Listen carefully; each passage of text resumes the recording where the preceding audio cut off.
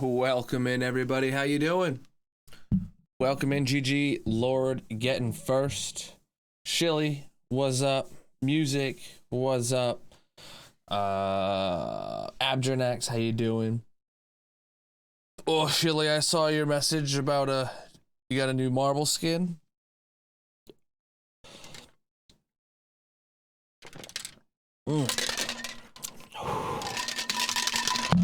Gotta get this finished up. I found that if I just put in less water than what makes sense, it actually becomes sour. So that's just what I do. It's just really, you know, you put in 2 scoops and this much water, it actually becomes a little sour.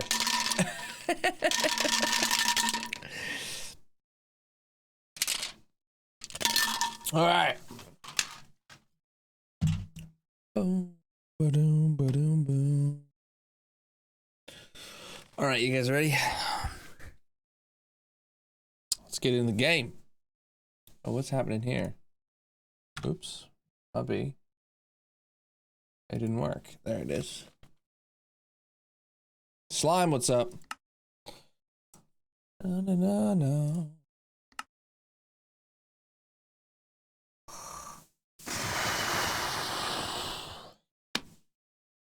Skyless, how you doing? Welcome in, everybody.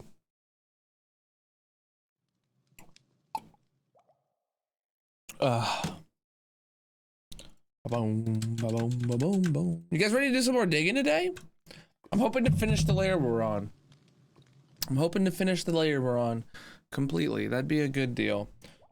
Almost popped the totem by hordes of zombies. Ooh.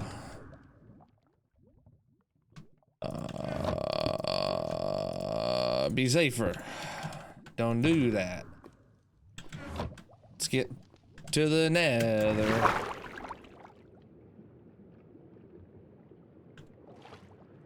Ooh. I've been really tired today, chat. For no reason. And I had no motivation to do anything today. VOD watching? Preach. Preach. Can't roll my R's, so I just do the instead. I feel like no one notices though, right?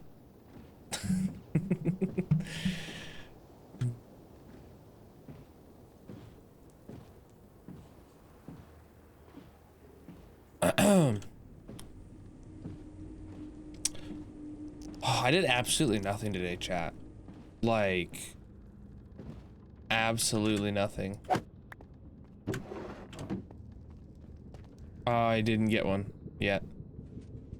We didn't open the box. Oh, it's so loud.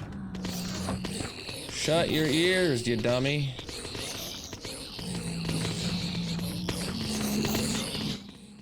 Shut my ears.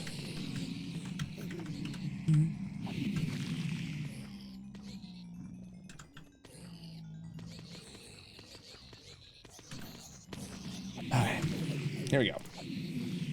Here we go.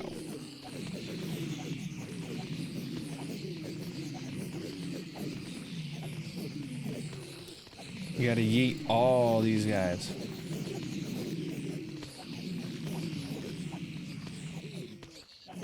There's so much on the right side of the screen about what do you call it? Subtitles? There's so many subtitles on the screen over there on the right. It's ridiculous.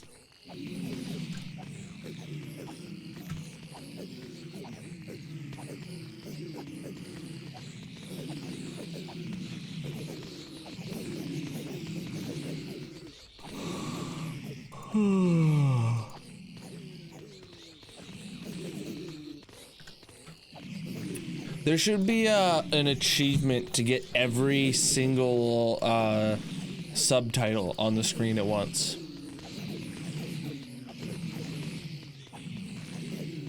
That would be an interesting achievement. because you would need a noise happening from every single mob in the game, every single kind of like redstone block that moves, everything all at once. Tedious challenge. I mean, it's like, how did we get here with sounds?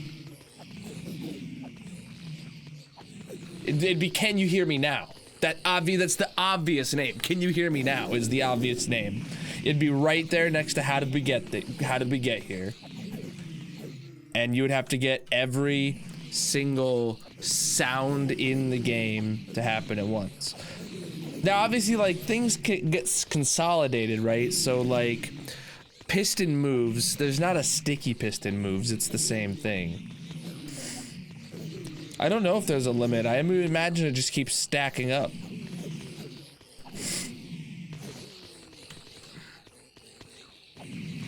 Oh shoot, that wasn't done yet. Now it is. Boom, boom, boom, boom, boom, boom. Boom, boom, boom, boom, boom, boom, boom, boom. Oh yeah, yeah, like block broken.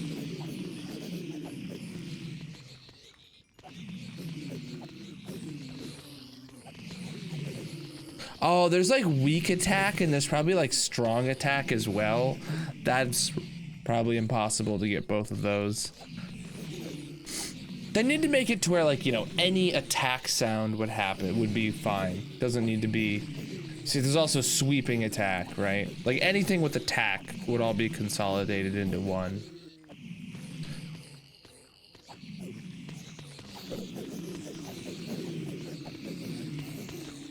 My day's going all right, Slime. I'm pretty, just pretty tired.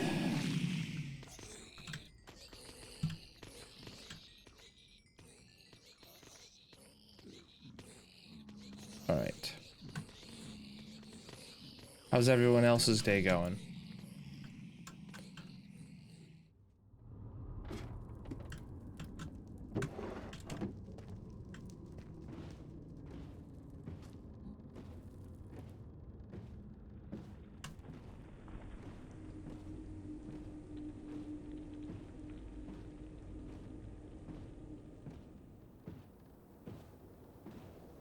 Been in bed all day, fell asleep for 5 hours, got Uncharted to watch. Nice. Don't think I know that, but. Alright, let's sit down.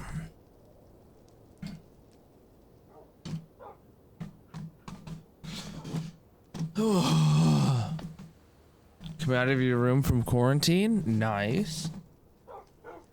I want to like cross my legs or something.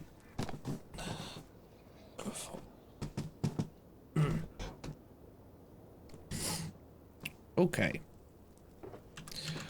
Okay, let's grab like 3 Shulky boys. Where'd we leave off yesterday, chat? Boom. All right, so we had started this layer and gotten to that point right there. So now we just got to continue. And we uncovered so much more lava. I remember that. Oof. It's frustrating.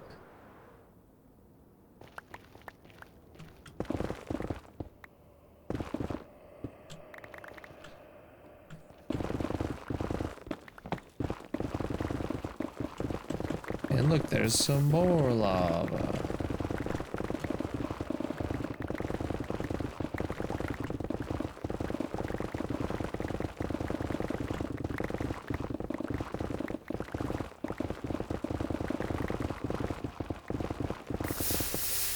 Speak of the lava.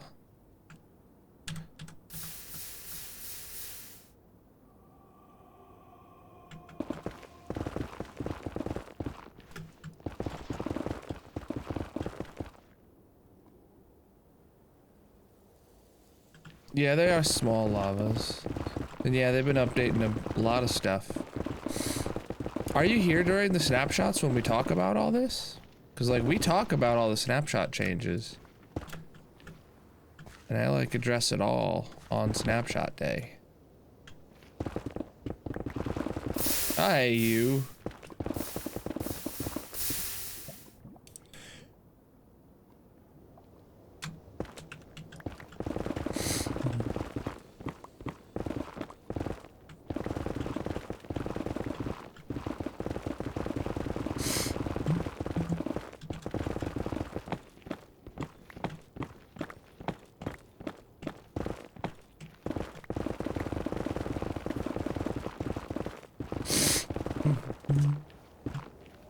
Anyone have anything good to eat for dinner?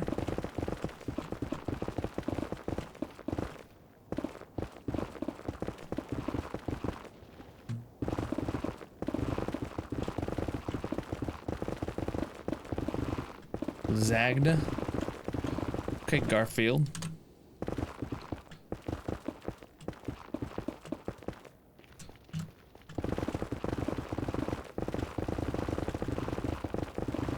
Magic and her mom made something really good for dinner for us. It's like teriyaki pork or something. I don't know. It's good though. And asparagus and potatoes.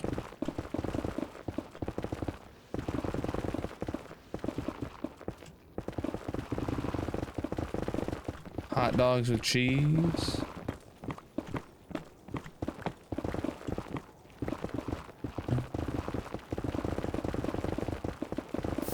Whoa, okay. See, look, just more lava. There's just always more lava.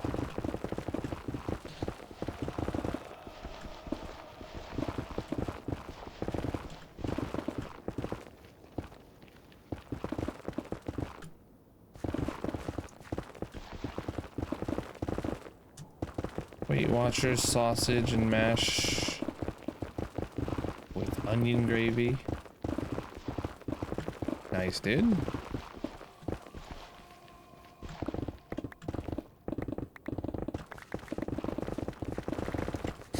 It's a bit too much to read.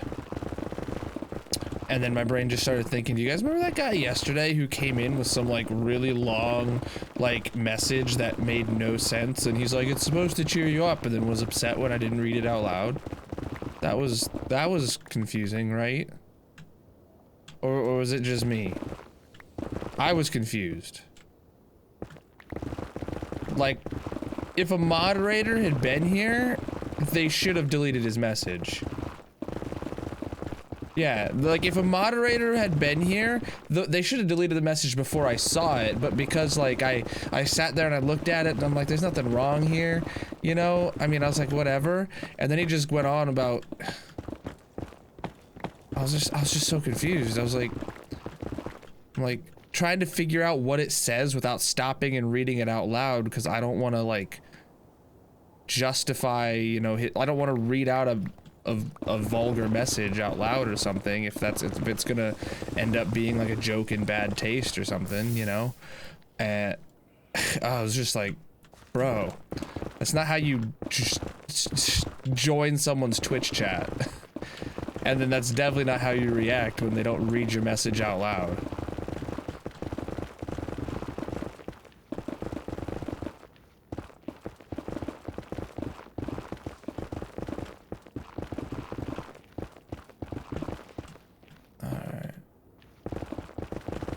Yeah, they were just looking to get a rise out of me, is what I think from it. That's all I think. I was ready. The next message he said was dropping the ban hammer. The next message he said that was just like really long or anything like that, he was getting the ban hammer. But then he just said, okay, bye. And I was like, okay, all right. Just like, okay.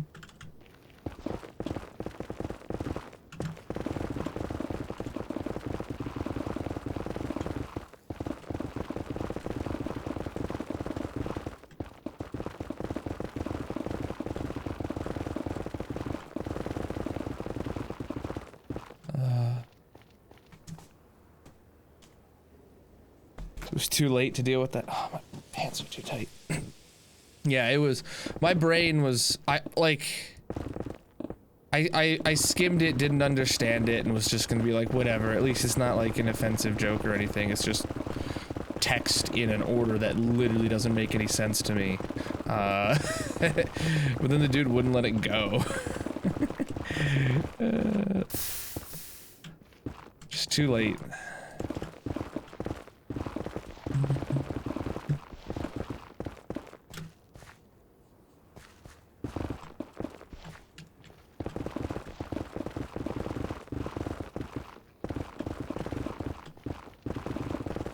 Oh yeah, you said you watched about 30 episodes of Clone Wars today. I've only watched one episode out of order so far.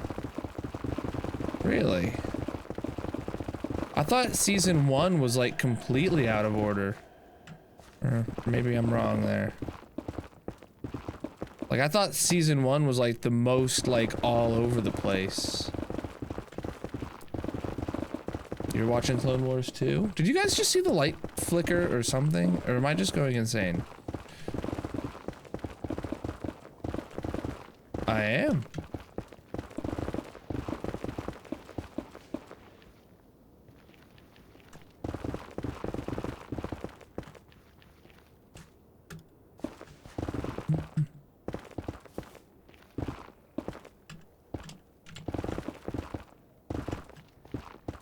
Preach, dude. Thank you for the follow.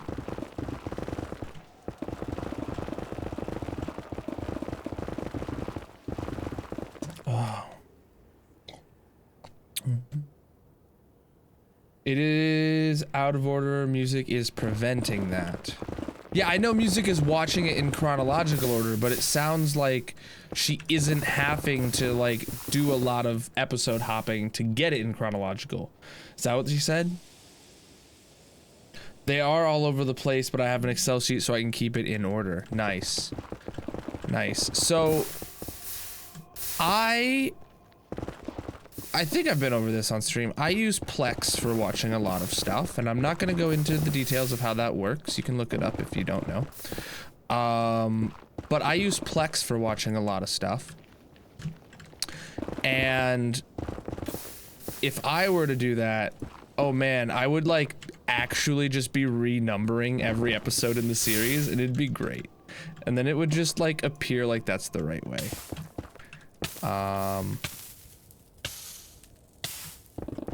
I've never actually done it, but that'd be a cool, I'd like to watch it in that order one day. Okay, this is just too much lava for my small brain to handle, chat.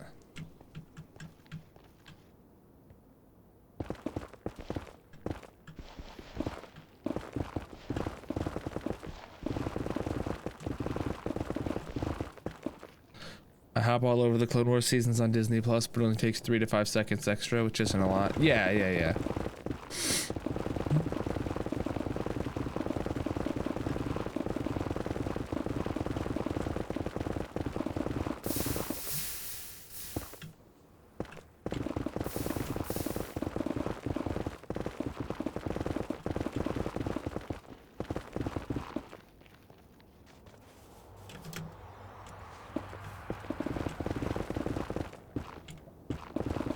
I totally missed a good dad joke. Someone asked if I'm a father, and I should have said, "Isn't it apparent by my tags?" Fuck, dude.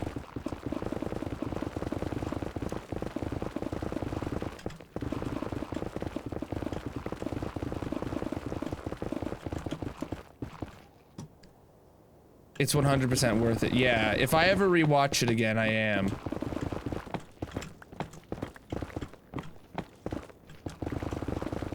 We have gotten rid of the fortress. It's not up there anymore.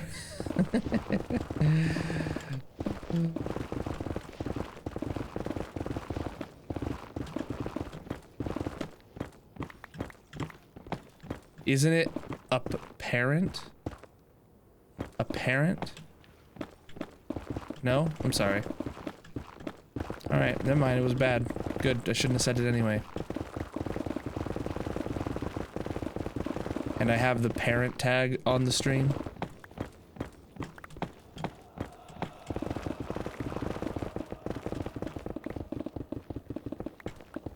Okay, I'm sorry. I'll never do it again. My dad jokes are just they're just too big brain for you guys, chat. Sorry. My dad jokes are just too big brain.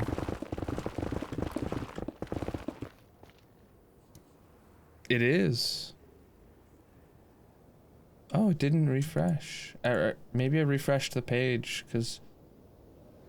Yeah. I must not have saved it when I refreshed. Oof. We understood it. It was shit. No, there's quite a few people that just said "oh" in the chat who did not understand it.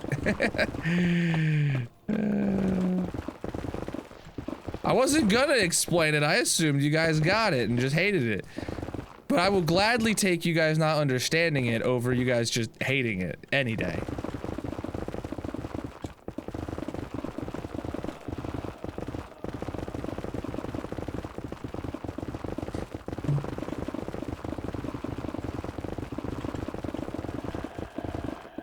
Can it be both? Yes. Yeah.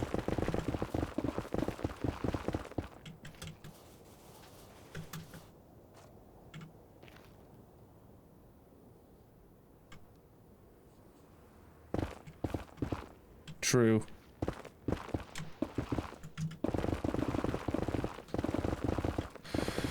Oh. Ah!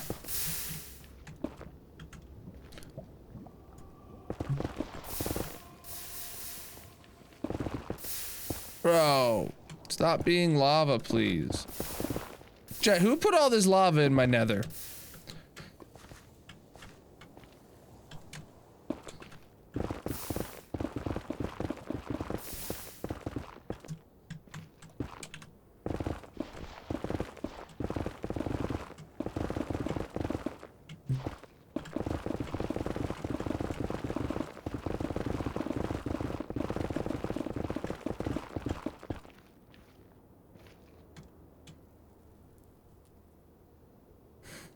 How do they know to... It's just something easy to grab onto.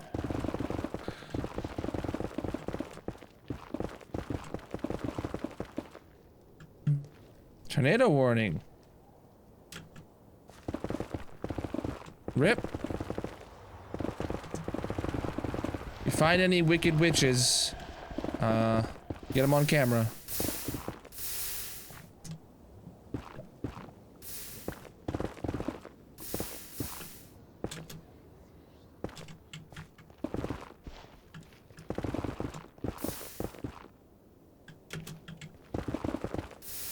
Whoa, bro.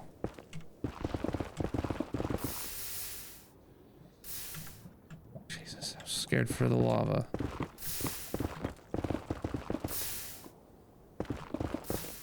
A chunky one? I don't know what that means.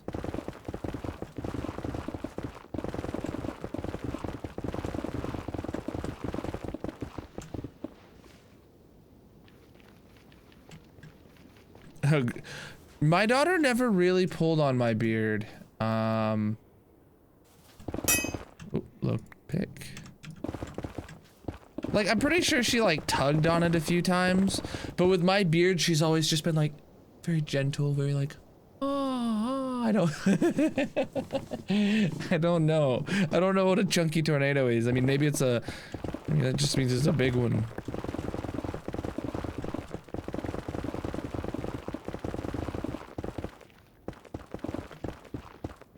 An underground bunker?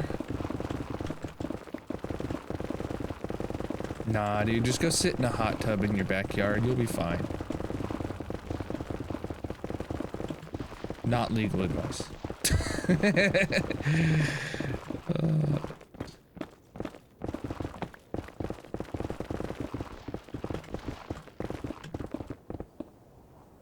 Sirens going off? Ooh.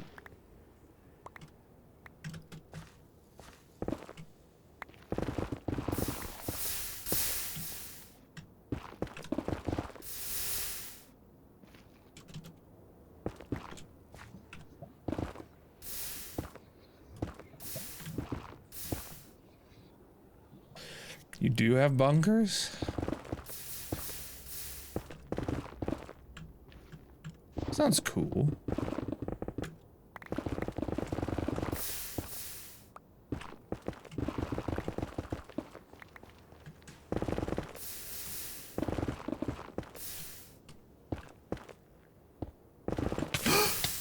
Okay. Actually didn't even need the apple, but I ate it anyway.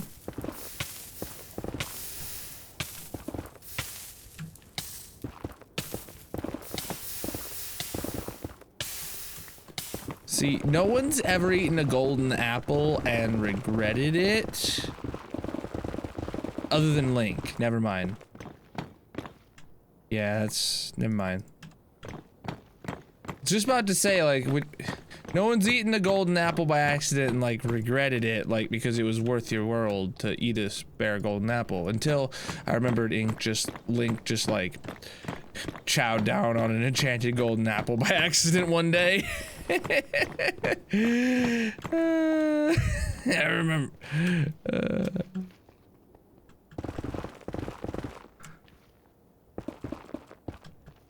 I have to go to work while you guys get to play video games and stay up late. This is some bullshit. True. Have fun anyways, you guys. I'll do my best. Appreciate the biddies, trio. Yeah, I remember he showed me that clip shortly after it happened. That was hilarious.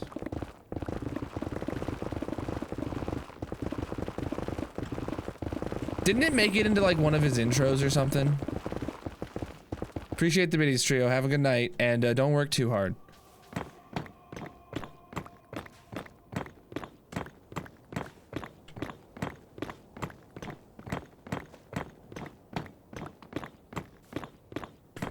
Was that like right when he got it that he ate it? Or did he have it like for a while? I thought he had it for like a while in his inventory before he ate it by accident. Or am I just remembering wrong?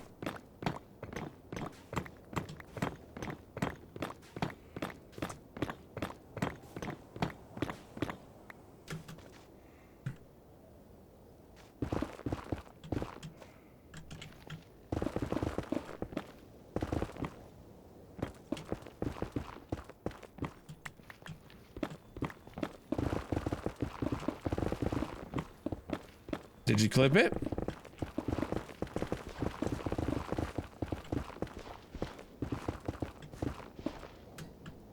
That's literally the only criteria for it to get into a weekly recap. Is you clipping a moment. Clip it. You don't need to post it anywhere. You just need to clip it.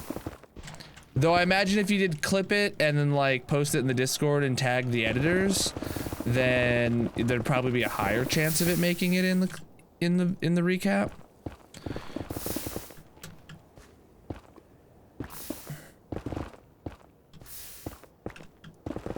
But like other than that, like clipping it and giving it a name is what CJ said helps him identify them, right? If you name the clip to where it's not just the stream title, then it stands out when he downloads it.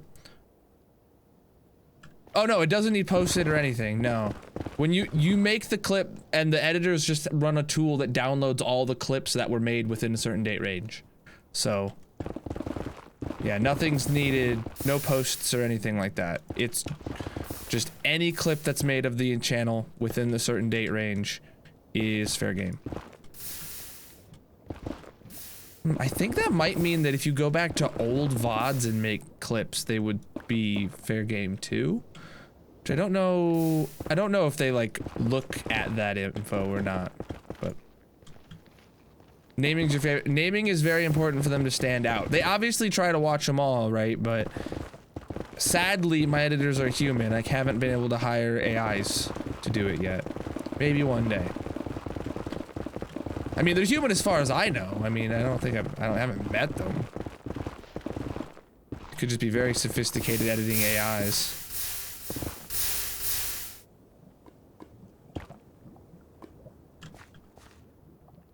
You take that back, Master CJ is not a human. I said as far as I know. He could very well be, any number of non-human things that can edit a video. What if they're all cyborgs? That'd be pretty cool. It is, and appreciate you, Bren.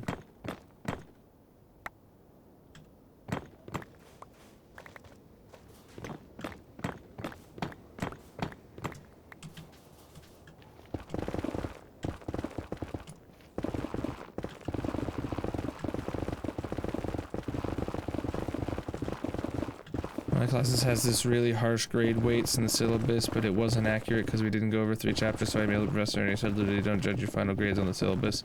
Your grades will be adjusted based on your semester performance. That's good. That's good.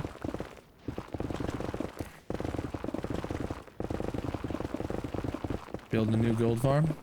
Don't you already have like 2? Thought I like had to sneeze, and then it went away, and then as I was about to say, I thought I had to sneeze, then the sneeze came out. You son of a bitch.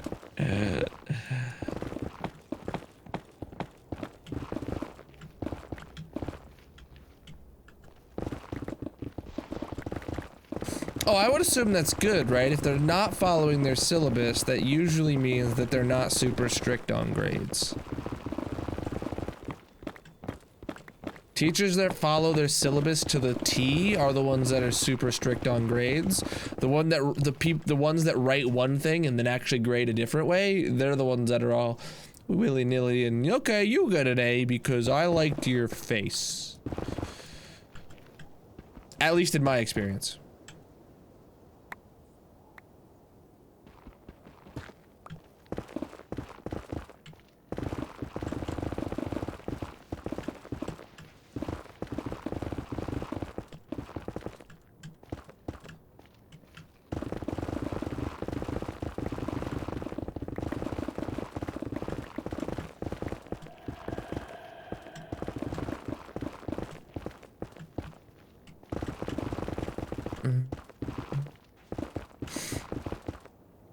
You need an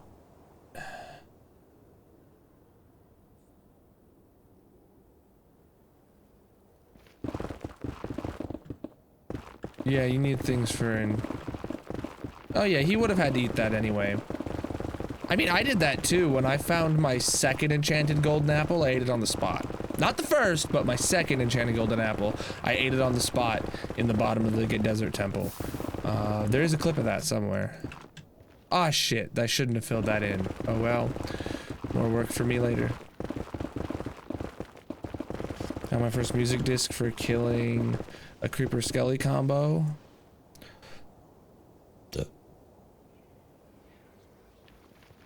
You have no idea which way I was supposed to go down. So what's supposed to happen is the skeleton shoots a creeper and the creeper dies from that shot. That's how you get the music disc.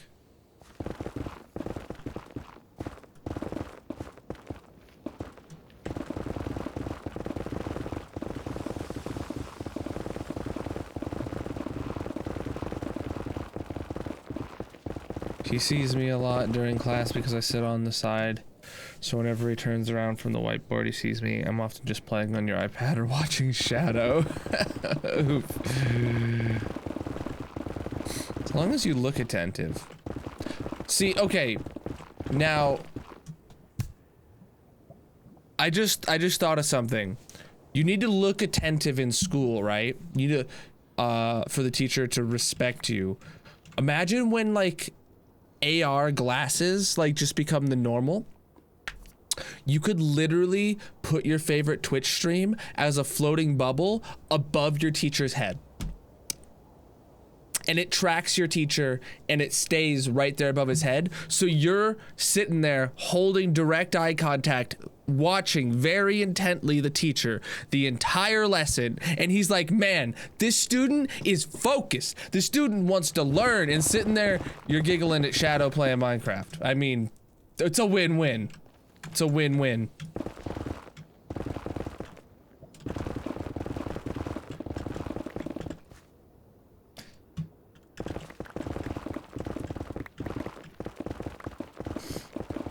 Or, yeah, I mean, that's what I did all the time as well. You want that so bad now?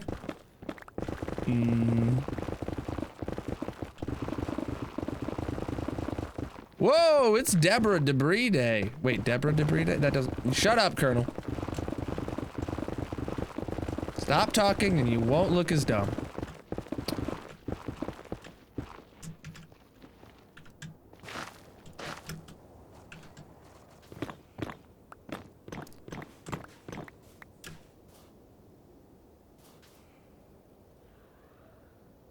You have to wait for them to look normal, not cool, because cool, they will stand out and your teacher will say, hey, I said no AR glasses in my classroom. Just like how teachers were anti-school or anti-cell phones for so long, right? Until literally everybody on the planet started carrying one in their pocket, then it became normalized to have them in school. So once the coolness of AR glasses fades, then kids will be able to wear them in school once they are normal and once they're expected and once, you know, everybody has them, right? Even when people who don't have prescriptions are only known for wearing glasses, that's when kids will be able to use them in school to do what they want. Right? Because when the kid with 20/20 eyesight has only ever met their teacher wearing AR glasses and nobody knows the AR, and as far as the teacher knows, he actually needs them to see, then it'll be normal and then you can have fun with it. But until that is the normal in society, teachers are gonna be like, hey, I see your big dongly thing right here. You can't have that on. Switch it off or take it off.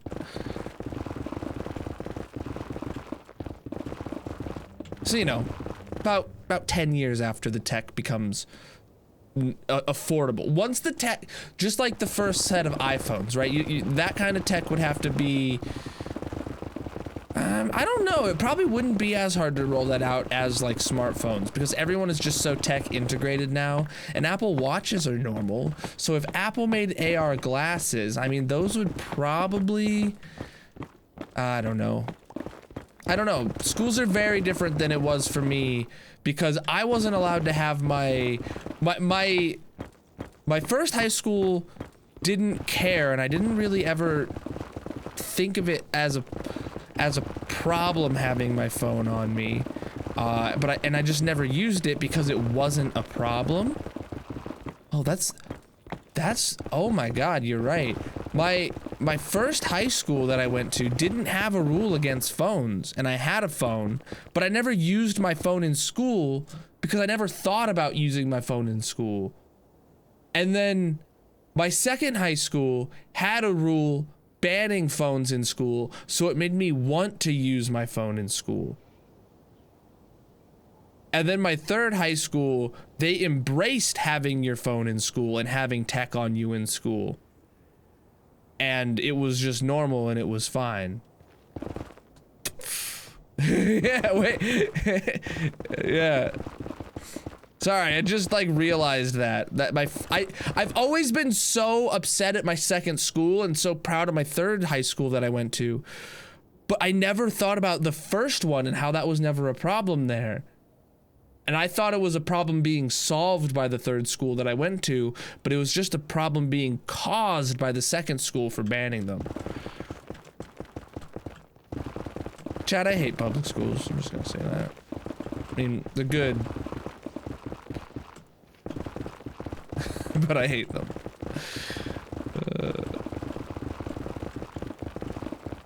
Flip phones and dial-up.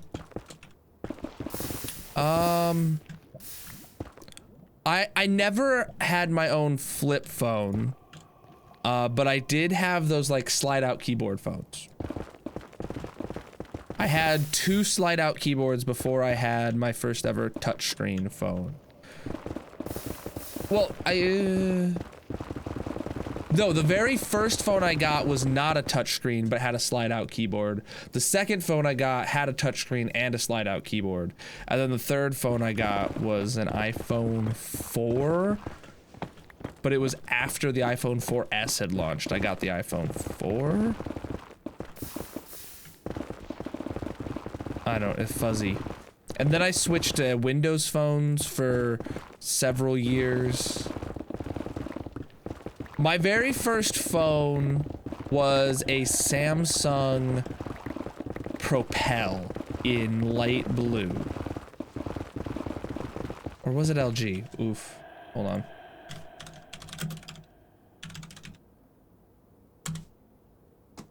Yeah, a Samsung Propel. And I loved that phone. Google it, chat. Google it. It's best. It was. I loved it at the time.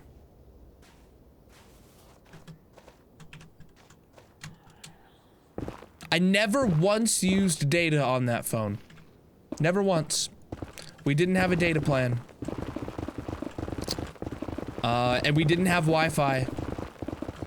I literally only used it for calls and texts, and I had 100 texts a month.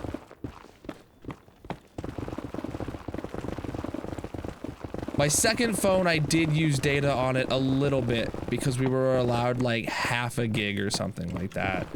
But I basically just never used it because it wasn't even Android. It was just some proprietary, whoever made the second phone. I actually really didn't like the second phone once I got it. It was a downgrade over my Propel, I feel like.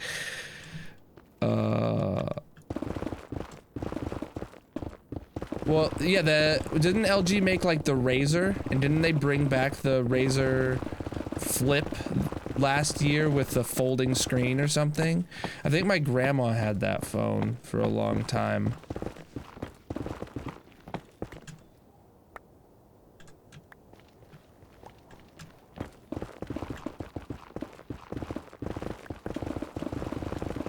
Ugh.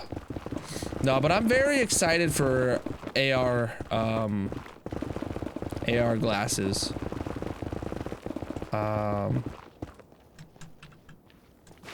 That's the next tech that I'm very, very excited for. Motorola. My B. I forgot.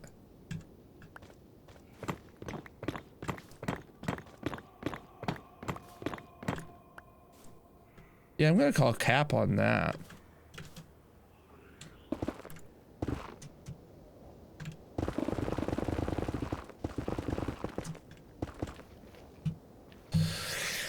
It is back and stupid, and Samsung made one too, which is also stupid. So I see the purpose of those phones, and I am not the target audience for those ones where it's like getting your iPhone and splitting it right here to fold it and make it smaller. The purpose for that, I think, is to better fit in the non-existent pockets in girls' clothes. Right? That's the purpose of those ones, to make a smaller but thicker phone if the pants you wear would accommodate that better than one of these. Because I remember my sister, my sister would walk around always with her phone in her back pocket. I was gonna stand up and demonstrate it, but I'm not giving you guys a butt shot. Never mind. In her back pocket, where like this much of it is in her pocket, and then this much of it is just sticking up on invisible in her back. That's how she always carried her phone around. So I could see how getting a device this big, folding it in half, that would make it basically fit in the pocket. With girls, thickness doesn't fit either. Yeah, that's probably true. But I think it's trying to solve that. But I for sure would go for the one that folds open this way, right? Because I would be looking for a bigger screen out of it, right? If I'm gonna carry around something that's thicker in total, I would want to have a new experience on it. And regardless, I don't see myself using one of those because they're Android, and I've just not had a good experience with Android, and I'm just gonna stick with iPhone because it just works. And I mean, I hate Apple too, but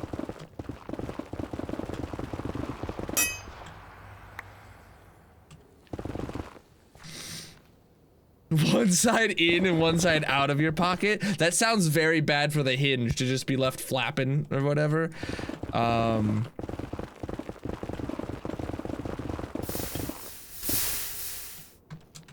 mean, as the tech advances, they'll be able to make it, you know, thinner and thinner, right? The first gen is probably going to be the thickest, and each time they're going to be able to make the hinge more compact each time, right?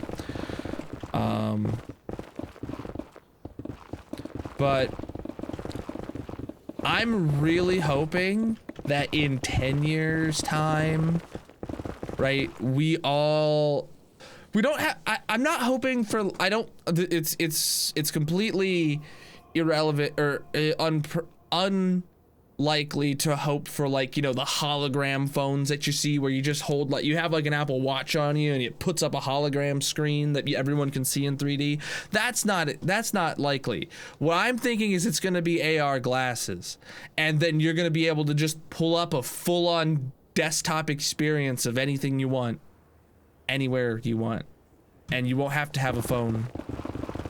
I would love, because it's totally possible that in 10 years, we know Apple's working on AR glasses. We know Google is going to be giving another attempt at reviving the Google Glass.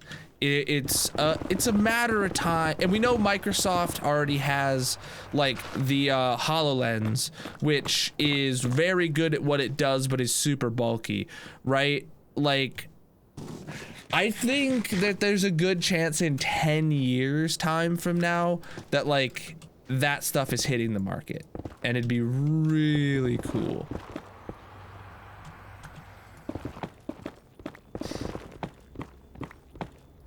I hope for 10 years there's a mandatory pocket size.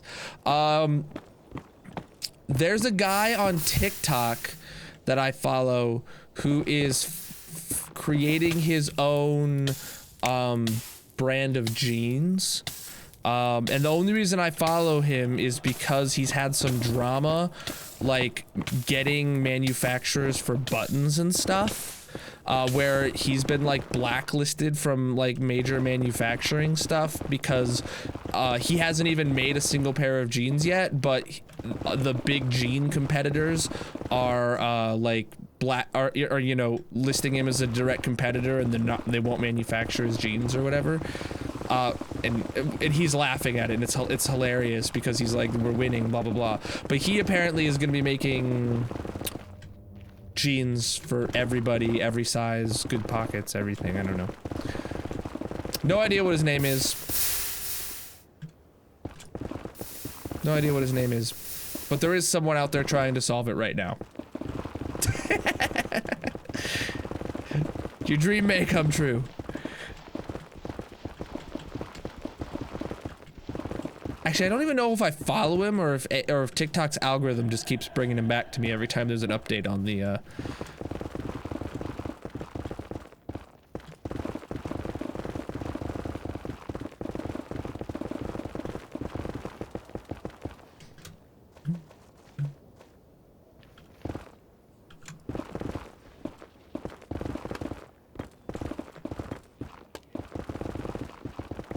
I'm not even gonna bother picking up that scaffolding.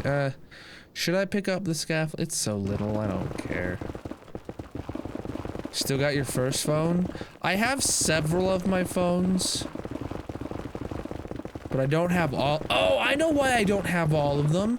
It's because we always traded them in when we got an upgrade for a discount or something. And I kind of actually hate that.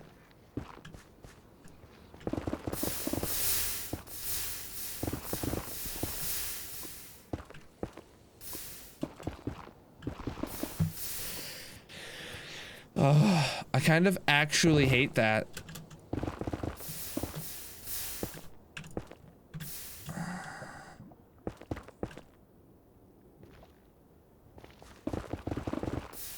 I mean, I totally get it. It saved my parents a ton of money being able to trade in that old phone and then,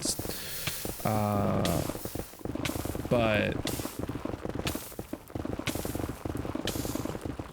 and they didn't know at the time how into tech I would be and how cool I would be feeling right now is it's like, yeah, I have my first phone in the box and I pull out my Samsung Propel and I type a message on that tiny keyboard.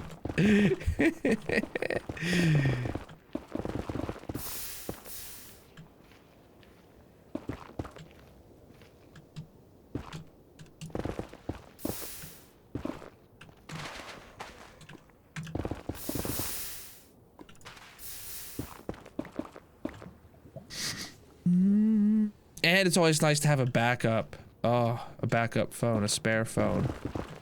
Yeah.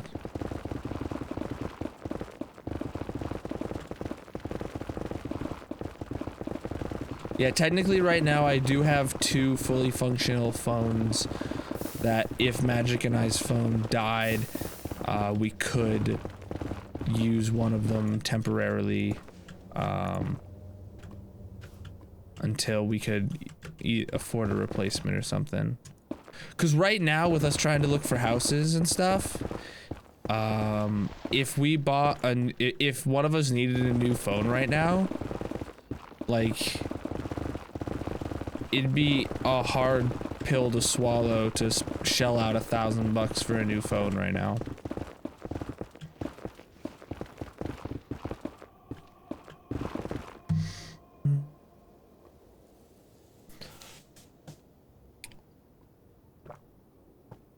Yeah.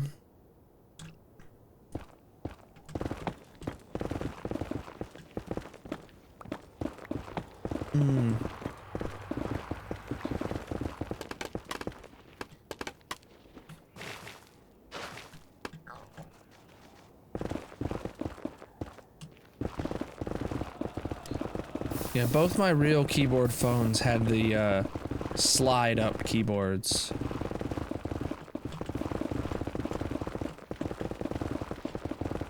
Not a flip up keyboard.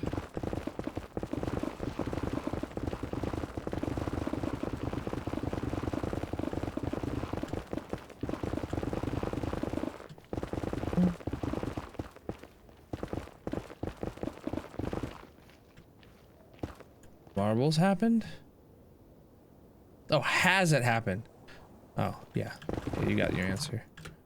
Alright, we're done over here. Let's actually fly back to this side and start getting it. It was... You know the worst part of that? Didn't have very many people to text.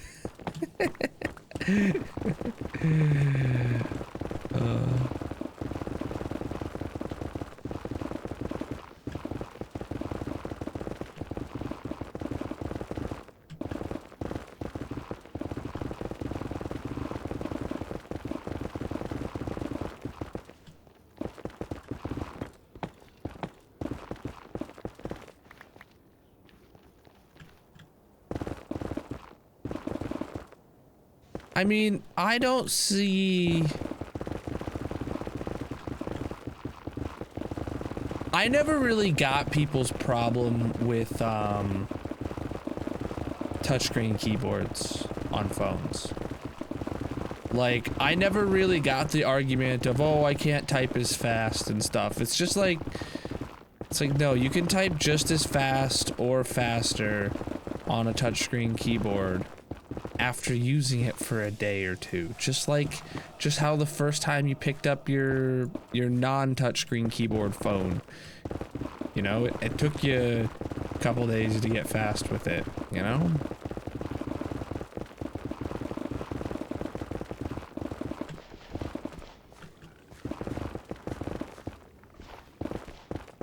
I remember when that's when people, oh my god, I remember that was a thing people cared about. People were very like, oh, this keyboard, you can type so fast using this keyboard. We got it. The keys laid out in a very, very fast typing way. And it's just like you can type fast on any keyboard if you get used to it. Oh yeah, yeah. I forget what that's called. T9 keyboard. On flip phones. I'm not talking about those. Those definitely are the slowest form of keyboard typing on a phone.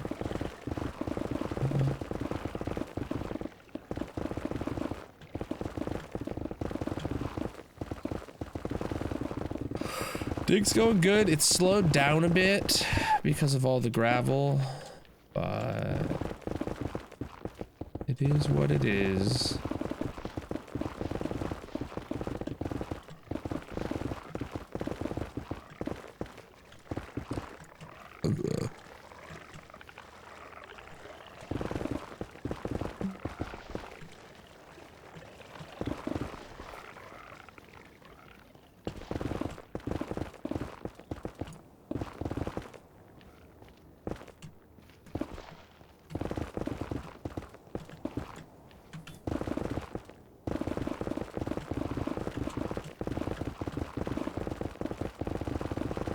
Fluent in T9 texting.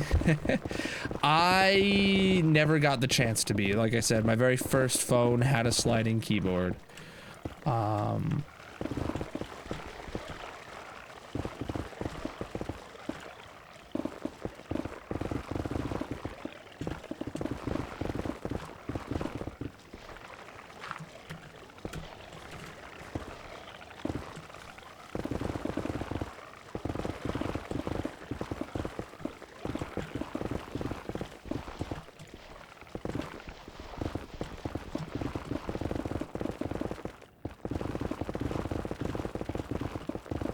Now, I did get good at, putting letters to numbers in T9, like, knowing what they were at one point in time.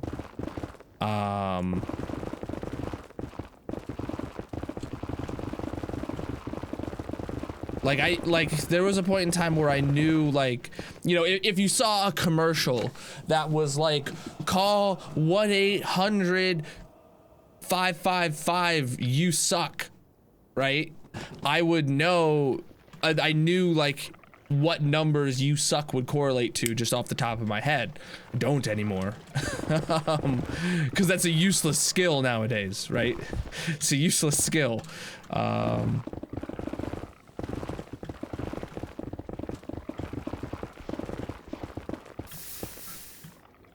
And I very luckily got rid of that information from my brain.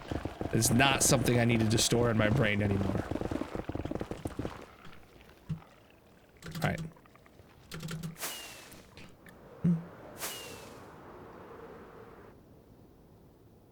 Oh, shit. Oh, good progress. So we got rid of everything from this corner to there, all the way over there. And then everything from there to there. Yeah. Okay. Go, how you doing?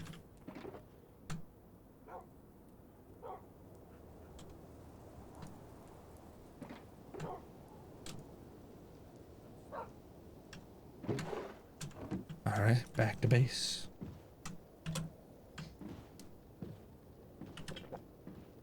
Ugh.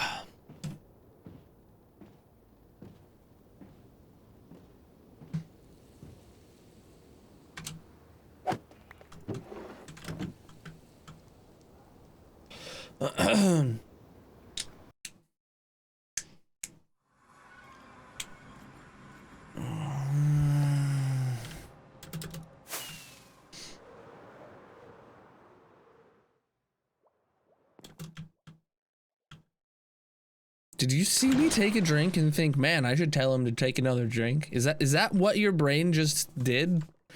Why? Why? Why?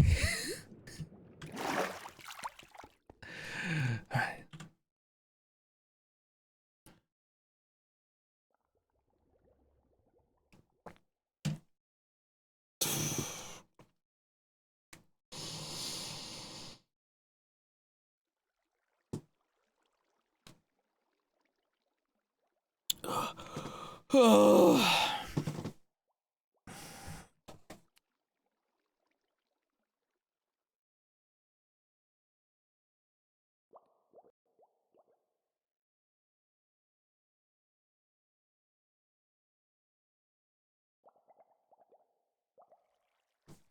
All right.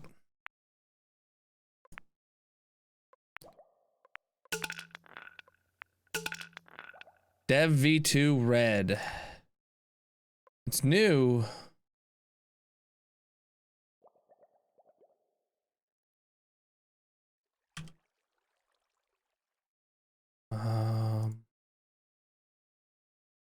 But it's useless. All right. Grand Prix 4.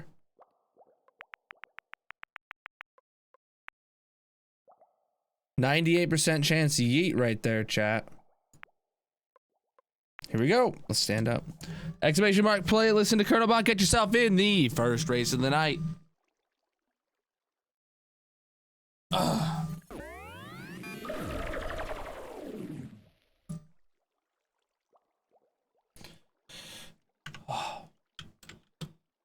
Oh, so chat, I was actually messaging another creator recently about this. But the basic tier shirts from spring, they don't survive very well. Though the premium tier shirt that I got with Shadow's logo on it looks basically brand new. So I'm gonna definitely keep these on the merch shop for like super just cheap options, but I don't recommend them. I recommend getting the premium tier shirt over the basic because it's not that great quality after a while. Like, you know, I've had this for 6 months plus, and I've been wearing it weekly-ish.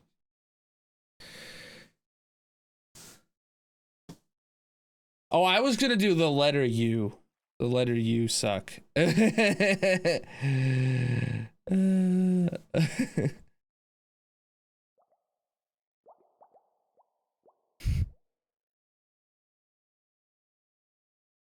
Yeah, that's about 3 digits too long anyway. You'd probably have to do 1-800-55. The letter U suck, right? But that would be 1-800-557-7714.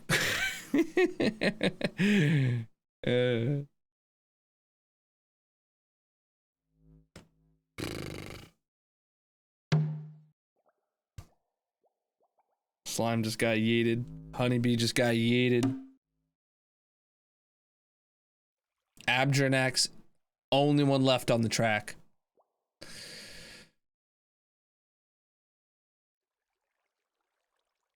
Yeah, this was a 98% chance yeet. So with 12 people, we'll be lucky if one person makes it. Nobody did.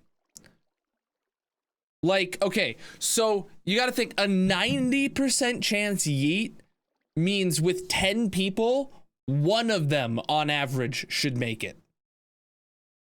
1 out of 10 at 90%. Once you're at 98%, that is 2 people out of 100. That is 1 person out of 50 to make it. So when we're playing with a dozen people, it's unlikely to anyone to finish. But if they do, they'll be awesome. Exclamation mark play. Listen to Colonel Bot. Get yourself in the second race.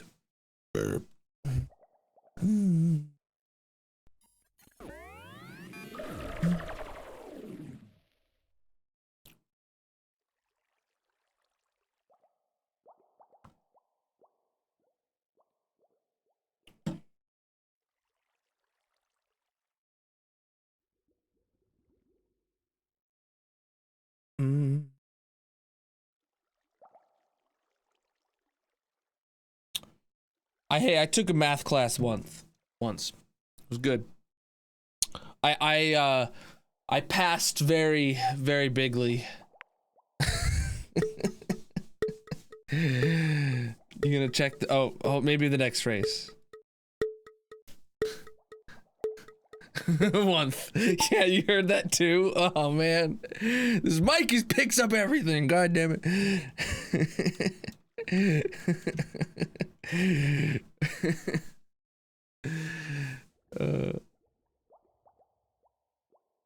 Sometimes my brain just goes two different directions with the sentence. And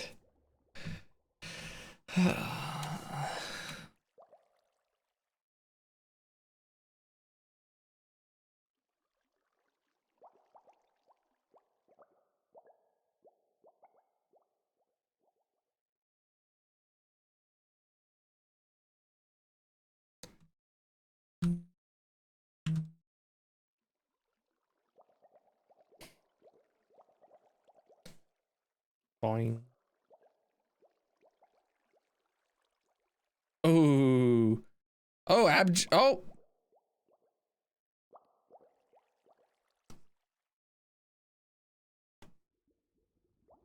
No one speaks? I don't know what you think what IT people do all day, but tell you very much. I'm talking all day long.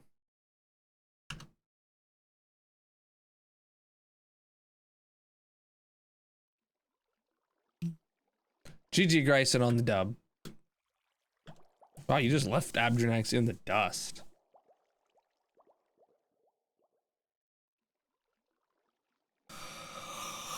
You seen the IT crowd? I tried watching it. I couldn't get into it. I watched probably like 5 or 6 episodes to get myself to cuz like I knew like it was a good show. Everyone says it's a good show. It's about IT. The jokes, they're good. I just 5 episodes in, every single episode, I wasn't excited to see the next one. And I was just like, whatever. Exclamation mark play. Listen to Colonel Bot. Get yourself into the 3rd race. There's Colonel Bot. Dang, he's slow today. Yeah, I don't know. I just think it's like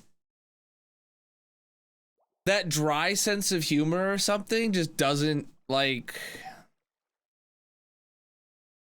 appeal to me. Same with like The Office. I watched about half of the first season with Magic, and then just neither of us wanted to continue on from there. But I love the clips of The Office that I see on TikTok. Once they're edited down and, you know, and it's just the joke and the punchline, right? But like, I don't know. Like, I love the jokes of The Office, but I can't make myself watch it. Like, I don't I think it's like, it's not even that I don't think it's funny. Like, the jokes all land and like I'll laugh at them, but I just don't want more of it.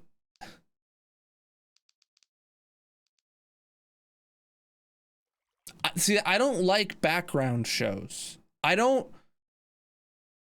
can't say I can't, but I'm not good at having a show on in the background while doing something else and ignoring the show. I've probably been over this a few times on stream, but like if there's a TV on, I'm fixated on it. If I'm in a room and there's a TV on that I both see and hear, I'm fixated on it. I'm not hearing or seeing anything else in the room. I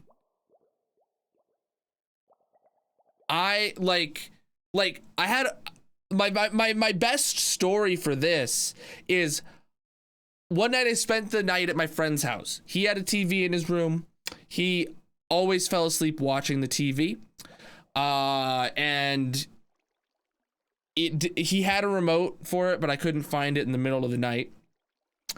And he fell asleep with the TV on, and I laid there all night trying to fall asleep, and just leaving the TV on because he said leave it on because he needs it to sleep or whatever.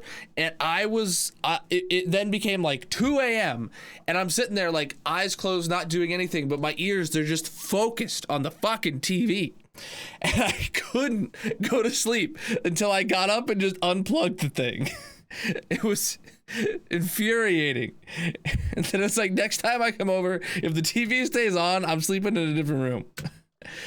Like, if there's a TV on, I can't not watch it. Magic hates it. Magic hates it. If I'm watching TikTok on my phone, or if I'm watching TV, if one of my daughter's shows is on, I love Bluey, by the way. Bluey is an awesome show. And I know that because if even a show that's on for my daughter, if I'm sitting in the living room and the TV's on, I'm stuck to it. Exclamation mark, play, listen to Colonel Bach, get yourself for the fourth and final race. Like, I have to watch it, and then I pay no attention to anything else, and Magic's like, you never listen to me. And I'm like, you need to get my attention first. I am just glued to a TV when they're on, so I can't do background shows. Like, I can't watch The Office. Like, in the background, that is. Just don't happen.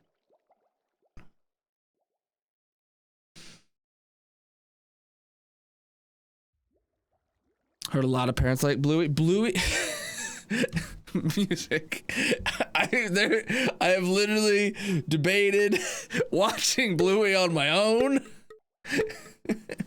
and then realized that'd be bad for my mental health. A last chance to see something. Okay, hold on. You want me to see? Oh, the Dev Pink one. I like it. Yeah, we need that skin.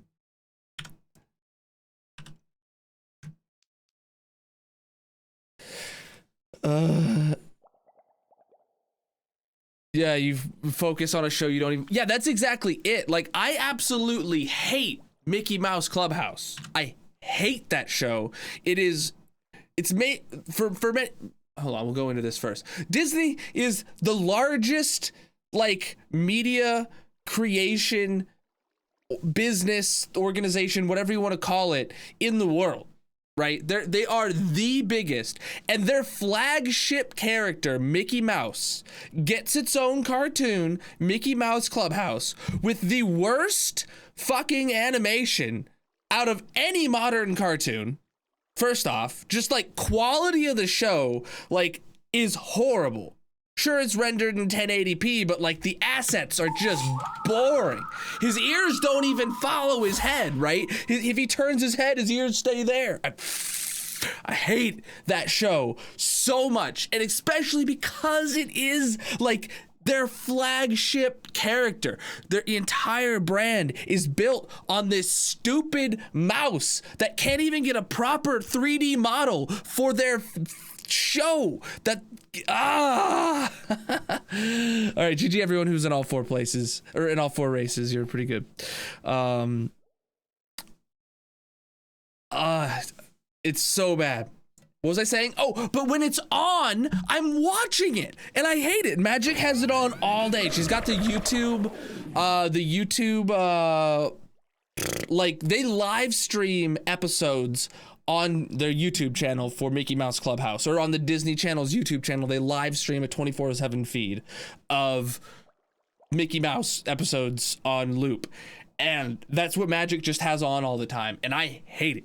I hate that show for so many reasons, but I'm stuck watching it because when a TV's on, I'm watching it. I'm zoned in on the TV. GG Lord on the dub, by the way. Let's get you on the monument.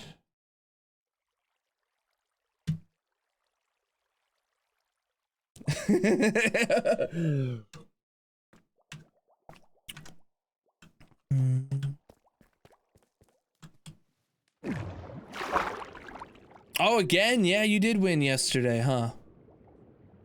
All right, we'll default to whoever's in second. No, I'm kidding.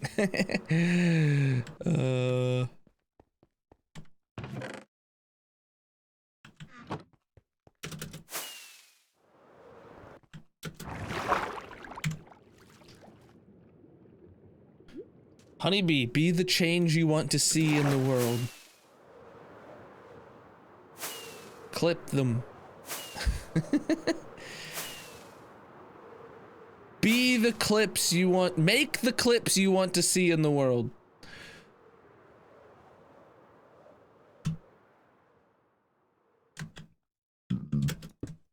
GG Lord for 2 dubs in a row.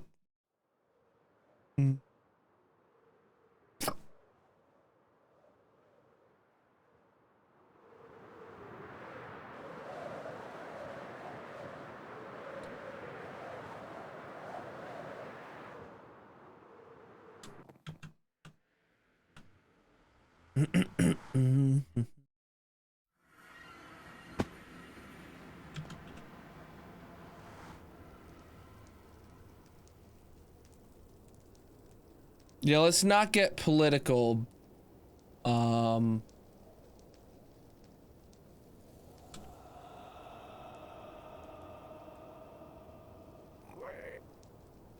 Lord again.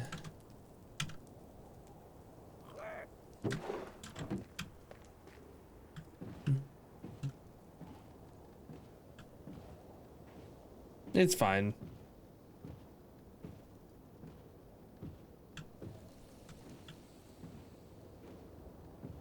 A second place tower? No, thank you. Never happening.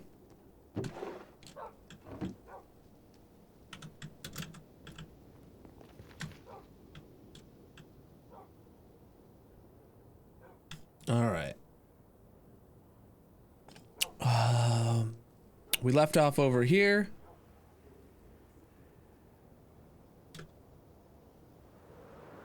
Yeah, I saw that, Lord. You do know I know my music, right? Like, I chose that music. I purchased a license to play that music. You know that I know what music I play, right? It's not news to me. I just don't play it anymore.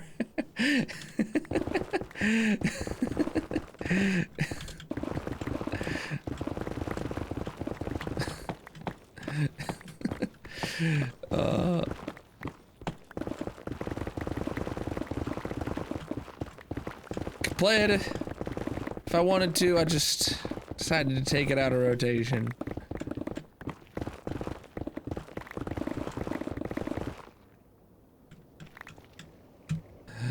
All right, hold on. We got a lot of this stuff to throw out.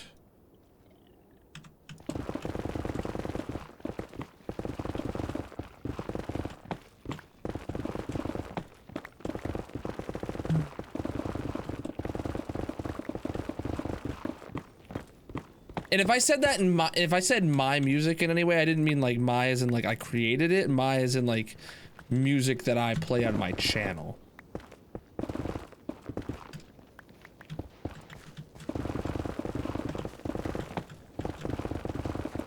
But that's not music that's generally like allowed to be streamed. You actually have to have a license for anything made by Blackmagic Studios. Blackmagic Studios? I don't remember what they're called exactly. But anything they make, it's not like generally, you have to license to play their music. Luigi, thank you for the follow. How you doing? Oh, man. What were we talking about? Chat? Bluey! I love Bluey. Bluey's a great show. 10 out of 10. So I read somewhere or heard somewhere that like the reason Bluey is so good is because they give like the bare minimum effort on the parents. Like the bare minimum effort on character development for the parents is all it takes for Bluey to be the great show that it is. Right? Like, you know the parents have jobs. You know the parents have to, like, make compromises within their life to, like, you know, teach the kids lessons and stuff like that. Like, the bare minimum, like, effort into any sort of character development being put into the parents, like raising the kids, brings it like to the forefront of like the best like show for kids that is airing currently. That's all it takes. That's all it takes, is making the parents relatable, and then the kids can have all their antics, and that's just, yeah, it's just great.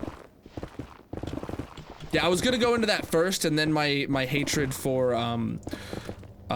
Mickey Mouse outshined that.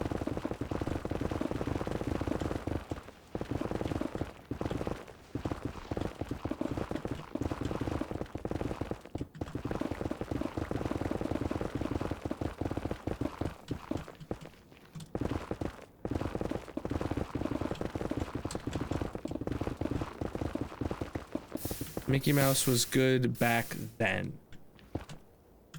I don't know what you mean by back then. I mean, do you mean like when the Mickey Mouse Clubhouse came out? It was good at the time? I don't think it was. Or do you mean back when it was black and white and racist? I mean... Oh,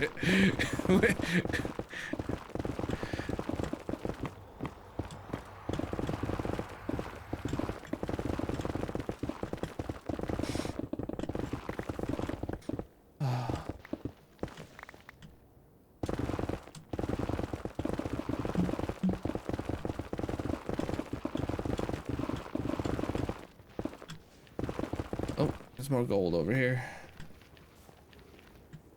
Not all of them are available in the US. Oh, that might be true, yeah. I wouldn't know. And I won't go into it. I do really like how the second season has the intros of bingo. It was very off-putting. It was very off-putting.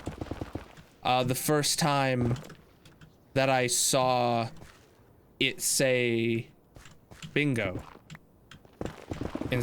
Or Bluey, or it swapped their character roles during the intro.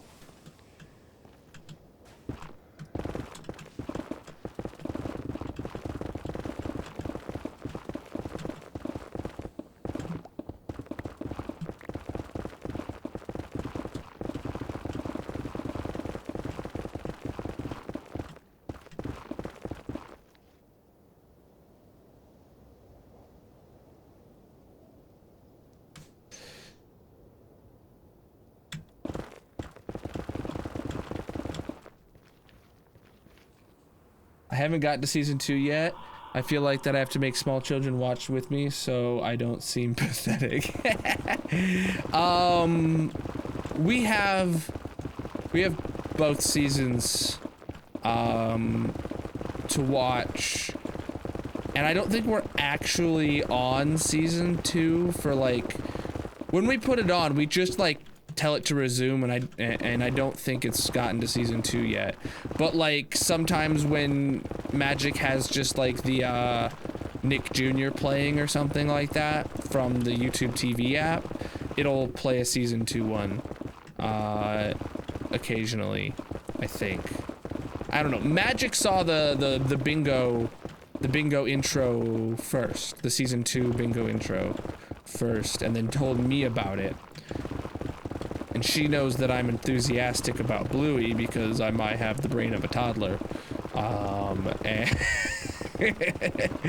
And I had to go look it up. As soon as I heard there was an alternative intro with bingo it featured instead of Bluey, I was like, what? Then I had to look it up.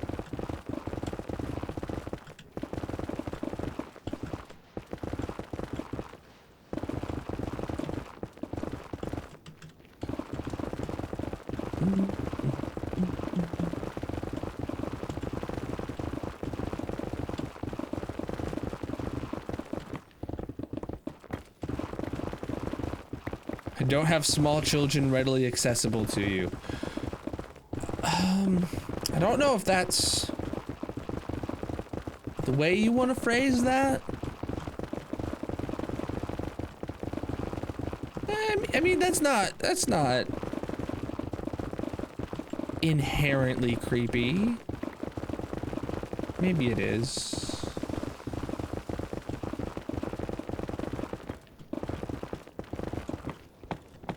Just go to the park, you might find some. All right, now that is inherently creepy of a statement.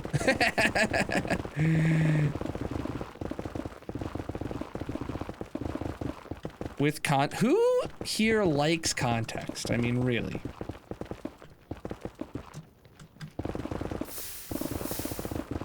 Really, we like to read things out of context and assume the worst of people, all right? Like, this is the internet. I'm totally kidding. That is not how my community should ever try to react towards someone. But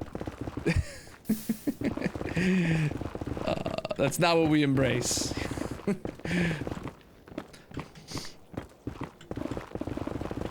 But there are people that will read it out of context.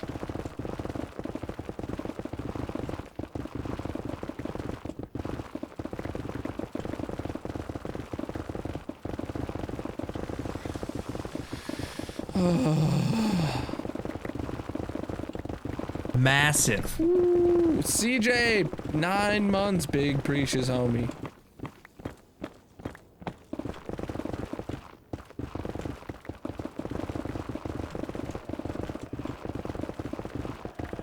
Oh yeah, 9 months. It's Twitch, baby.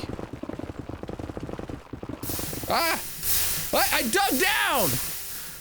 I dug down. Did you? I saw the breaking block particles. Ugh. I just filled in the hole I did end up digging, but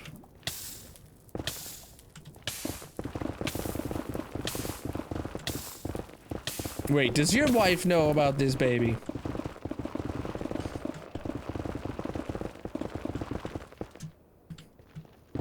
Sorry, but you have to clue her in on these kind of things now.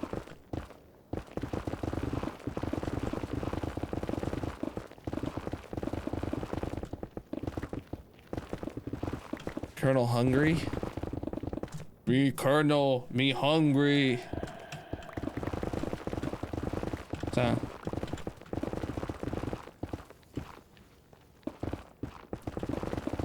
She approves, good.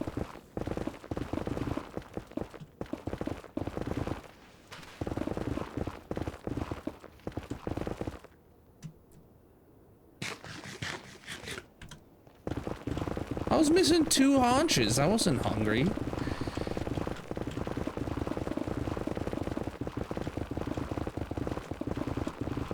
Missing 2 hunger hunches ain't nothing. Usually wait till I'm missing 3 to eat. You miss streaming? Or you misses streaming, I don't know.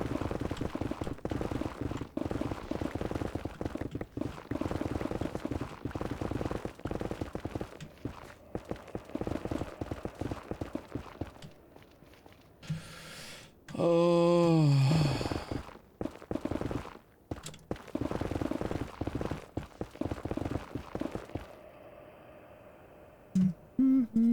I mean, I guess.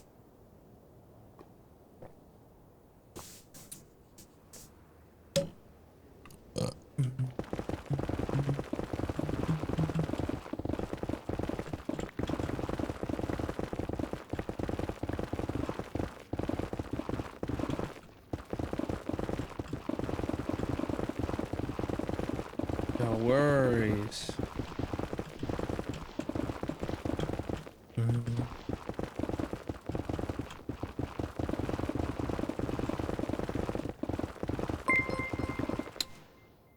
Thank you for the biddies, honeybee.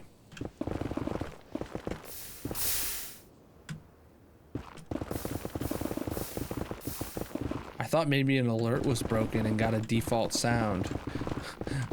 Because I haven't heard that bit sound in ages. I think that's for anything less than 10 bits?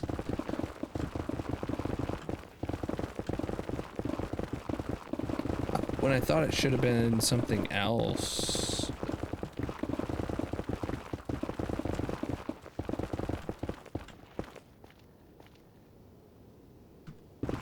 Gonna lurk? Alright. Have a good lurk. Wait, do you get this video's week or this week's video, or is that Spike?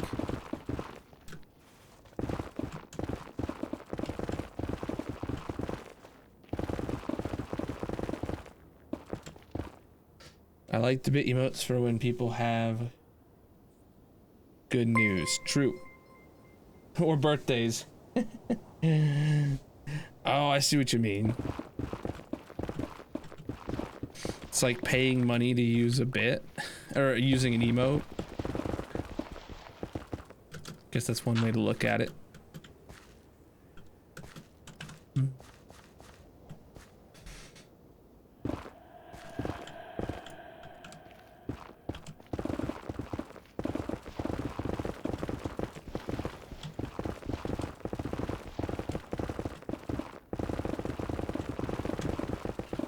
Would you see that they might be making a change to bits to be less, oh god, I thought I fell in lava. To be less, to be more like, YouTube's, super chats, to where they're just whole dollar amounts instead of like bits.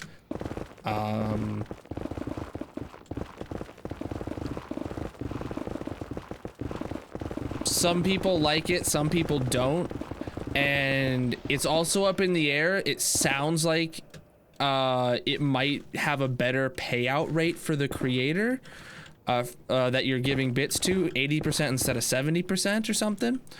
But then Twitch said something that made people not think that, so then it might literally have no benefit at all. And now we're just kind of like, huh? But like, not everyone has it, just barely a few people have it in their streams. It's not rolled out site-wide yet, because they don't, it's just a test.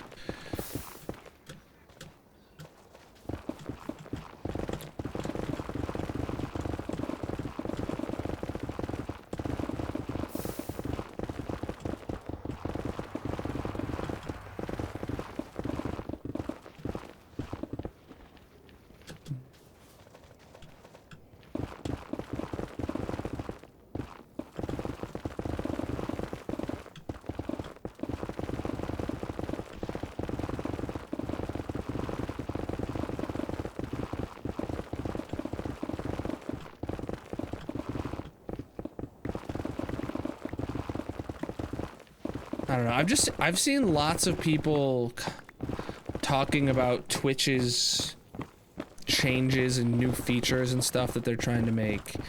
And I agree with a lot of it. Like, Twitch, like, isn't, like, doing anything to meaningfully, like, keep their platform cutting edge or anything like that.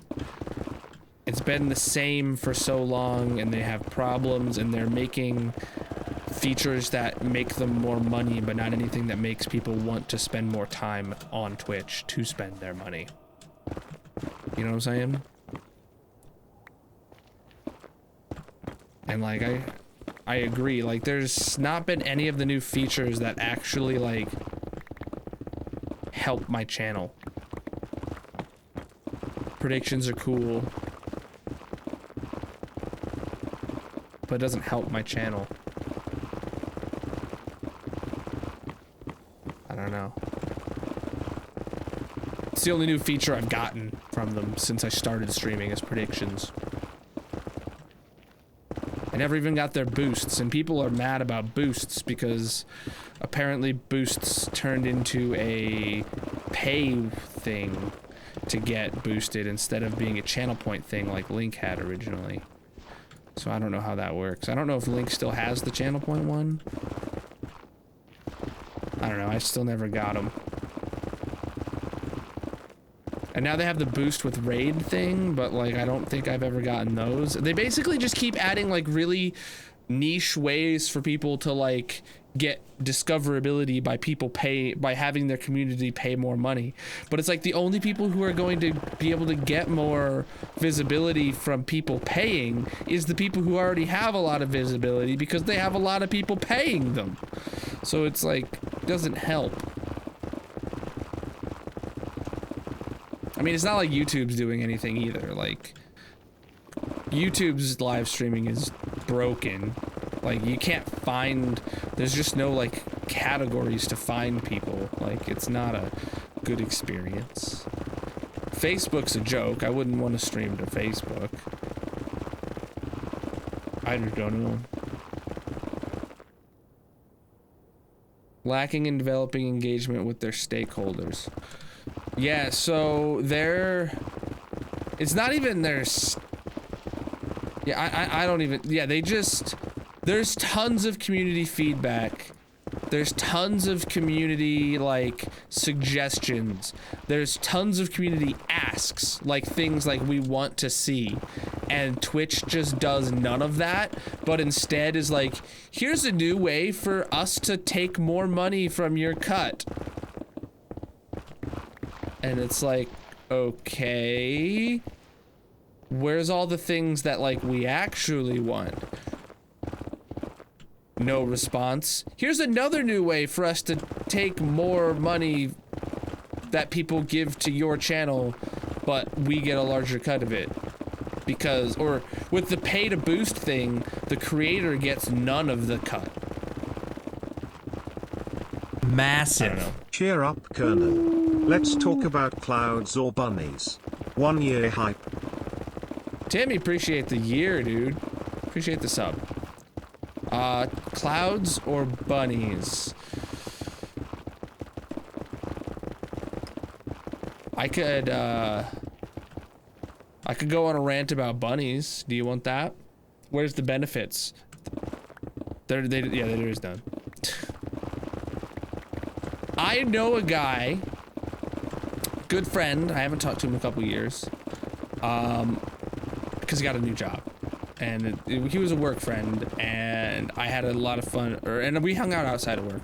But I knew a guy that was basically a don't knock it till you try it kind of guy. So he had a bunny farm for a year, for the meat.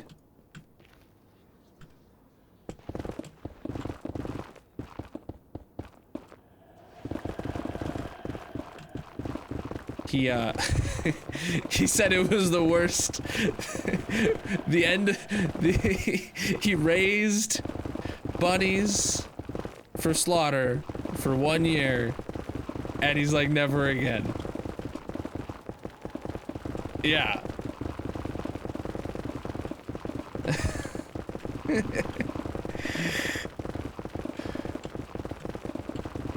And everybody he told the story to was like, why bunnies? Apparently it piqued his interest enough for him to give it a shot, and then he was like, yes, never again.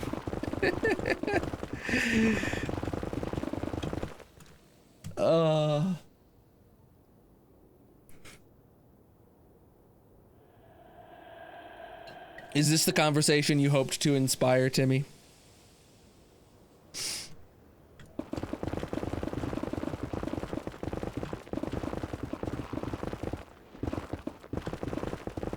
Much better.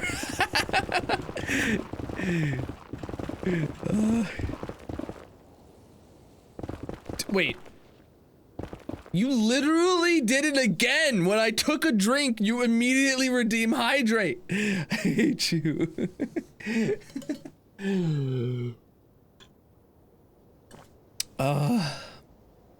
I don't know what that word means.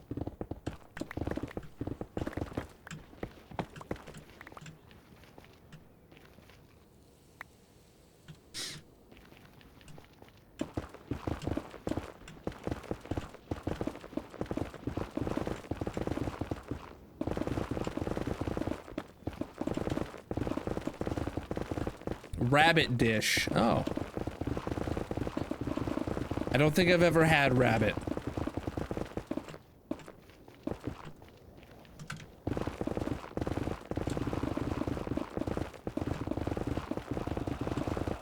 I don't think I've ever had rabbit.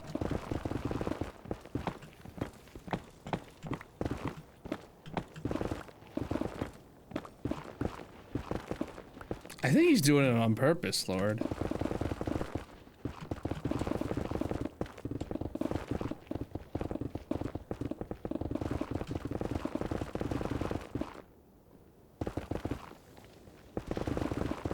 I should have like a switch on my coaster that when I lift up the drink off my coaster, it automatically redeems hydrate. So it resets the timer every time I take a drink on my own accord.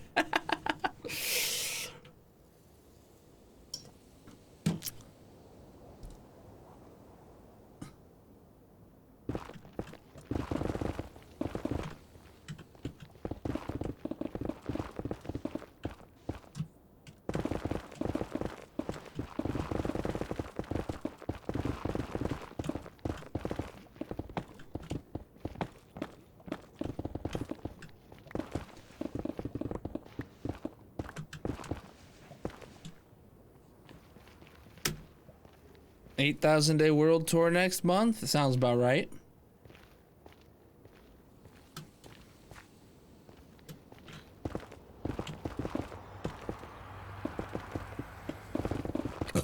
I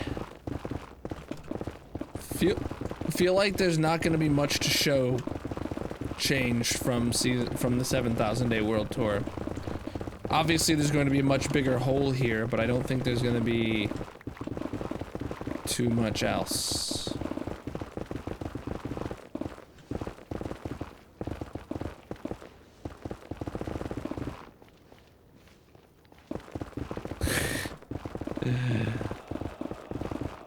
That sounds horrible.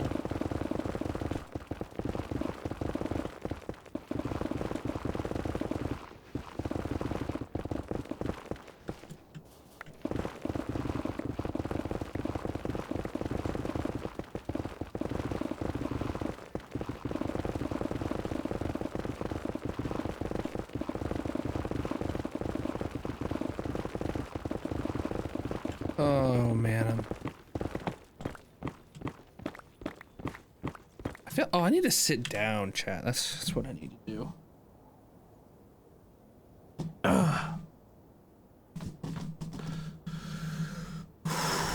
Oh, my back. I can feel my lower back.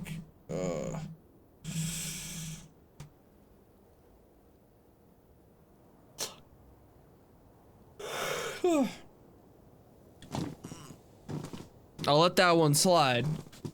I was in the middle of stretching, and you redeemed stretch.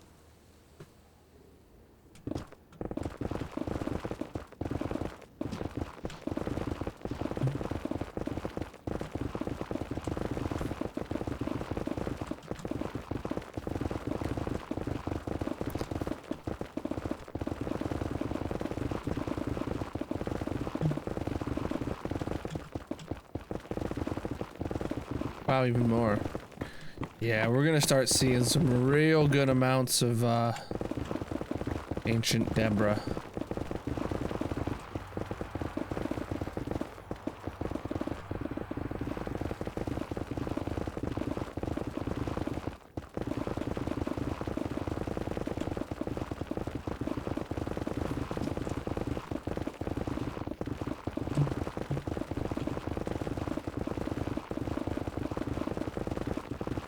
Whoa, bud. What the heck? What the heck?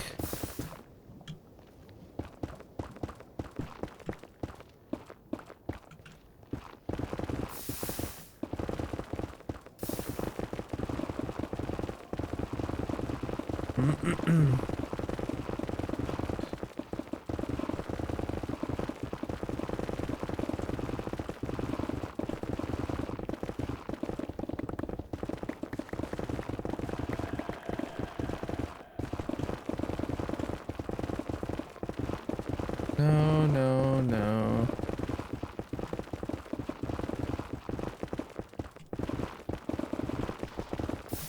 Whoa, whoa, whoa.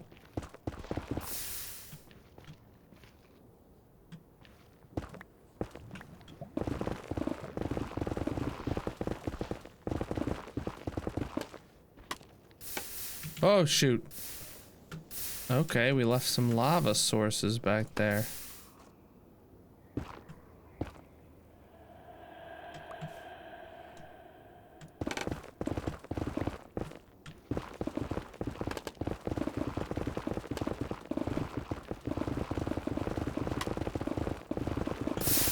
Okay.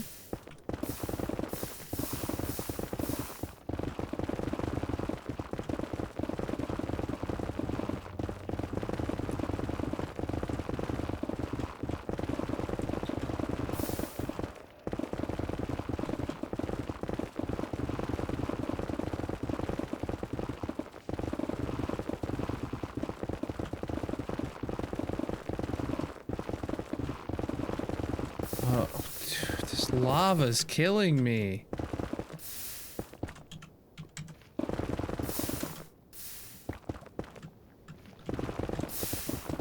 It slows me down so much having all this lava all the time.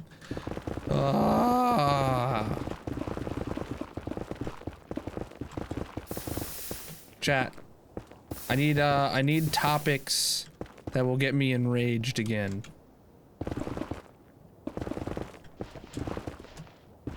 More topics that I can rant about, please.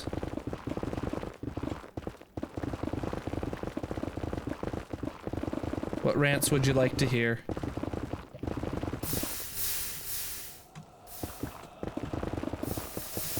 See, look, it slows me down having to wait for the lava to dissipate and stuff. It's just so annoying.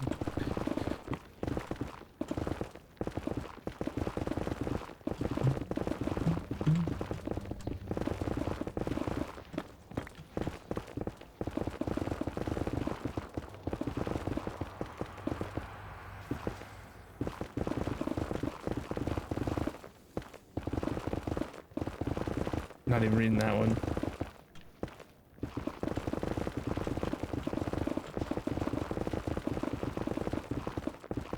Well, we know that you're just a troll. That's the answer to that one.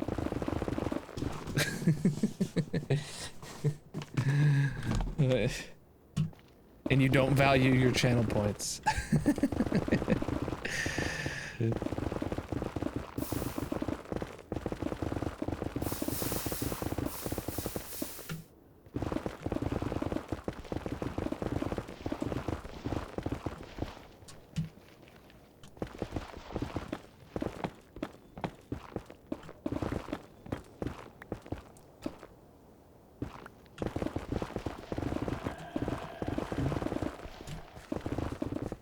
Twitch chat is all just trolls.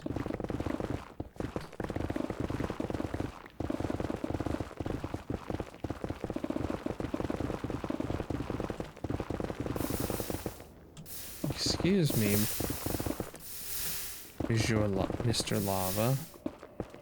I'm gonna have to ask you to stop, drop, and roll.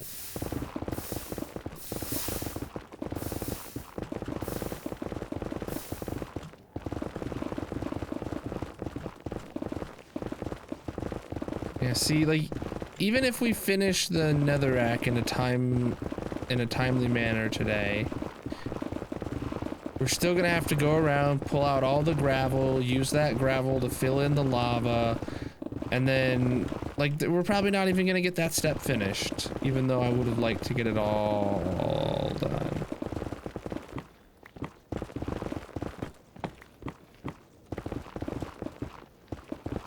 And after the great loss on Friday, I have lost the value of channel points.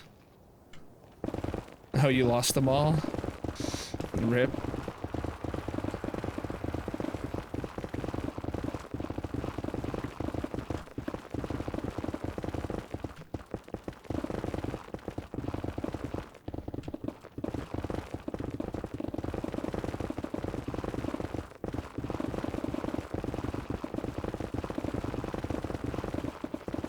Half. Oof.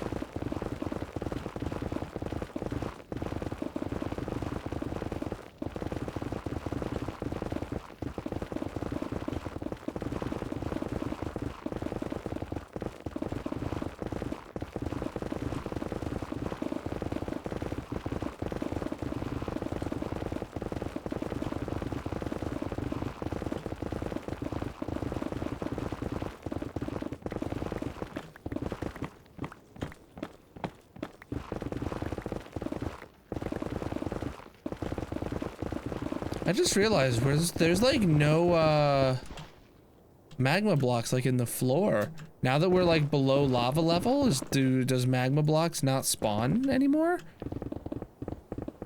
I didn't know there was like a bottom to how low magma blocks would spawn.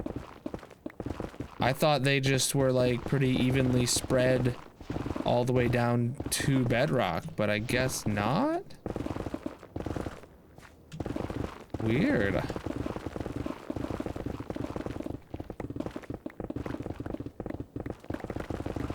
Like there's like none in the floor and we're getting very, very few of it. Oh.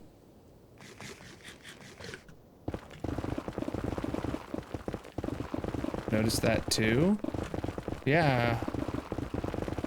We're like over 3 picks into this mining session down here since I was last up top, and we've only picked up 9 stacks of magma blocks. Whereas, you know, normally by the first pick, it's been pretty full. Or it'd be full before the end of the first pick on previous layers. Obviously nothing like before the lava lakes, but yeah.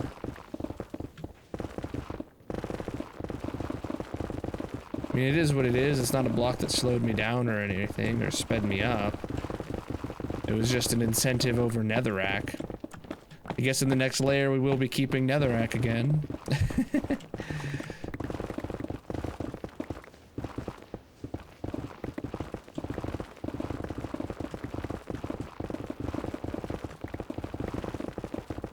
I'll just pull that out right there. Because basically whatever the most valuable block is what we'll just keep as many stacks of as possible. Which we were doing netherrack until the,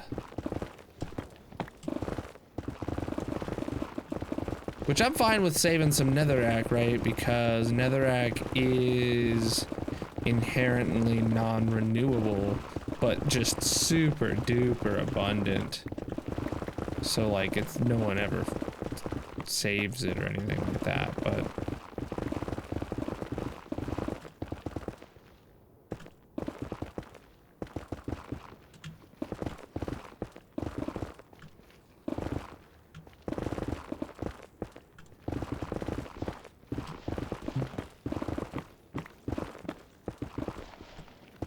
we had that idea a couple weeks ago, though, that what if you could craft rotten flesh into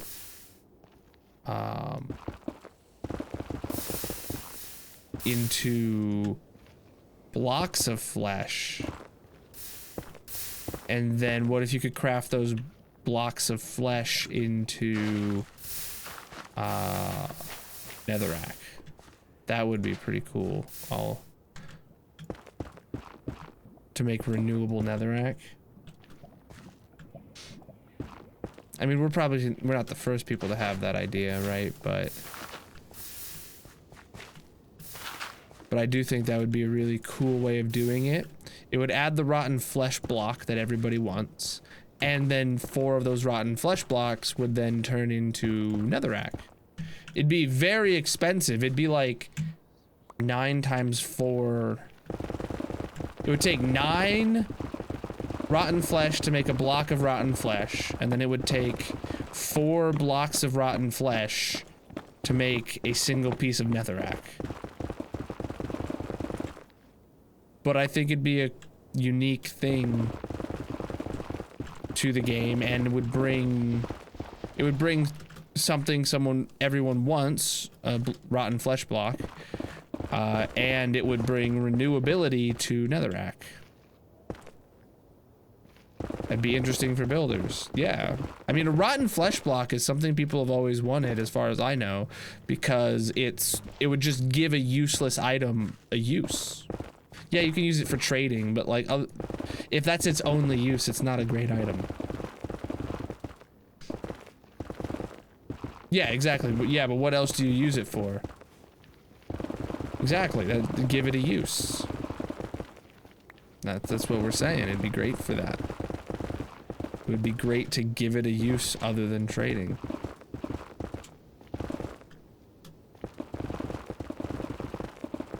Make it to where if you have a general mob farm that outputs a crap ton of rotten flesh, you could turn that into rotten flesh blocks, or you could turn that rotten flesh blocks into netherrack, and then you can turn that netherrack into nether bricks, right? And then you can turn those nether bricks to, you know, actual nether brick blocks and stuff.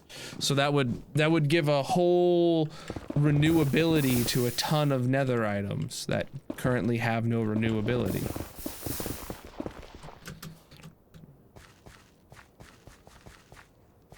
Chad, if that's not already in the Minecraft feedback suggestions site, someone should go write that. Like, explain that whole thing that we talked about that way. And then post it, and we'll, I mean, obviously check to see if it's already there, but... I'm sure rotten flesh block is already there. It has to be. It's probably been declined a billion times.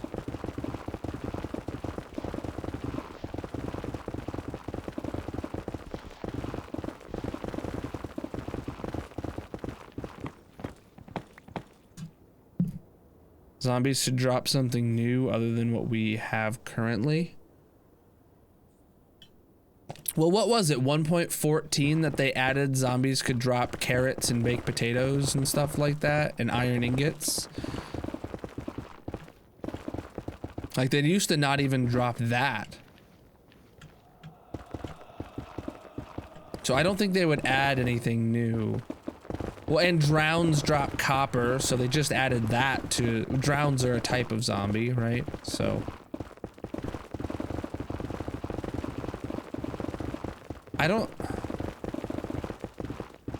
Remember when they dropped feathers?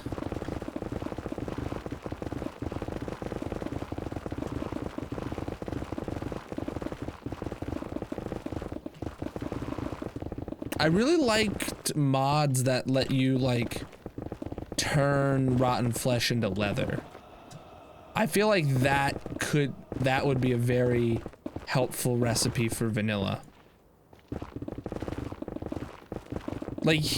Like there was a lot of mods that had it to where, like, you had to, like, it gave you, like, a thing that you hung the rotten flesh out to dry on. So you just had to, like, place the rotten flesh, and then it would, on this hanging rack thing, and then it would,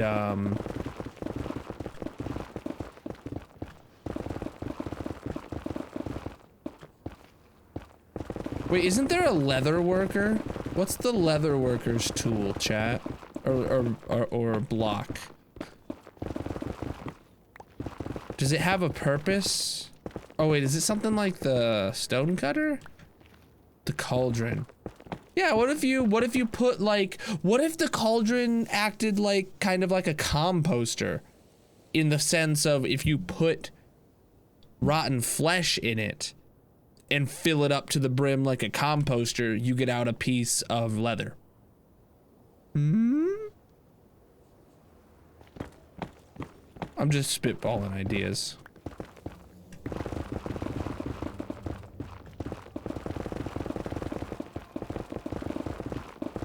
It holds liquids though. Okay. I mean, we're talking about changing the game to make this happen. So I could see them changing the game to make this happen.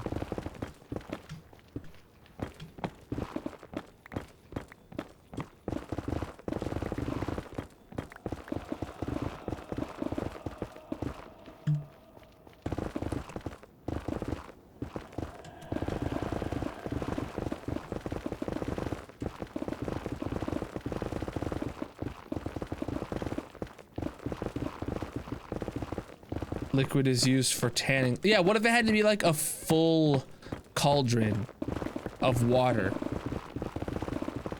And you just like, then you could right click on it with the, yeah, what if you had to fill it with water and then it's full of water like this deep, and then you click on it with rotten flesh, and then it just goes up a level of, you see the rotten flesh under the water, and then once it's full, the water and the rotten flesh are consumed, and you just get a single piece of leather that pops out of it. Or, you know, something like that. I don't know. Since when did villagers throw wheat? I thought they only threw bread. It was whenever they updated the villagers, on 1.14, the village and pillage update.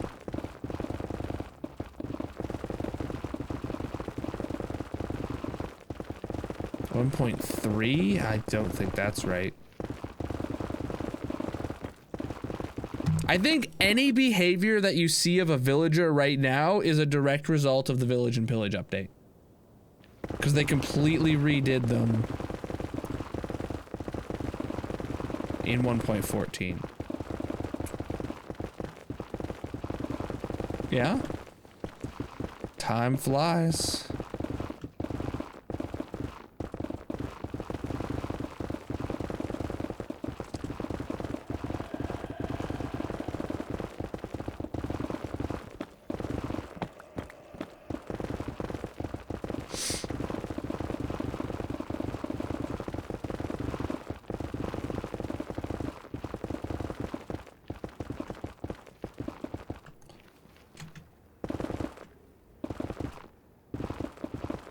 You know what's funny though? I still see a lot of like posts and memes about how like villagers are useless and stuff.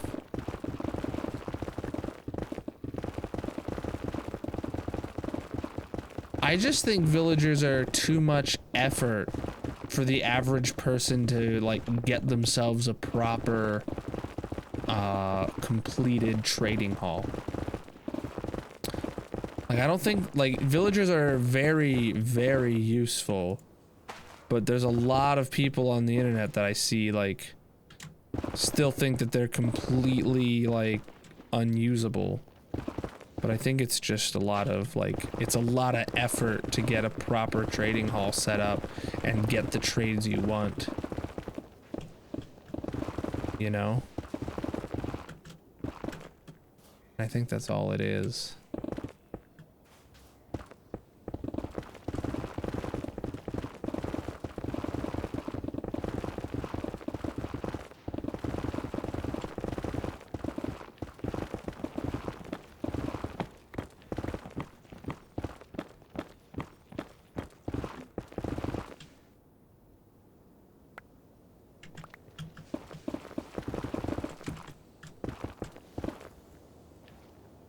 Well, okay. Ugh, lava. There's always more lava.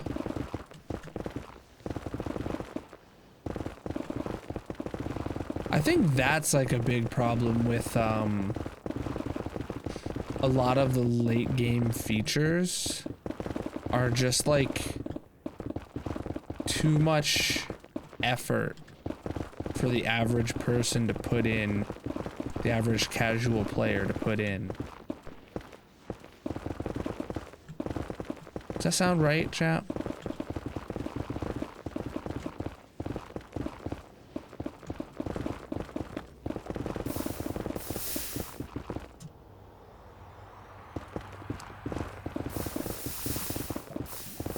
I feel like that's why we get so much pushback from people on like giving really cool suggestions of ways they could improve the game. It's because so many things in the game are just far too like cumbersome to pull off already, and adding more complexity to make them better would just be adding too much complexity for a lot of people to actually put the effort in for. And how did I find myself now completely underneath this soul sand? Connecting over to the section that I'm not ready to dig out yet.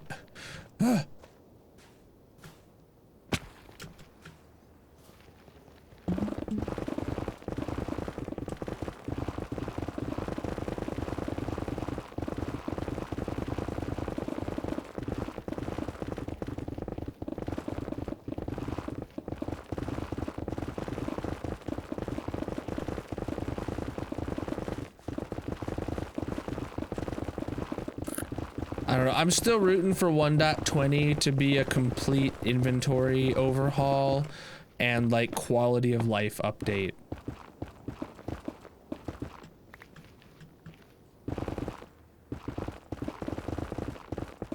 Just, it doesn't even need a catchy name. Just give it Minecraft 1.20, the inventory update.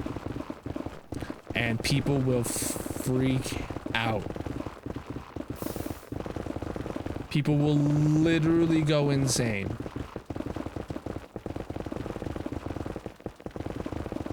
I mean, they obviously are working on it because they know it's a problem, because we saw them introduce bundles and address the inventory problem with bundles, and then realized that that's not the long-term solution, and they backed out and pulled bundles back out of the game. They know they need a long-term solution, and I just hope that they actually, like, fix it before it's a dead game. Inventory and optimization. True, yeah, like, also, like, making the game perform better. Like, if they took whatever engine Sodium uses to be, like, so much more efficient than whatever default Java is, if they like rewrote so much of the game to make that vanilla, like that would be like a great thing to have at the same time.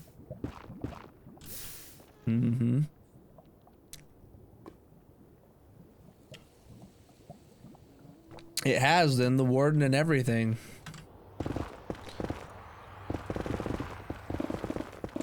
Are the bundles still available in the creative menu and they're just not in survival? Or did they actually pull those back out of the snapshots? Are they available in the latest snapshots, 1.19? I don't think so, actually. Now that I say it out loud, I think they completely pulled them back out of the snapshots, huh? They aren't in creative inventory either. Okay.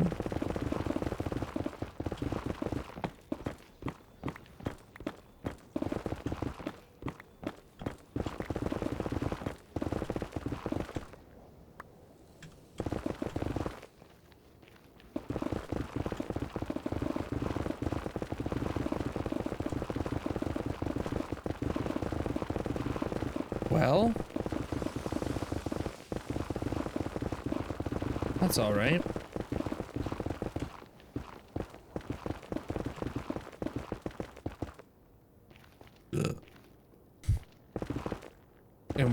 In the 1.19 snapshots, it's there.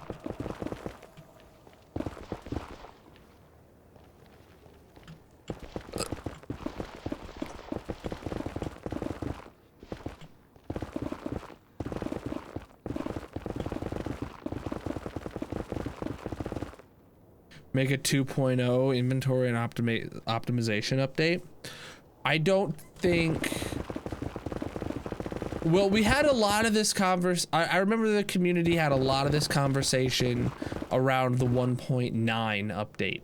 Everyone was like, "Oh, after version 1.9, it makes sense that they go to 1.2."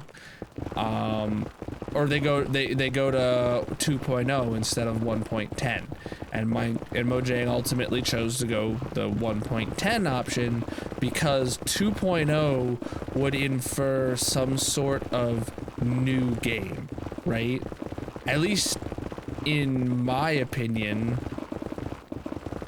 2.0 would mean like it's a new game. I could see them doing Minecraft 2.0 as when Bedrock and Java officially reach parity and they have intercompatibility. Like you can play on a server that is both Java and Bedrock and there's no difference depending which one you're doing. When there's a complete parity between them, that could maybe be Minecraft 2.0, but I don't think any kind of change less than that could substitute a Minecraft 2.0.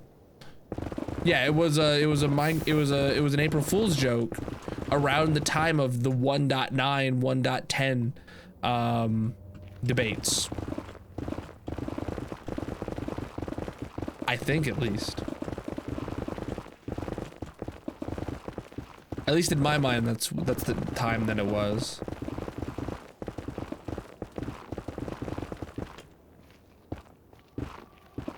You think an engine overhaul is worth a 2.0?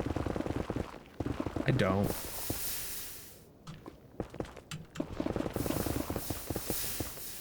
Because they're always updating things to do with the game's performance and updating the Java version and updating like the Java version the game runs on is just a big of a change.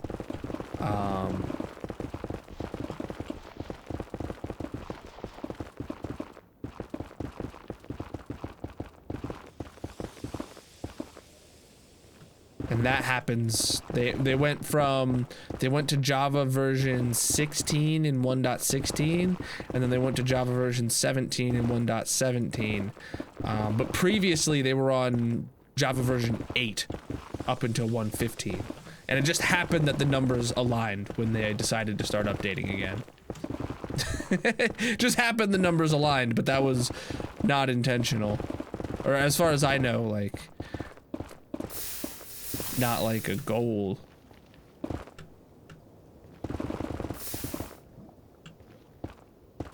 Of their naming scheme.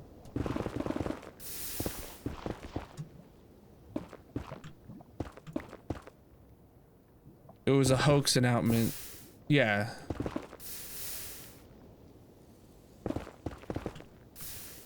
Yeah, it was an April Fool's joke. Mojang's always got a good April Fool's joke.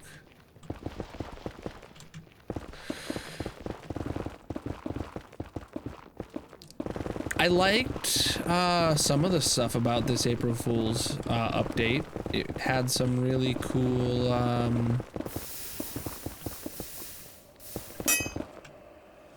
oh wow, that's all 5 picks, chat. Let's get up there.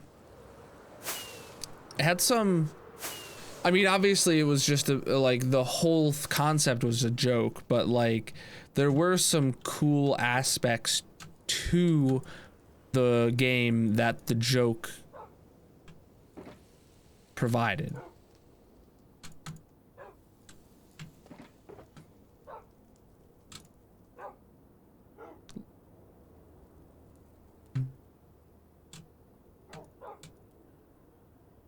All right.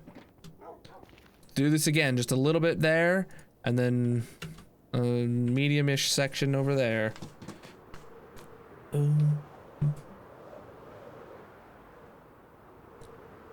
Oh, and this tiny, tiny bit right there.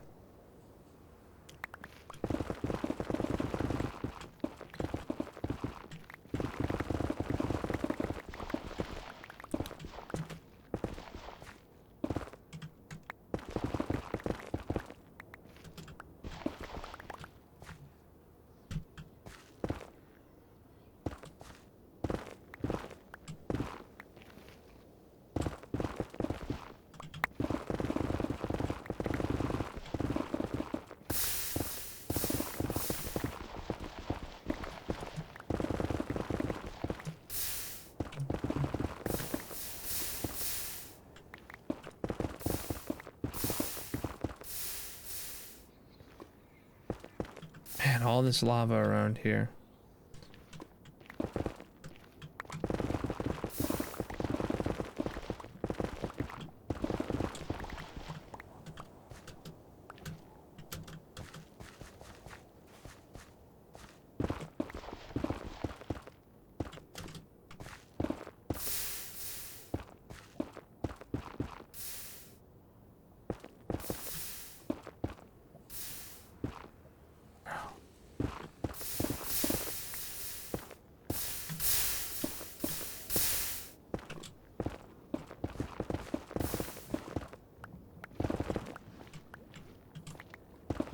Ah!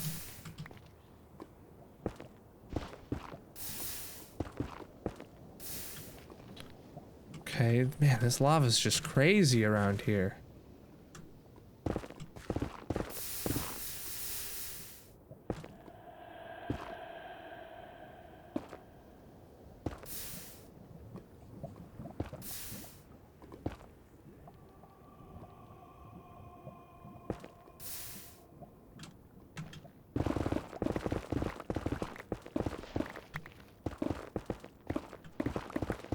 Holy crap. It's just everywhere.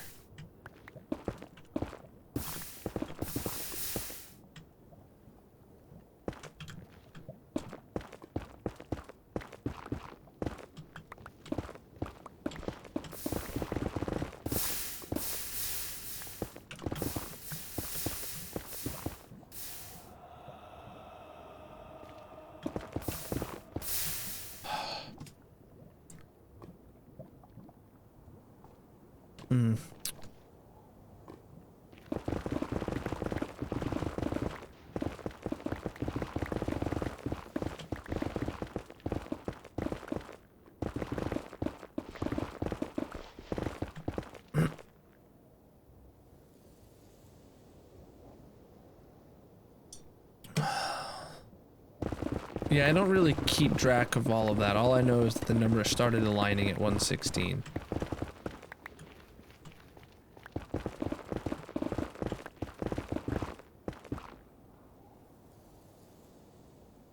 Did I ever do a perma loader back in 1.12? No. I don't know what you mean.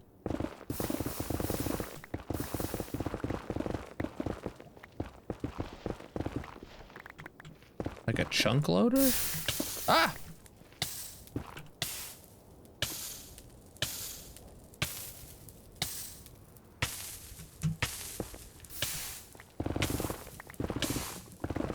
Or like a mob switch.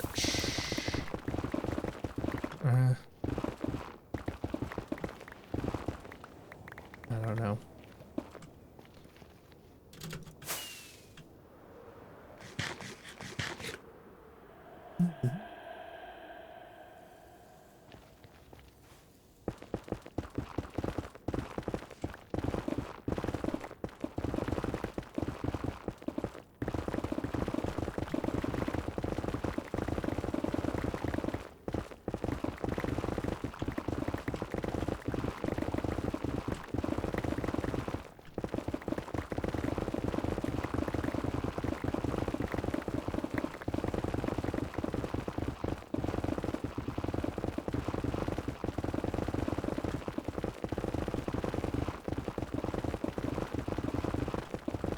Just gotta keep digging.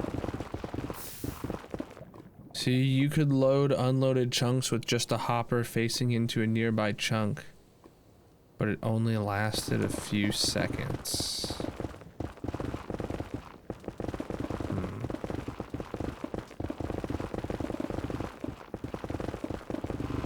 No, I don't think I...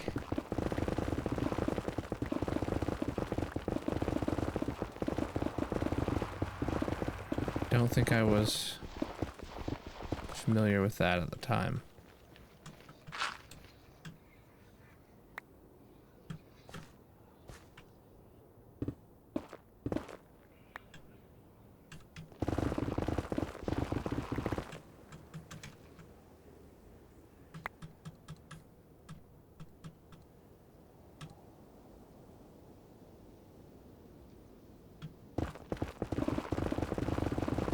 I do remember when on Xbox 360 version when there was a general item dupe that just involved a hopper pointing into a dispenser, going into a lazy chunk or something like that. And then you just had to like power the dispenser while you had to power the dispenser into a hopper where the dispenser was in a loaded chunk and the hopper was facing into the dispenser in a lazy chunk. and you would power the dispenser, it would fire its item into the lazy chunk, but it would keep its item, and it wouldn't think it could send it, but then the hopper would receive it, and since the hopper pointed back into your dispenser, you just ended up with 2 in the dispenser, because the hopper was in a lazy chunk, and it received the item, and then once you loaded it again, it realized there was 1 in each, and that got patched pretty quickly, but that did exist for a time on the 360 version, and my friend and I had a world where we exploited that, and we basically made double chests upon double chests of diamond blocks, and it was wonderful.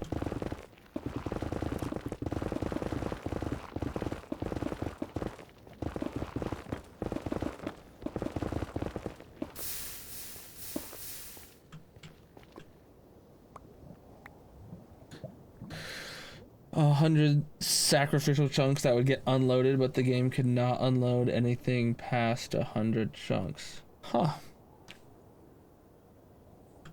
Weird.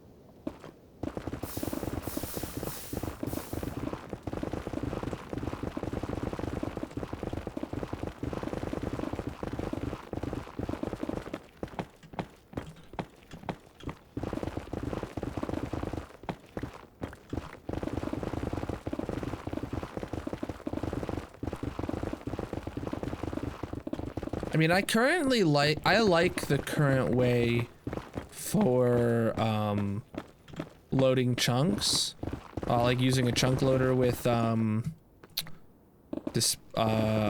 nether portals and stuff. I just think it's not reliable enough. Like I have it to where, or I basically had it every time I saved and exited my world, and I'd log back in, it would get stopped. I did see a design by Exumavoid at the end of season 8 of Hermitcraft. He had designed a method that would survive server restarts. So I feel like it might survive single player world restarts. But I had already given up on trying to chunk load my storage unit at that point.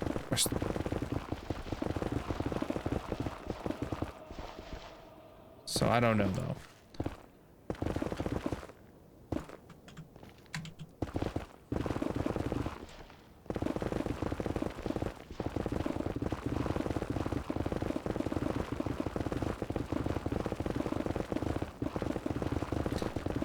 So like, I like the current method, but I don't trust it, if that makes sense.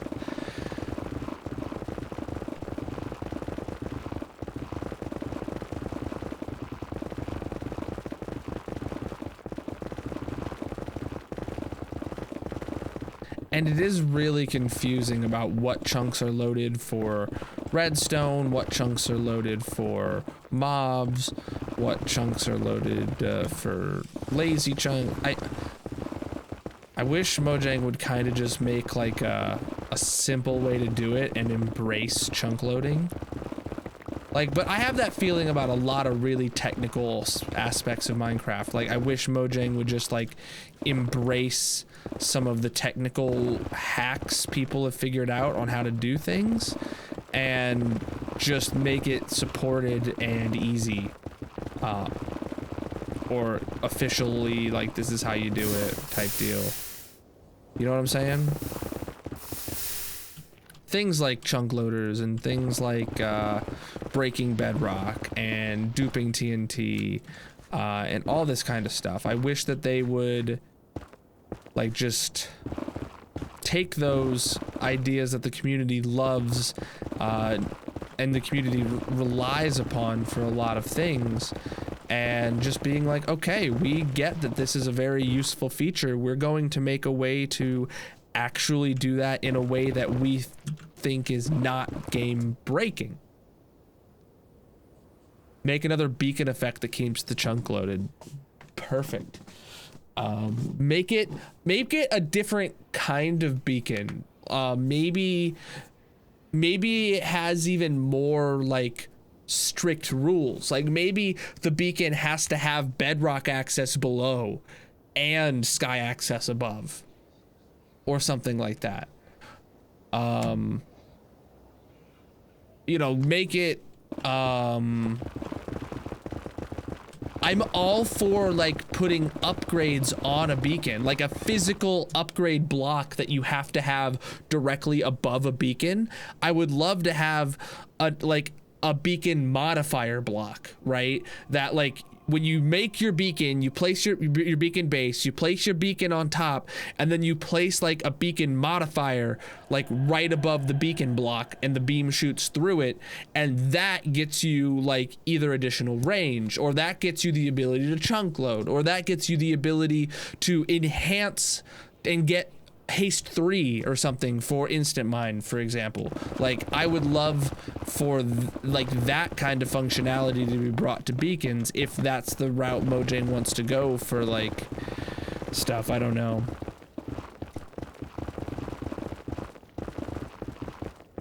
We had block update detector circuits, then they gave us observers. True, that's a really good example of Mojang embracing a feature that the community has needed and giving it to you.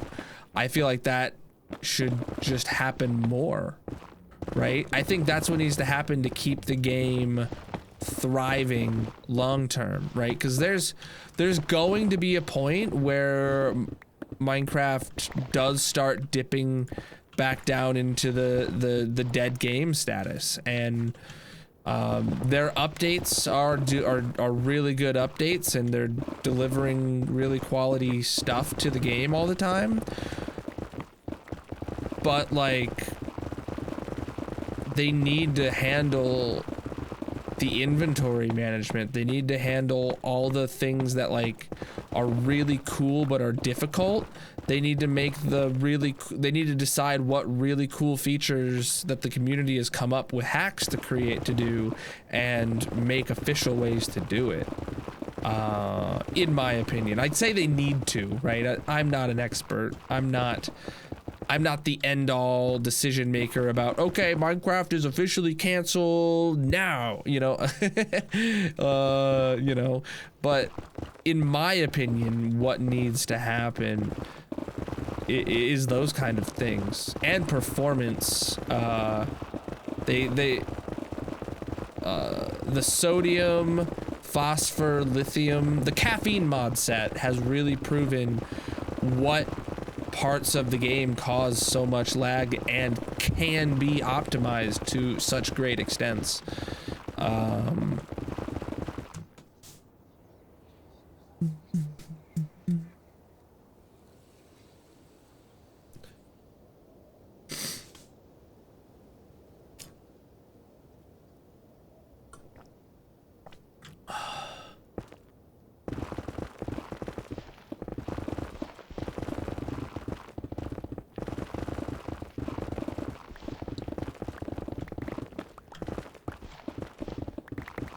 All right, peace out.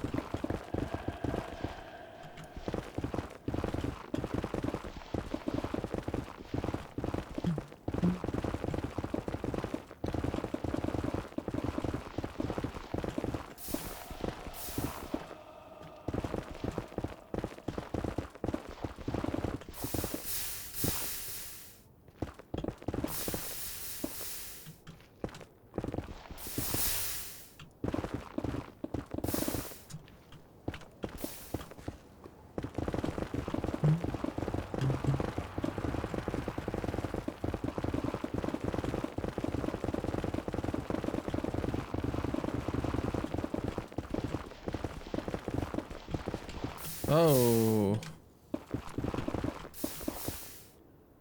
Oh, thanks, gravel.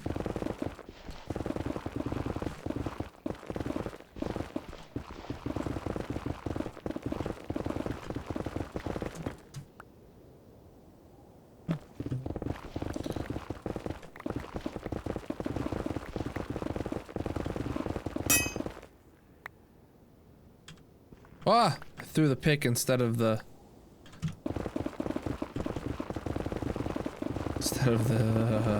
netherrack. I don't know. I could talk forever on what I hope Minecraft does and what I think they will do or think they should do. Oh, but something I didn't talk about from that music disc that I heard Exuma talking about in one of his recent live streams is apparently the new music disc 5, if you listen to it, it sounds like he's going through a portal to get to the warden. And Exuma is fully convinced that Mojang is giving subtle messaging towards there going to be a new dimension eventually related to the warden in the deep dark. And he thinks that if that is not what they intended by releasing that music disc, that they royally screwed up. And that, like, so many people hear a portal happening, and that if it's not a portal to another dimension, people are just going to be forever, like, upset about no warden dimension.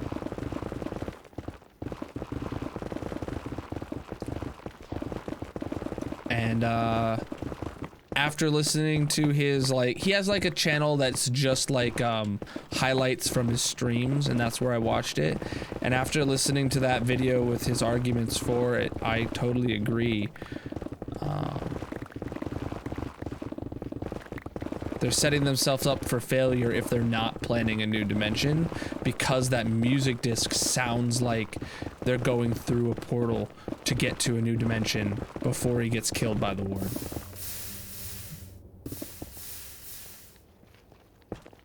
Which I wasn't really listening with that in mind during the stream, because I was expecting a song.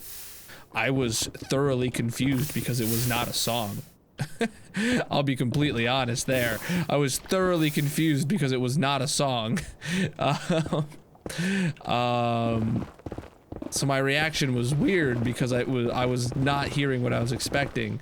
But thinking back on it now after hearing Exuma's argument about, yeah, didn't it sound like he was going through a portal before he got to the warden and all this stuff? It's like, oh yeah, it does. It did.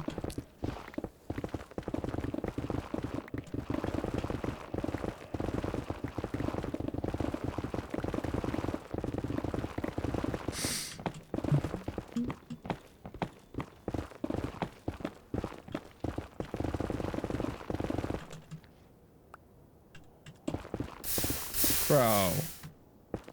Really gonna do that to me? I mined one block and my mom got scared. Now you're going to live with your auntie and uncle in Bel Air. What?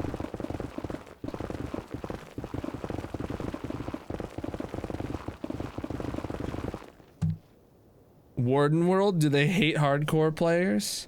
I've seen a lot of people recently talking on Twitter who aren't hardcore players talking about how they don't think hardcore is hard enough, and that the challenge of living on one life isn't a challenge at all.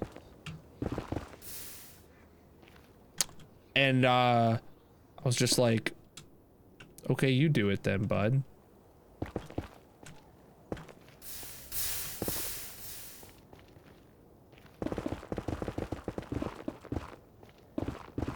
Well, it's because they see, like, people do...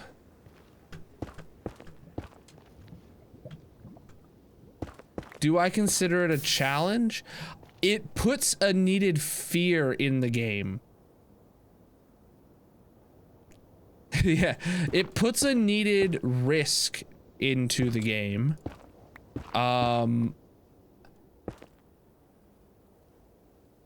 And I mean, maybe you could argue that like there's nothing about hardcore makes it more dangerous than hard mode. But I think that is the perfect use case for hardcore. It is the hard version of a game with a single life. I mean, I think that's the perfect... That is what hardcore is. I mean, I don't... If you want a more difficult version of the game, then just make the game harder and other people can play on easy. So that way, the most difficult version of the game should be hard, and hardcore just disables respawning. Right? Like, because hard and hardcore are the same game mode. The core just means you have one life.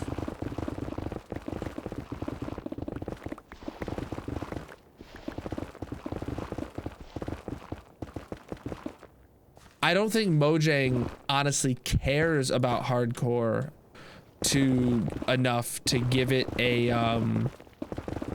to make it harder, because the subset of people that play hardcore is not large, because most people don't want the risk of losing a world.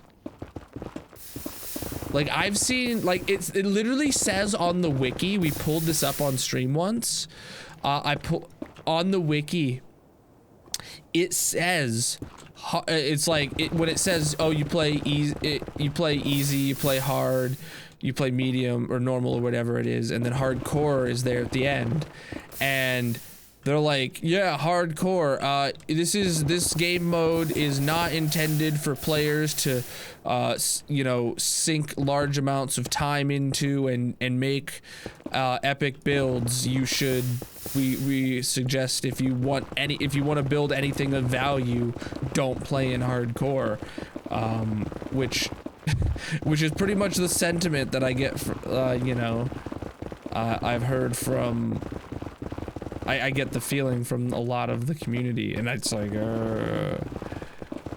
you guys are a bit wrong, but okay. That's the entire point of it, is to do as much as you can during life, not just to beat the dragon and then be done with a world.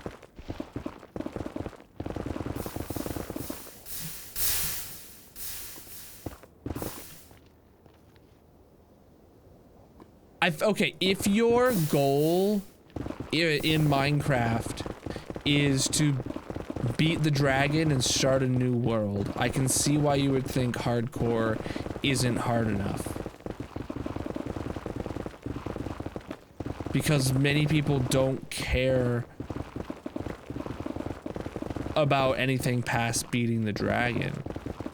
Right? Didn't someone tell me the statistics of, players that have bedrock players that have beaten the dragon is like less than like 5% or something like that?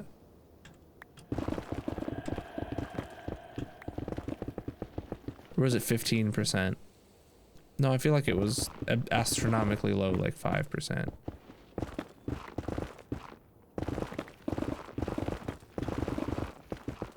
Why though? Why is that stat so low? You heard 1%. The stat's so low because... I don't know.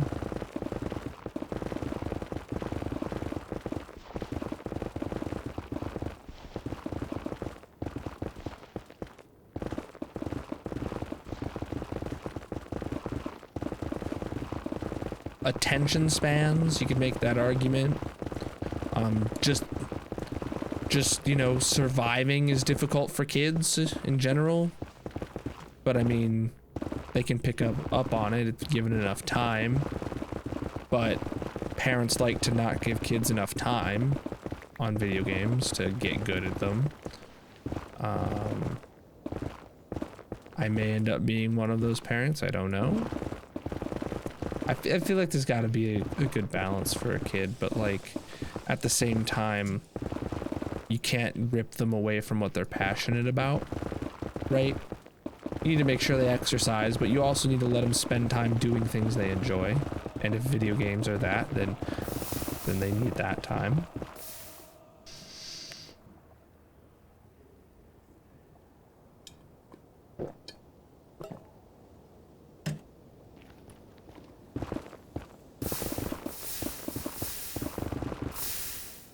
Yeah, and a lot of players just don't play the games to beat them. Like, you can have a lot of fun in Minecraft before you beat the dragon. And honestly, beating the dragon, if you aren't someone who knows everything about Minecraft, you just see block game fun, right? It's not an intuitive experience, right? Unless you go to the wiki or you go to YouTube and find out some way about how to get to the end, even if you stumble across a stronghold, you're not gonna know what to do, right? It's something that needs explained to you.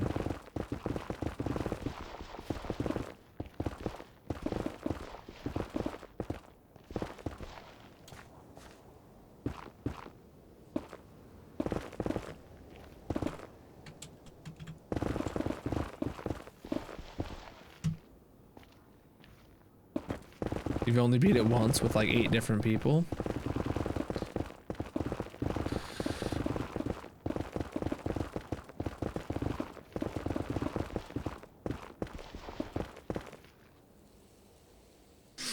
I think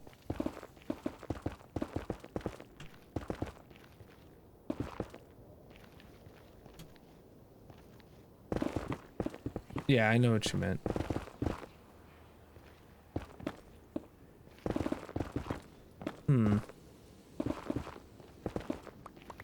I think genuinely that there should be like a book in the strongholds that have some sort of lore or like hieroglyphs in the stronghold by the portal showing a dragon like or something like that in the stronghold to make it feel like a story. So someone who's never heard of Minecraft sees Minecraft and decides I want to buy it, and they are playing in their world for a dozen, 24, 48 hours of actual playtime, and they just stumble across a stronghold, not knowing what it is. They should be able, in game, to figure out what they need to do to get to the end. Should be on a lectern. I don't know if it should be written out like physically in a book, right? What if it's a picture book? What if it is a unique book that is just like pictures of a story of a dragon fleeing to the end through the portal or something like that? I don't think it should be words. As I keep talking about this, I don't think it should be words. I think it should be pictures. I think it should be like hieroglyphs on the wall. I think it should be like a story you find. There are one Eye of Enders there, for an example. And you can now look up Eye of Enders in the crafting book if you have had an ender pearl and or a blaze powder.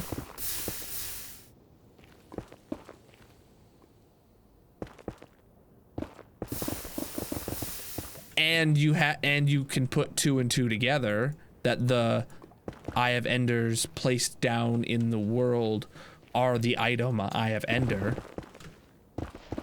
But how do you know what to call that, right?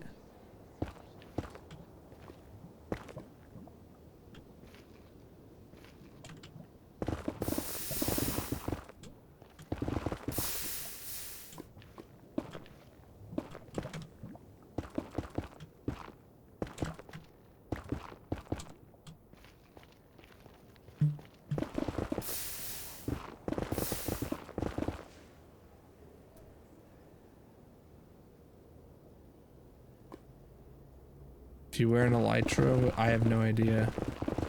And yeah, I know you can craft the Eye of Enders and stuff, but like, I feel like there should be an in-game like method that explains very clearly, but not using words, to tell you, hey, look, there's a dragon through this portal. You should be prepared to fight a dragon when you go through this portal. And by the way, if the portal isn't lit, here's the items you need to light it. You know or no? Is that too much to ask?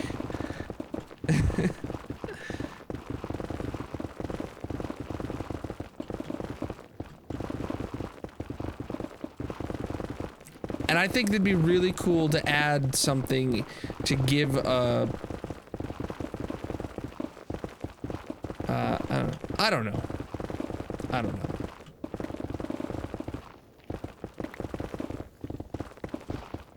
Flame arrows activate nether portals? It's a good idea.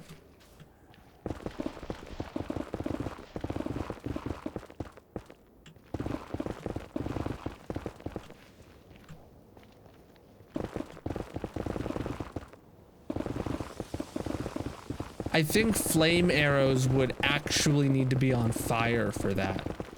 Like flame arrows could catch any block on fire. Not just players. I think that's the difference is flame arrows don't catch blocks on fire, they catch entities on fire.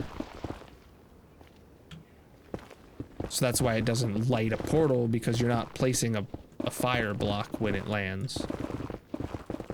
Though they could make an exception for if you hit obsidian, it spreads the fire. But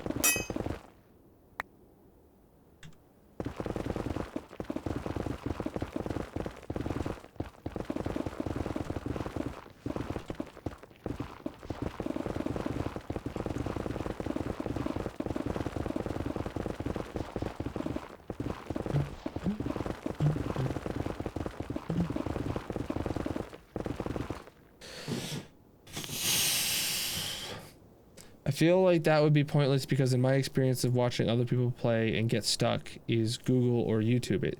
Yeah, I feel like Minecraft is a game that relies very heavily on you being able to Google search for your next step. I feel like Minecraft needs to bring more into the game to not make you leave the game to play the game.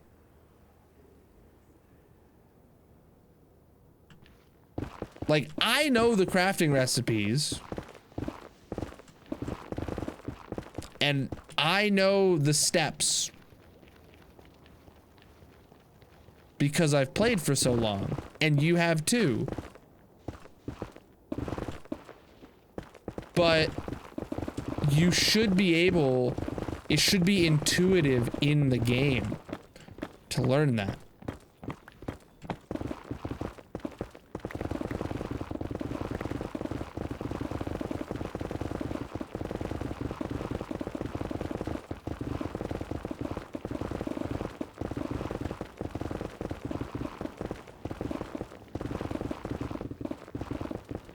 And it's not pointless to add that to the game because it's not pointless to make the game more intuitive. The more intuitive it is, the more people can enjoy it. A lot of people don't find joy in a game where every step of the learning curve is done by going and watching a tutorial or watching a how-to video. or reading through a wiki. There's a huge amount of people that's a turnoff for.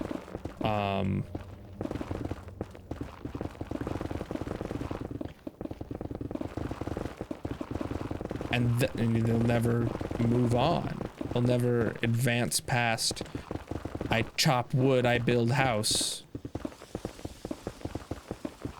Which is a fine way to play the game, if that's how you want to play it.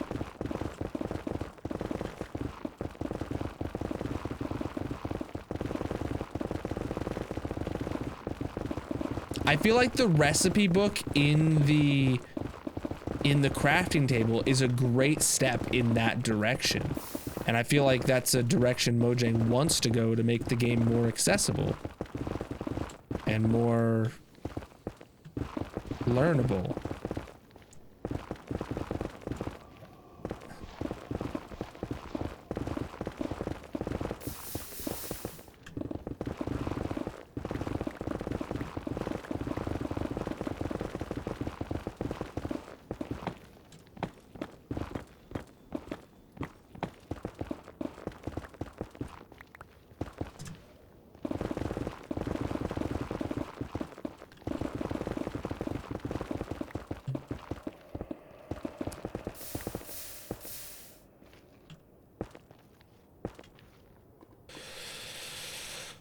Leave that exposed so I can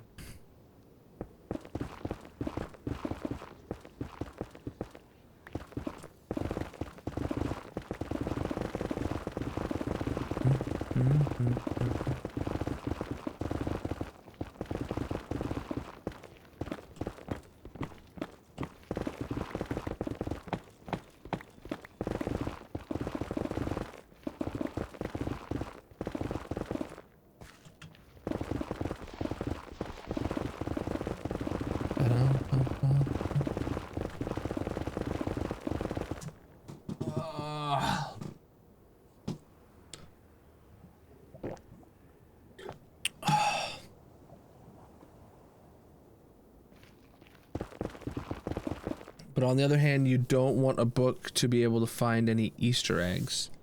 The dragon is not an Easter egg.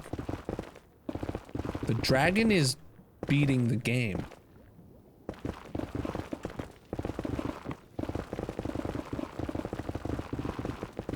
Like...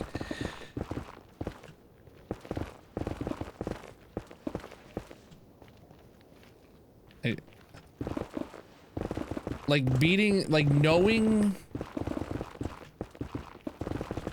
I don't think Minecraft has any Easter eggs, quote unquote. Like hidden things that you're not supposed to know about that you can find. Every feature of the game is known and documented and experimented with and has a wiki page. I don't think there are Easter eggs in the game. And the dragon definitely is not one of them.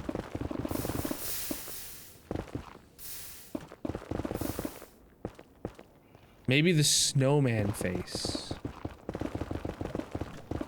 Okay.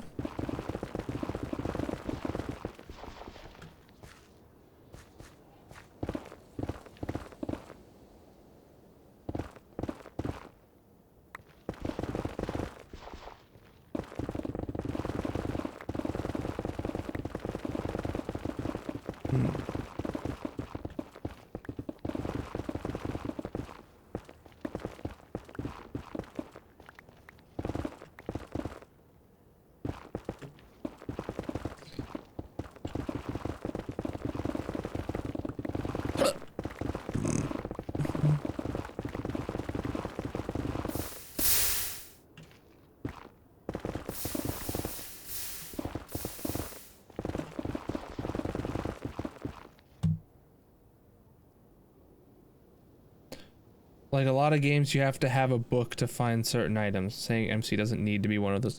I don't think the book should be what you need to find the end, the end stronghold. I think it should be in the stronghold to tell you your next step. I think, like, you find the stronghold and be like, hey, by the way, if you fill these with Eye of Enders, like, there's gonna be a dragon on the other side of here. Just a heads up. You're not gonna get back until you kill or die. Just a heads up. And I feel like it should be explained in with pictures, not text. I don't think it should be a text telling the player step by step what they need to do. I think it should be either a book that shows like a Minecraft pixel art of fighting a dragon and showing like highlighting that this guy is that, you know, it flies and you need arrows, and showing a page about like I don't know.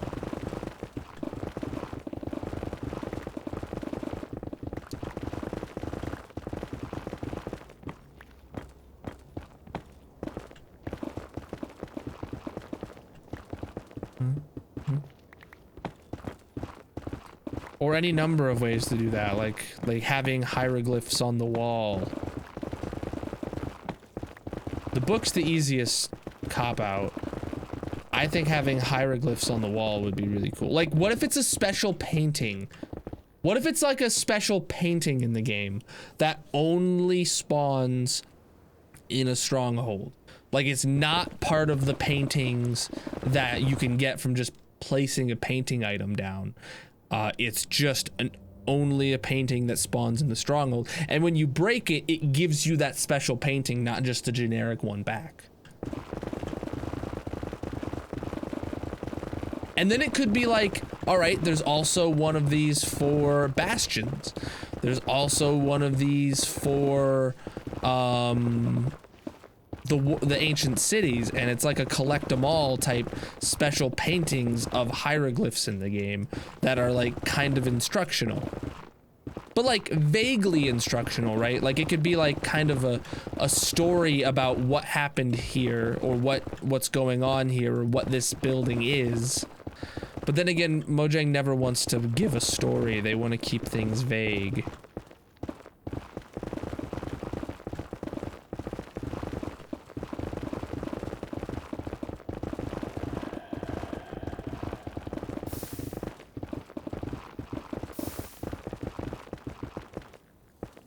So the player can create their own story, is the reason I've heard that they do it that way. We'll never find out why the Enderman and the Ender Dragon are in the end.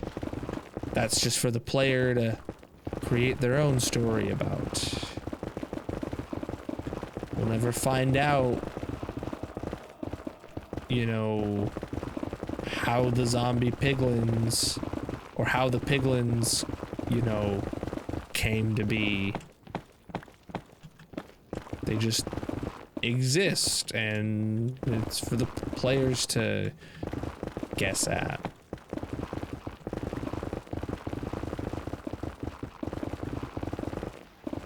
Because once you give it once you give the game a plot, that leaves room for plot holes.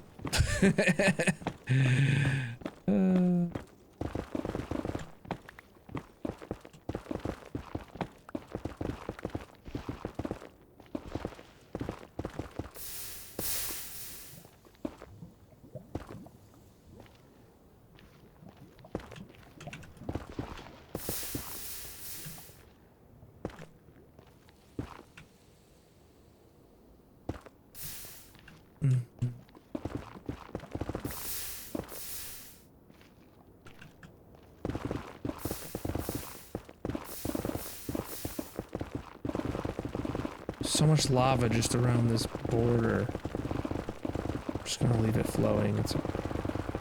No, I'm not.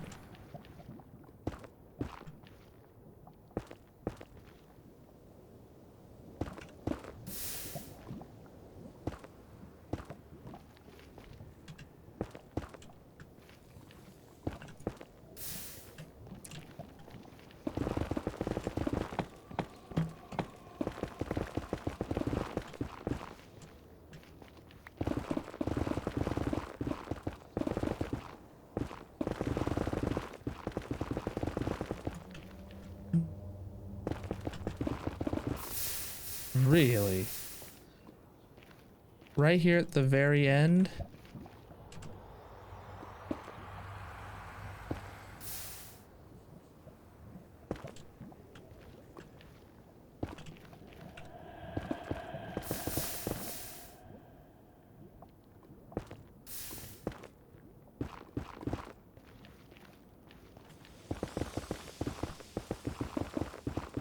All right, I think that is the very end.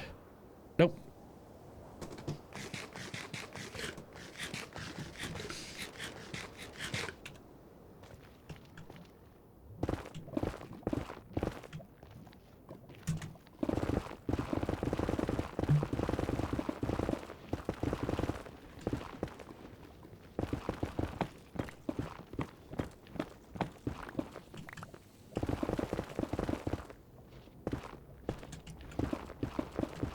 All right, now that's the end of the netherrack, the mining. Now it becomes digging. Oh, we do need to get rid of some of this. Oh, apparently we left some floating soul sand as well. Oops.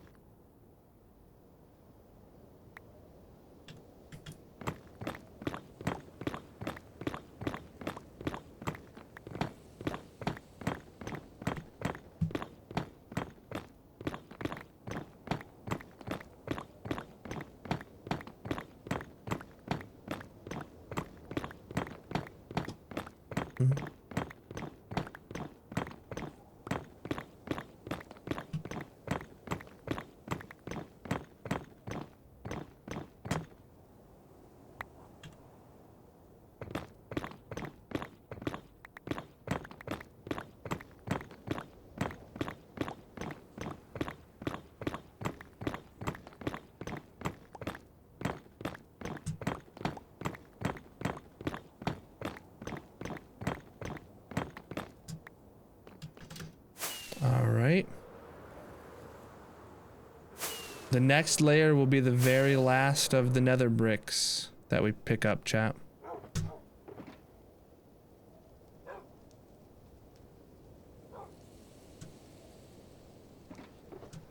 All right, I need to go to the restroom. Let's get back to the base. And I'll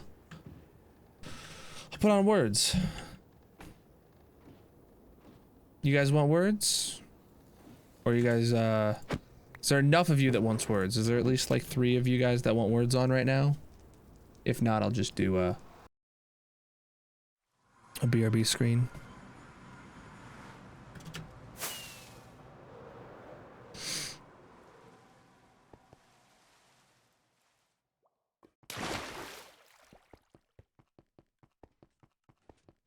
How many magma blocks did I mine? Oh yeah, you're right. This is probably the end of the magma blocks. Wow, it was literally just yesterday I said something like, wow, we're gonna really catch up with magma blocks to get a couple 100,000, and then it was like, nope. 65k. 65,000. Because we're basically done. We might find a couple patches lower down, but I don't think we're gonna find very many. And I'm actually just gonna go down and stand in the safe room.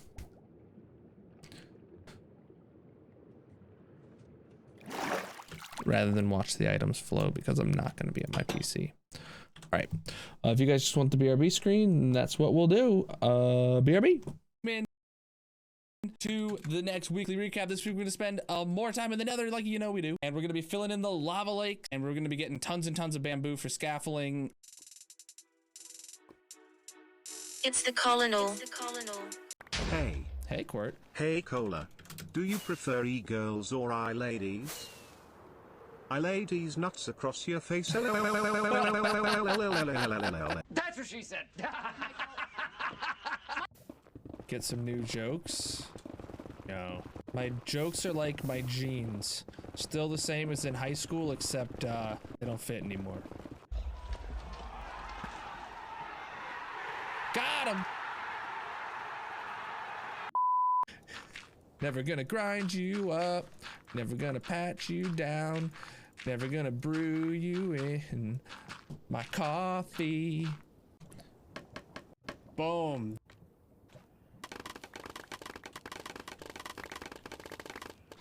This is the super satisfying part, chat. If you'd like to see me do a tutorial on how I clear the lava using scaffolding this way so quickly, I'll leave a comment below. He was trying. Hey! Look at him! Hey, buddy! Whoa, bro. This lava is just so aggressive. What? Whoa. What? Oh, it's a nether portal. Dude, imagine being such a tiny ghast. Bruh. Imagine not being a 32 by 32 block ghast. Colonelbot, purple. Colonelbot, slime. Colonelbot, me! Bye-bye beacons. Don't really want to place you there. But if Colonelbot wins, it's only fair. You may hate him, but he hacks a lot. He's Colonelbot. All right, chat. So today, finished up this bit of lava here. Got all the scaffolding pulled out. And then we started this massive lava drain. Almost done. Welcome into weekly recap number 21 in the hardcore world. We're sidetracking away from the nether dig to our ghast farm. It's the Colonel. Wait, we're not even digging today, chat. It's a sidetrack. What are we doing? Who are we? In real life, I just get my goldfish mixed up with my Legos all the time. I see him though. Got him. Oh man. Oh man, I hope no one's in my ancient city, man. What? Whoa, chat, that's a lot of mobs up there. Minecraft is like masturbation. Oh yeah? When we first started playing it, it was cool and new and we all wanted to talk about it because we didn't yet know it was socially taboo. Then we all got the idea that it was something only weirdos did and shut up about it, but quietly kept playing, until we all matured enough to admit we all fucking do it and it's the best thing in the world. So true. What did he say? Surprise, motherfucker. What the? Sorry, I have not taken any hairstyling sponsorships. I don't know, dude. Absolutely god tier. Our AFK box. Oh, that was some beautiful flying. GG, Skyless Raven, on your dub, reserving that crack. Wait a minute. Chat, thank you so much for 4,400 followers. Look at my eyes, chat. What the hell? No! Almost done. Almost. Chat, look at the absolute progress we got for the end of the week, all the way down to Y50. Absolute amazing dig progress. It's the Colonel. Oh no. Oh, look at him, chat. He's flipping huge. Hey, chat, how you doing? What's up? Do I know what Yoda's last name is? Best. Yoda Best. No, I don't. Does he have one? But chat, we just finished the whole netherrack of this layer. Holy crap. Look at the progress today, chat. Huge, big progress. Skelly Bob. Bro. Why is there so many skeletons today? And ghasts, honestly. There's been a lot of both of them. More than usual. Did he just like give up though? He shot me once, then was like, oh no, this guy's gonna kill me. So he decided to like just walk away. That's very nearly over lava. Yeah, a lot of this is gonna be opening up. GG Spider on your dub with your deep slate copper ore block for the marble monument. Looking for good streamers, but I found you. For some reason I stayed. Got him, damn. So excited. Ooh. Chat, that was close. That was a close one. Fortress to still get tomorrow. Maybe if we're lucky, we can get this layer finished before marbles tomorrow. But life is all right. Got a shiny new mic arm, so I'm feeling good.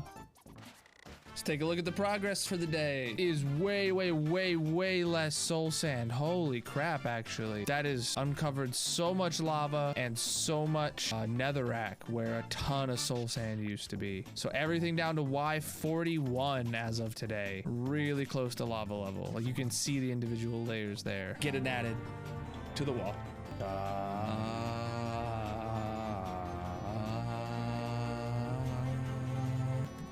Slime with the slime. There you go. You saving up that many points. I'm learning something new about my own content. I mean, I know everything that happens on my channel. All right, GG me on the dub with ancient debris. Oh God, I thought I heard him.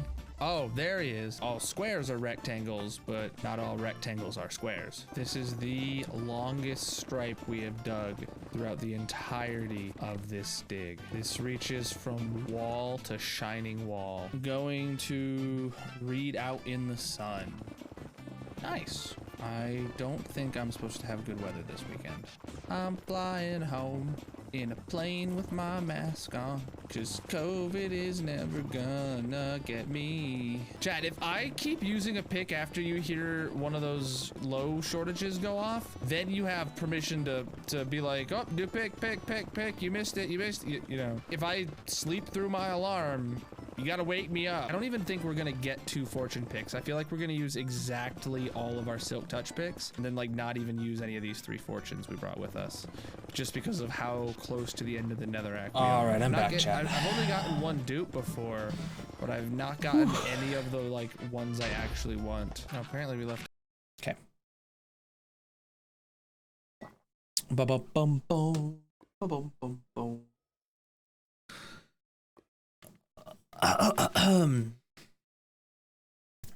How is everyone doing? All right, let's get back to the nether. Let's get graveling now, right?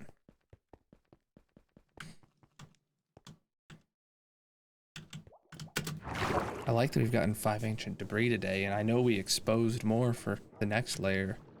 And I know we already got some from this layer yesterday, so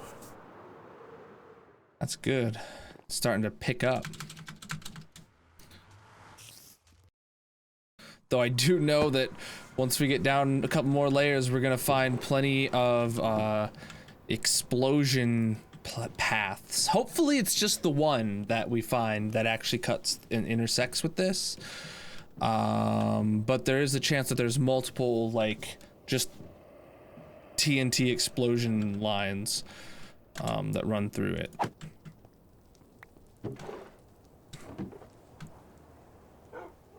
Crazy to me that we have even one, but where there's one, there could be multiple. All right, let me grab just 2 extra shovels, and here's where we stand. We have no more mineable block.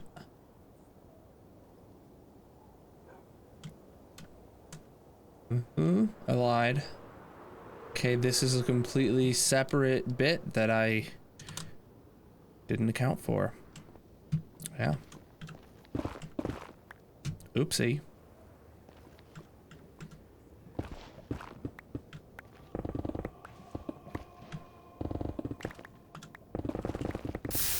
Oh, bud.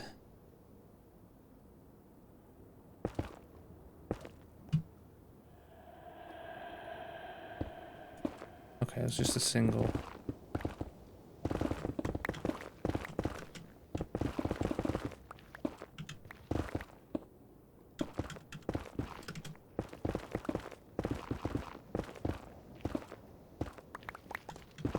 Whoa, jeez, dude. All right.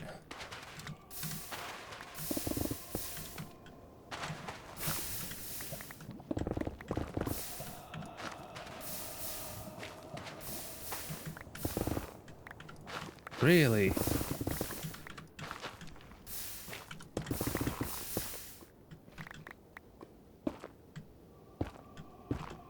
Oh, this is all just 1 deep anyway.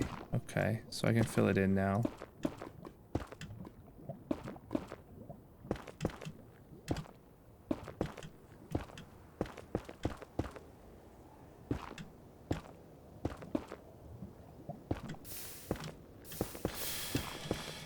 Okay, well that's annoying.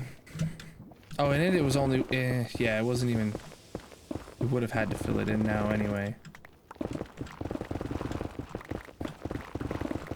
Yeah, chat. Woohoo, woo.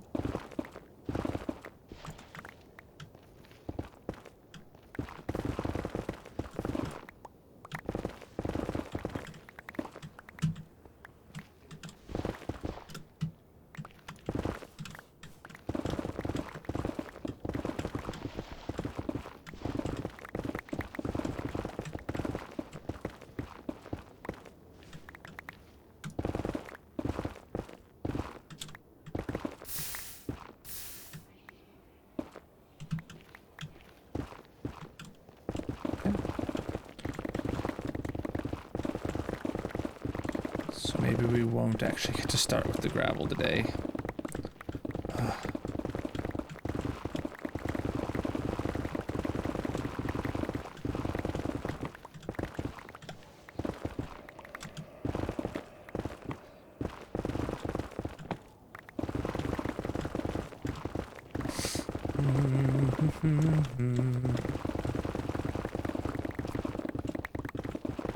Yeah, I feel like we will. This isn't going to take too long.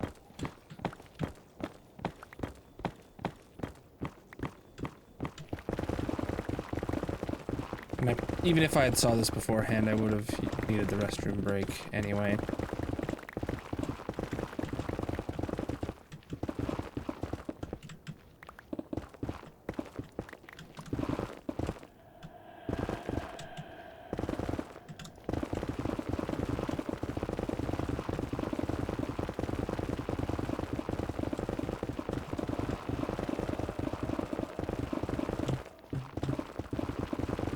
This is hardcore single player.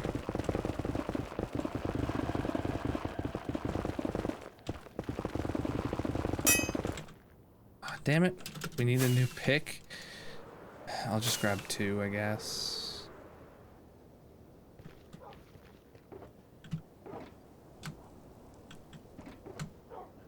Was not expecting any of this to be necessary at all.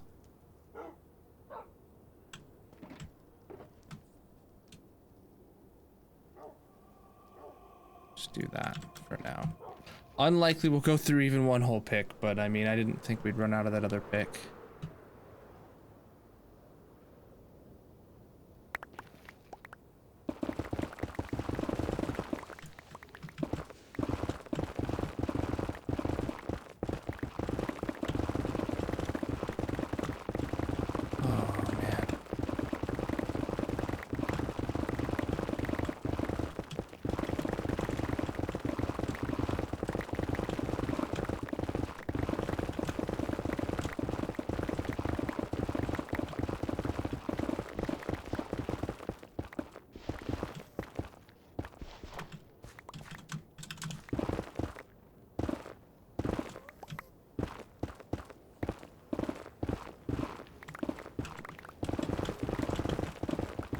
Anyone got plans for tomorrow? I do not. I might go do some yard work. I don't really want to, but I might.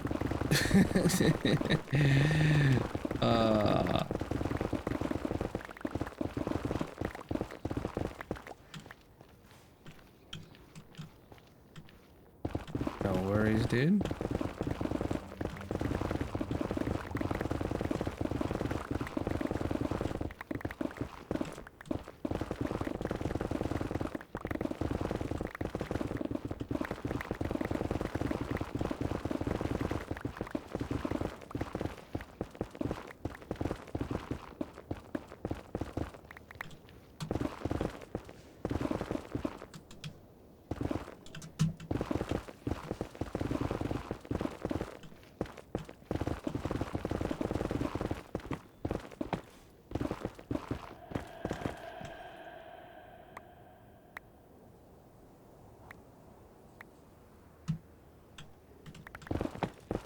F1 and a few films.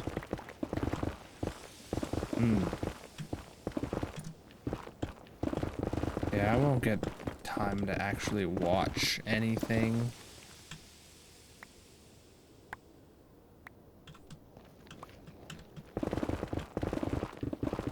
Well, I mean, Magic's mom is still up here, but I would have had plenty of time today to watch something, but I didn't. I don't know. Magic's mom's still here. I could maybe find time while they're hanging out with our, you know.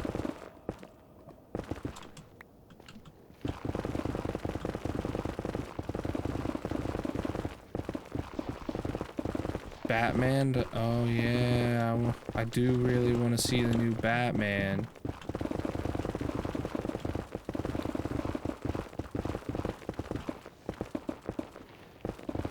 But then again, I really wanted to see the Joker movie, and I never watched it all the way through.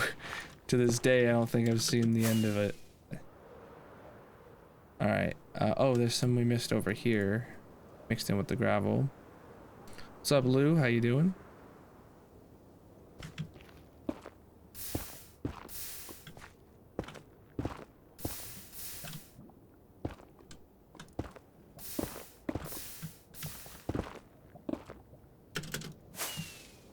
Oh, and we got this little bit right here.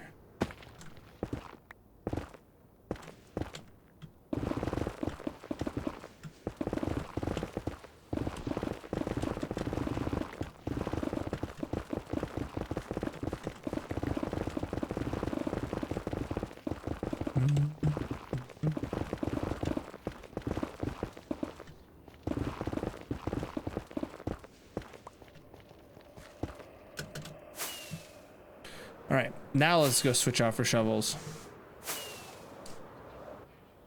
I don't know, I kind of want to go keep finishing,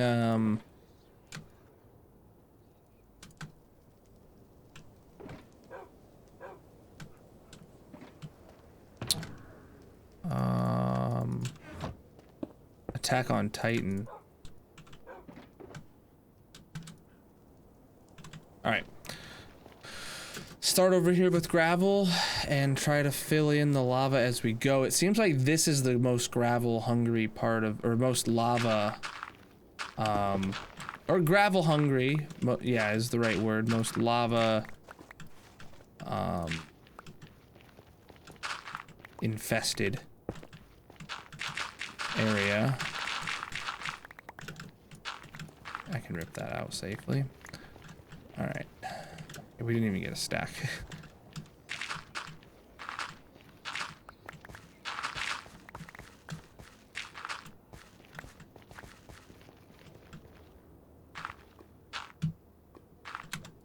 I almost just fell down. My cat is rubbing on my legs.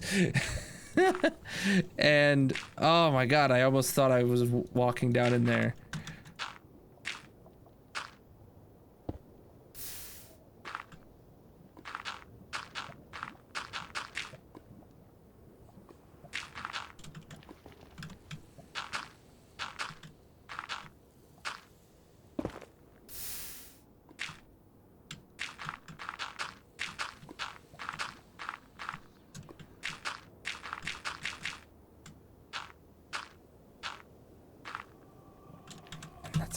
Okay.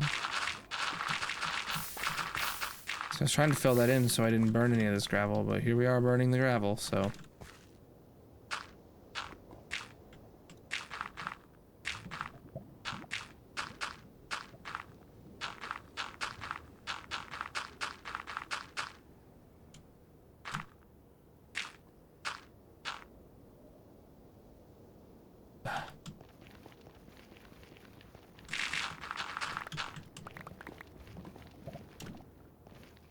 Alright, I feel like we just need to go try and get like a full inventory of gravel and then come back and fill in any lava with it after we have a very considerable amount of gravel.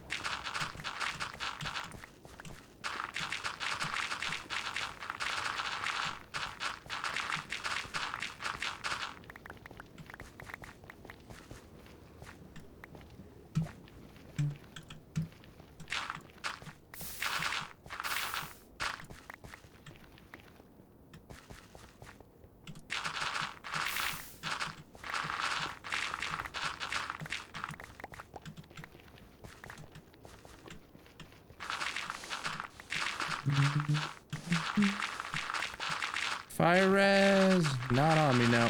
I got apples on the hotbar though.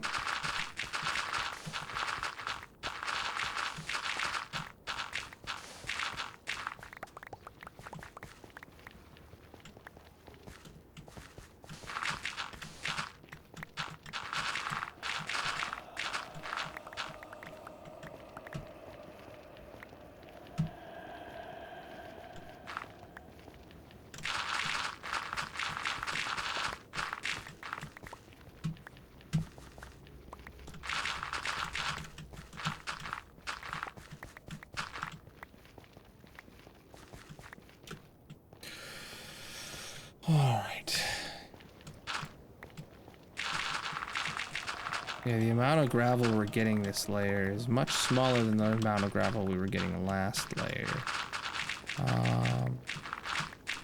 Which is good in some ways, but also we still have a ton of lava to fill in. I mean, I guess not nearly as much lava as we had to fill in on previous layers, so it's not something I'm worried about right now, as of yet.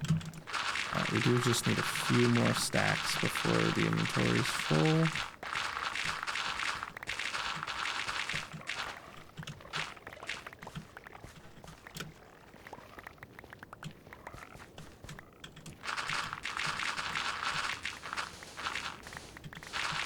And also, I think I want to save the sand. I don't want any of the sand to be placed back down.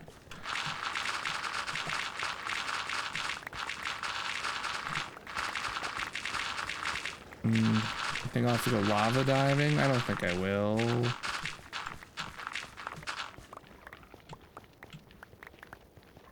I mean, now that you've said something, I will, but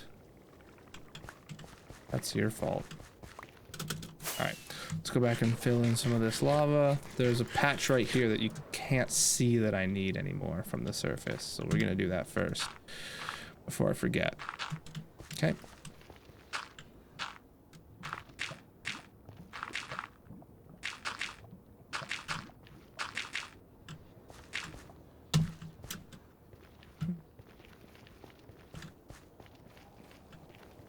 What, McCringles? Alright, what on earth are you on about?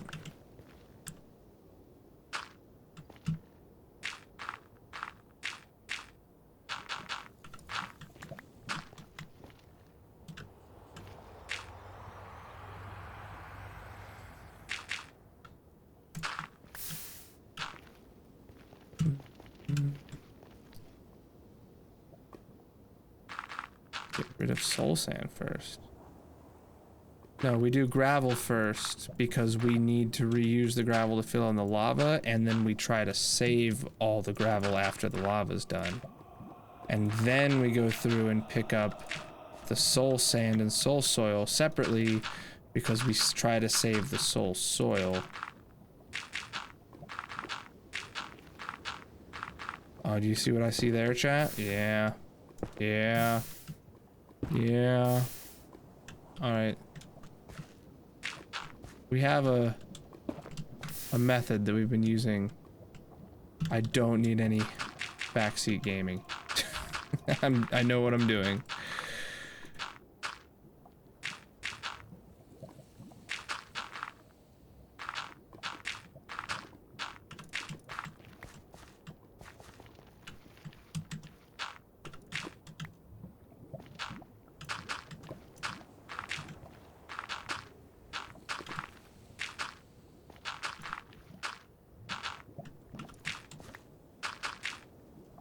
Okay, that's good.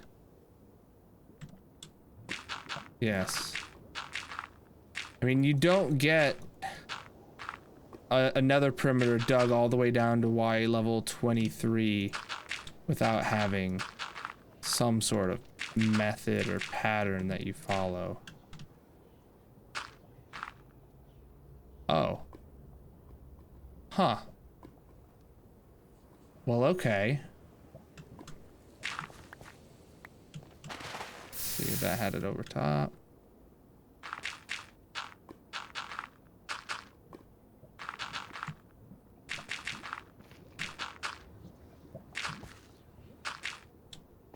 If you don't know what that is a TNT tunnel that we had done when we were out mining for ancient debris at one point in time.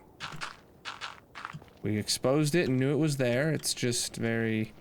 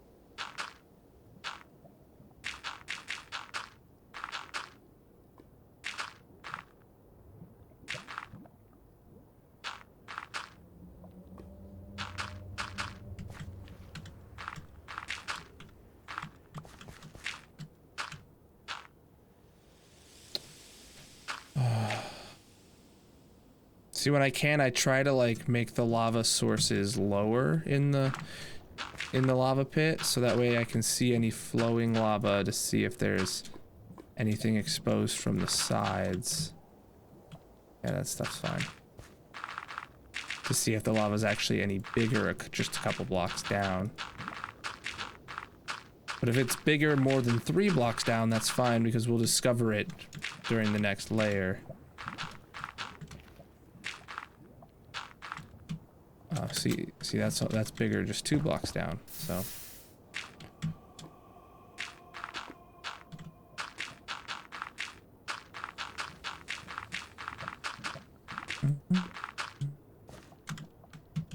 Oh.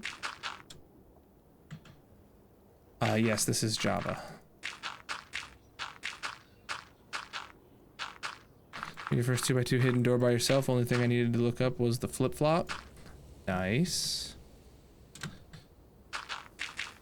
I mean, usually people look down to see their flip-flops, unless they're like hanging from the monkey bars or something, but...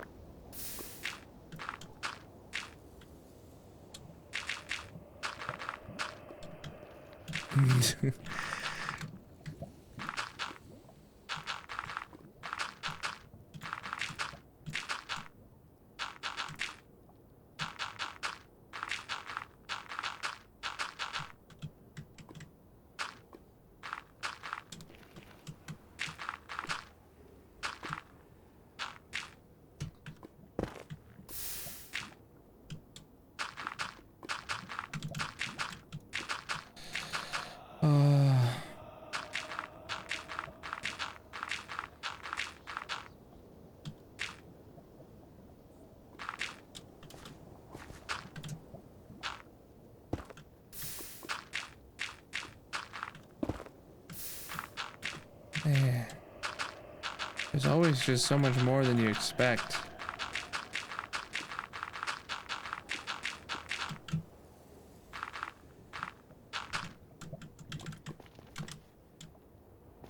I know there's more around this. Yeah, there's some right here. Yeah.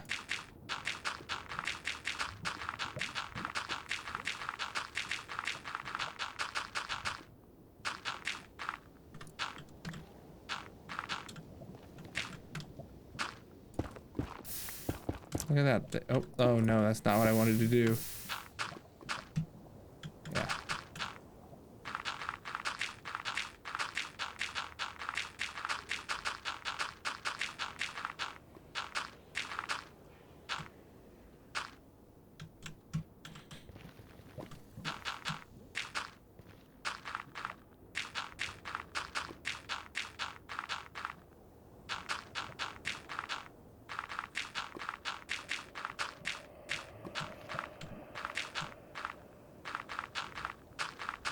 This is really deep lava right here.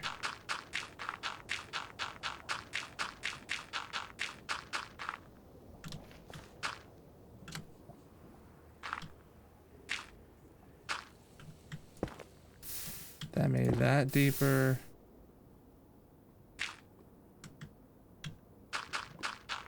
And they connect like right there too. Great.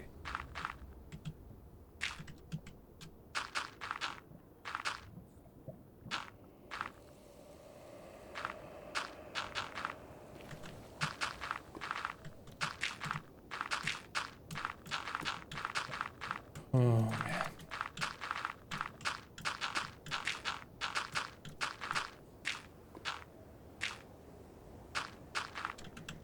All right, this is our last stack. Let's go back and pick up some more gravel, and then we'll come back and continue the lava. Well, actually, we can just do a bunch right in here. The goal is to get our full inventory of it first.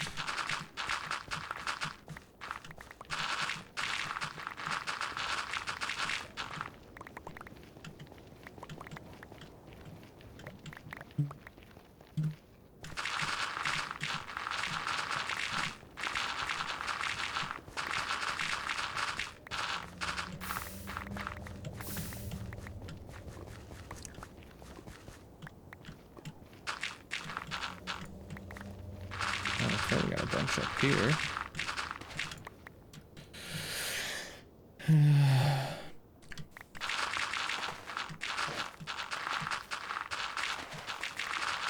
You do you? The only one I know about is right over there. I haven't seen anything that would lead me to believe there's anything anywhere else. But we'll definitely find out on the next layer. If there is, the next layer will expose them.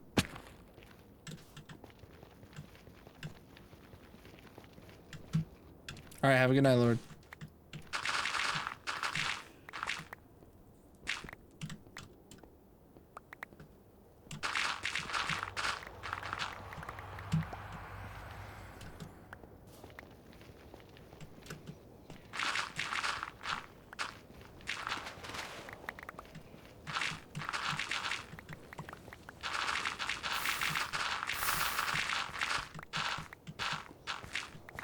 Reach the lurk Abdronex.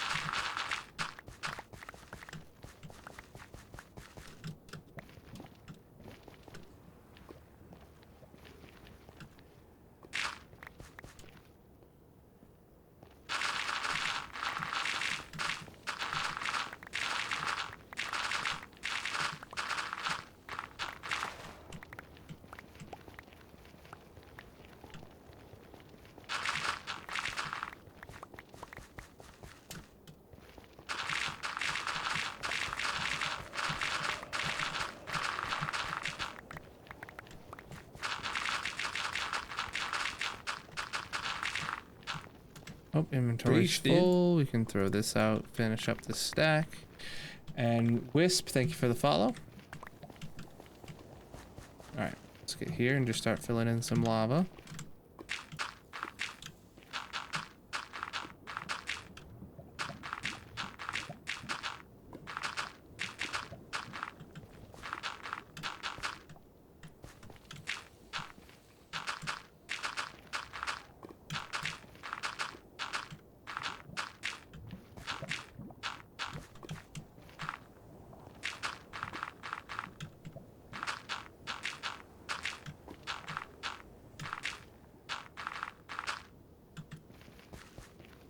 Okay.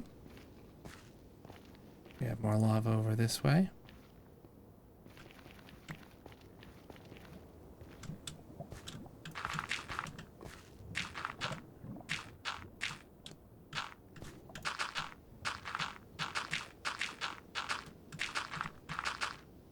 You done yet? Ah, I wish, dude.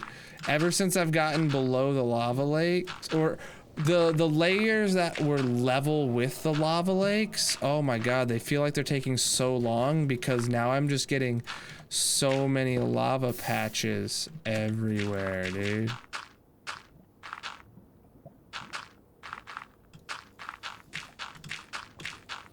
Because now that I'm below lava level, like extra lava patches just are everywhere.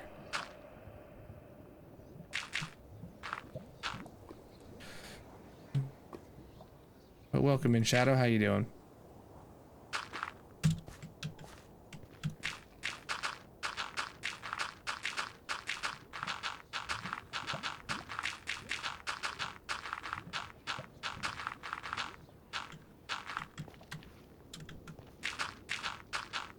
Found a fortress for a wither skelly farm? Nice.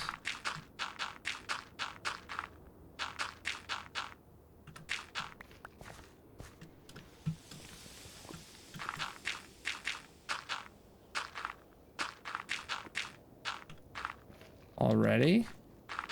Wow.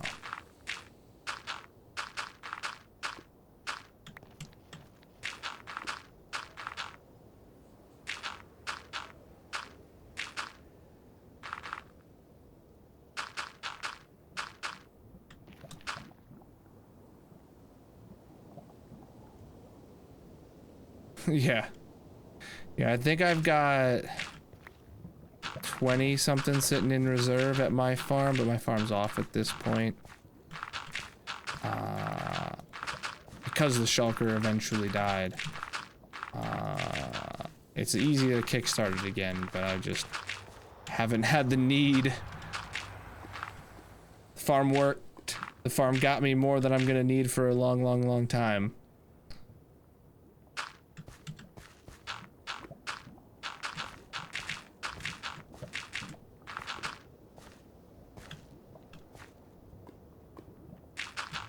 Yeah, I had, I think I only had like 6 double chests for shulker boxes full of shulker shells. Oh, there's more there. And it didn't even get a full double chest full, and then it eventually died, and I was just like, yeah, that's actually enough.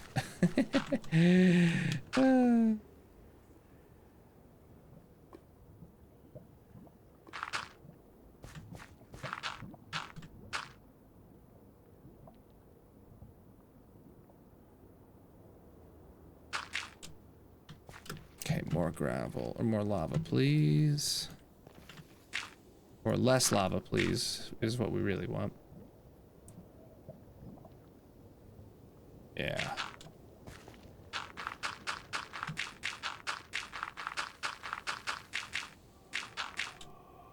Yeah, the farm I got was supposed to, like, stabilize itself at, like, 20 live shulkers in it at a time, and somehow it died out.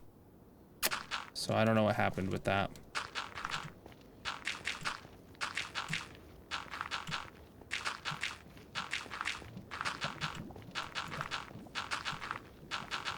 We just went there one day to check, and we're like, there's no shulkers in here. And that was after running fine for well over a month and us checking on it. I think maybe we had updated from like 18.1 to 18.2, or maybe 18 to 18.1 or something when the break happened. I don't remember. Or I don't even remember if it was on, it might have been before 1.18 that it broke. Over 20 in your farm? Nice.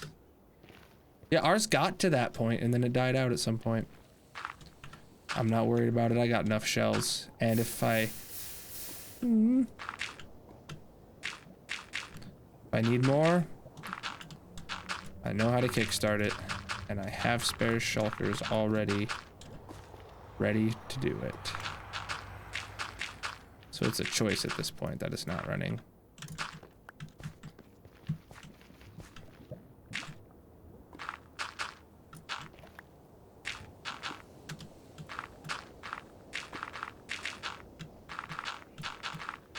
Oh, how's your big build going? I saw you tweeted out a picture of it like a week ago or whatever.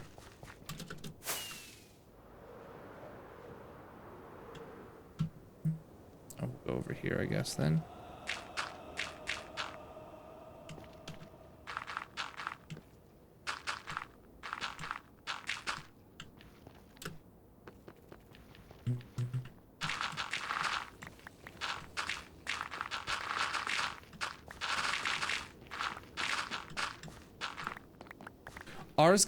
Ours has one in the center. That one is the one that's alive. It's the 20 shulkers that like are the ones that are out there duplicating itself. And those 20 shulkers, somehow the stars aligned and they all died at the same time. But the one in the center, the one that gets triggered by the snowman, he's still alive. So I just need to put one more in that outer section and it will kickstart itself and get itself back up to 20 eventually.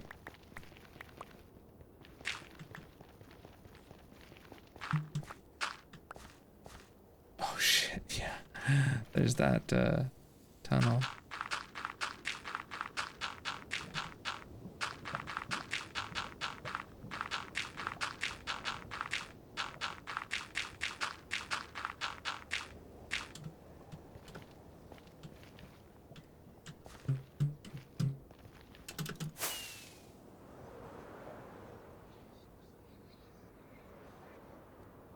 Bunches of little lava patches over here.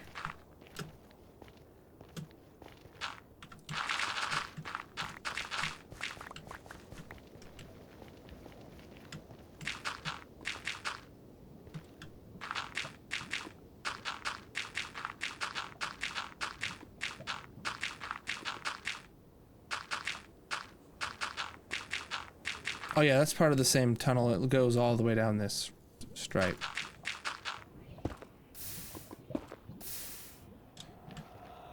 I mean, it's a TNT tunnel, right? It starts way over there and ends way over there, right? Like, it just happens to intersect straight through where we're digging.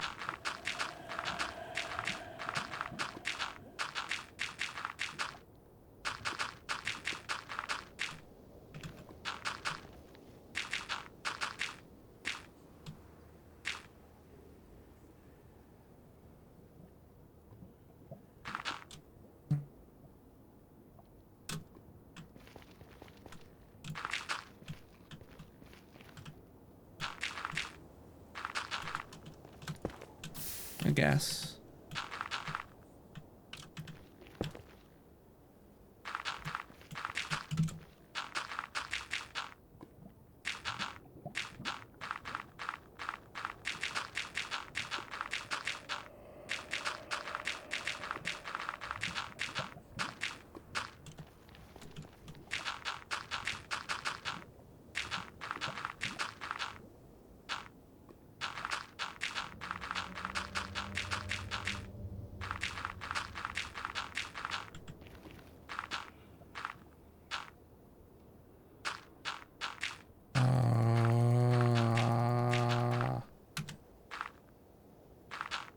Okay.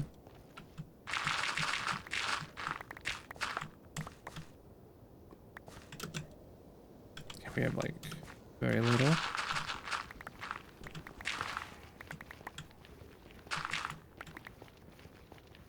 Just pick up a couple big patches of this stuff and go fill in more. Once we got a fuller inventory. Going a bit longer? Don't know. I don't think I'm ending right at 1. Might try to get all the lava filled in before we call it a night. I'm not sure.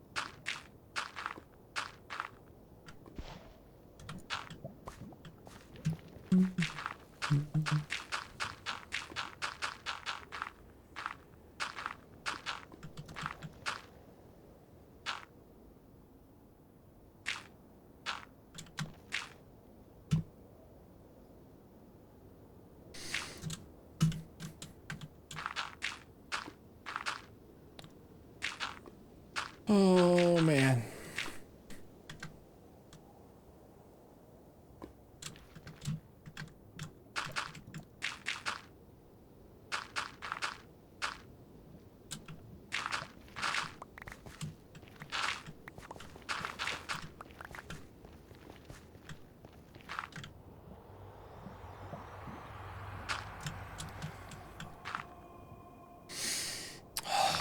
Okay.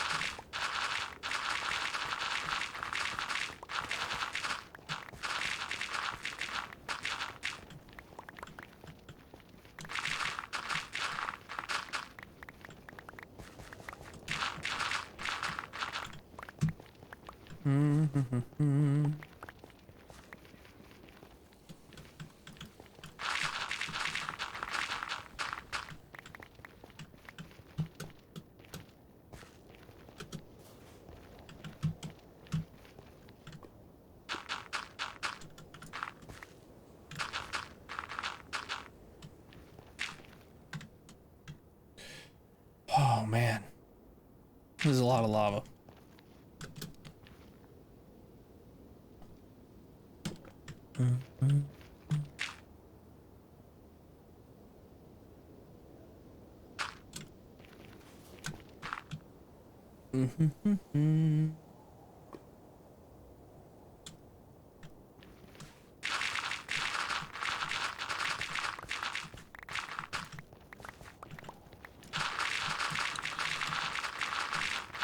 Pulling out big chunks where I can to top off the inventory so we can go get some more of the gravel filled in.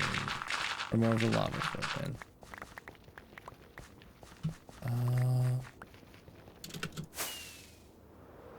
Yeah. Is there any more like over in this section at all? Oh yeah, we skipped a whole bunch there, and I remember all this junk about the corner. Ugh. Okay.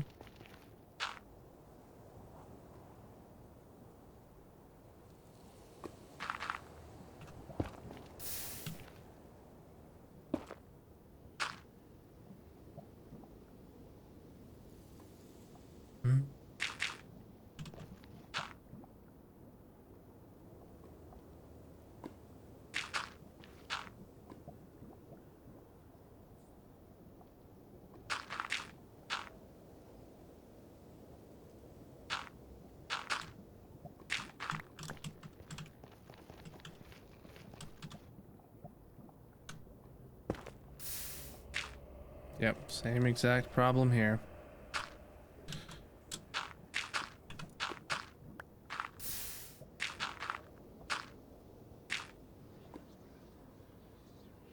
I will gladly let some of this stuff burn just to solve the problem. So.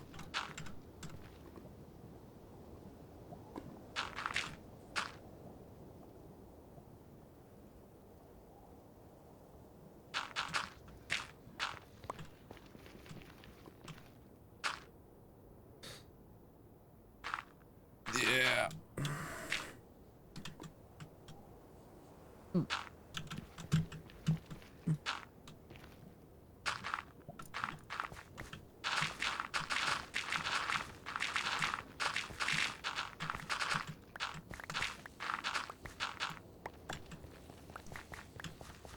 Okay.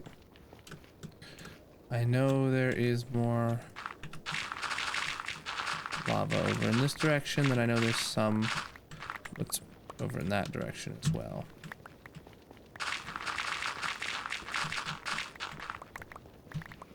Oh So let's head this way first. I don't know if I have enough for a spot that big.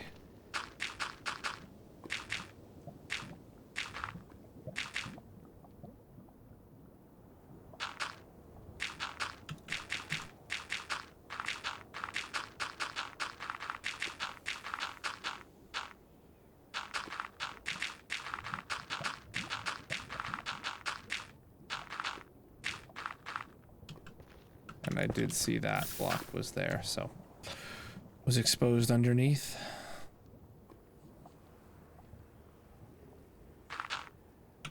That was a lot eaten by that little tiny lava pocket.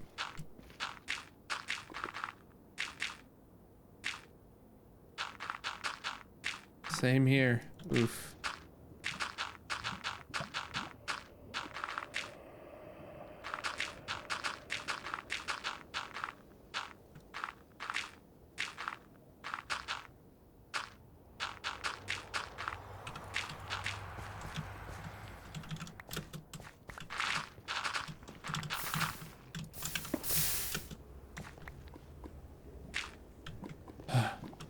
Well, that's annoying. It's just so easy to accidentally flood the walls. Okay.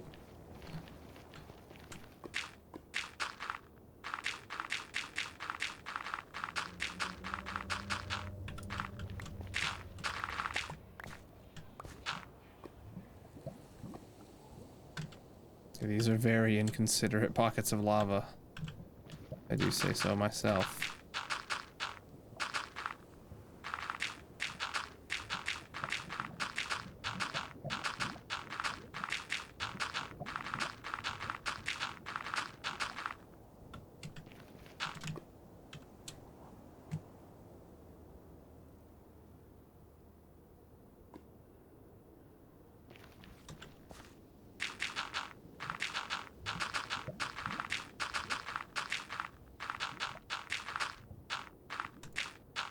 What the hell? Oh my god, I'm being completely unable to click all the blocks.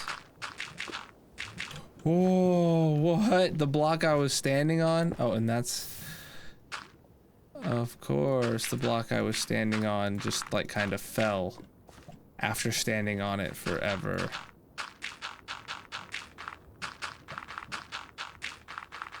What's up?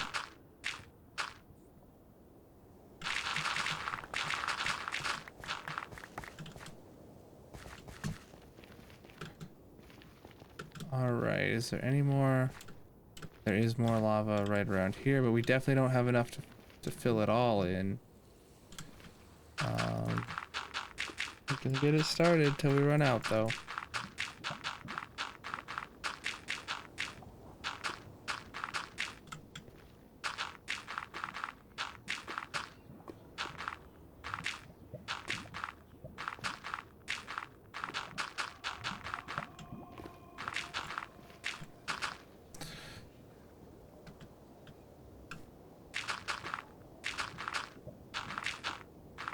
Yeah, it happens all the time with naturally spawning lava around gravel.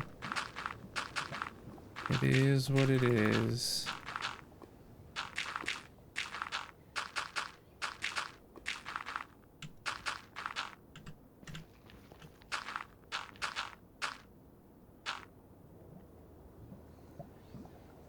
And that's all the gravel in my inventory, so let's fly around and go get a full inventory of gravel again.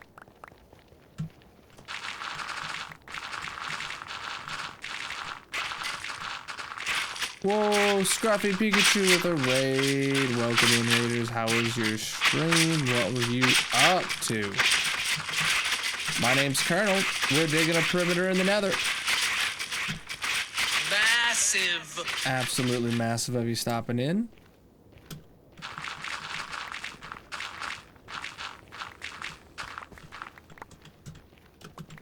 We're just getting gravel from previous lava fills to fill in new lava fills right now.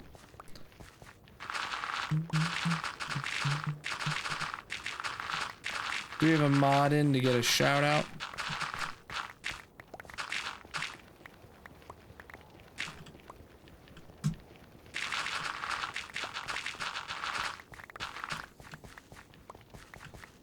went well doing Fatal Frame 2 and throughout. Good chunk of the game. Nice. Thank you, Lucky Bear. Alright, is there any more lava around here? Oh yeah, there's these 2 pockets around here that need filled in. This should be plenty.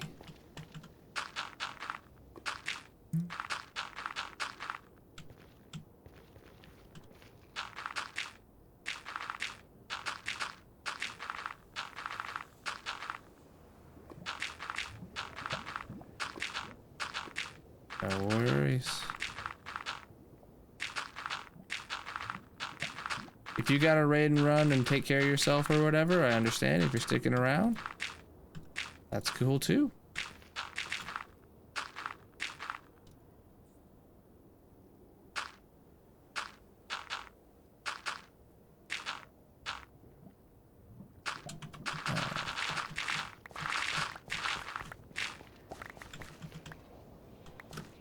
Alright, there's more over here. Yeah.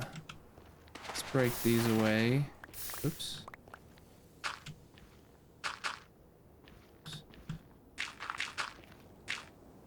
There we go.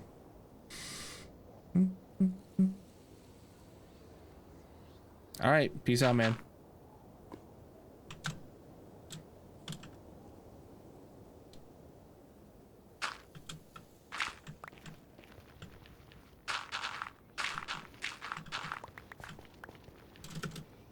Okay, is there any more lava around here that needs filled in? No, I think. Oh yeah, there's some way up here that we missed. Yeah, there's a bunch of just little pockets.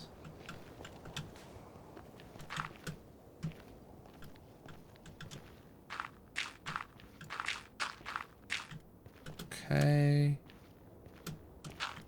Oh, I was expecting that to just be a one deep little pocket.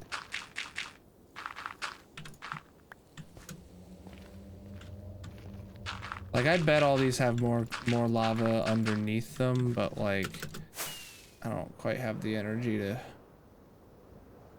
do all the digging around to find out for sure.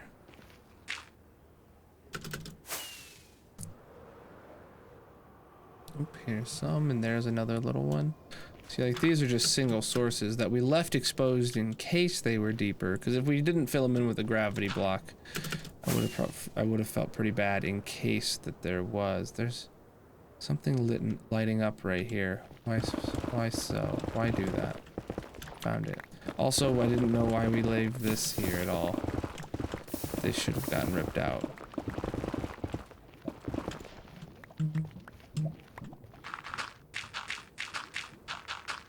Yeah, problem for me on Monday, probably. I'll start exposing additional lava.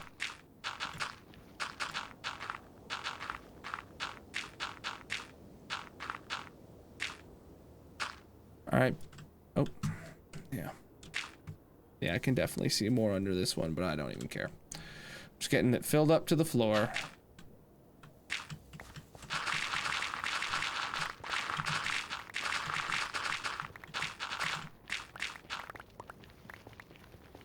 Peace out, music.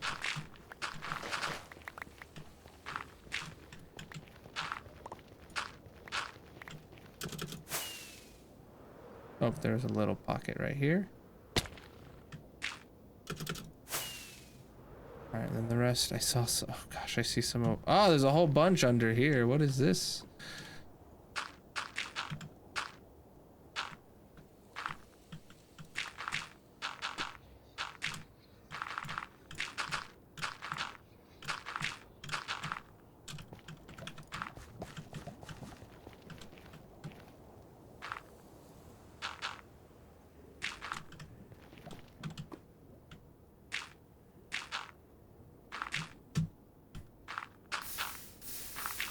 Ah, shoot. Oh, it's not that deep though, so it's okay.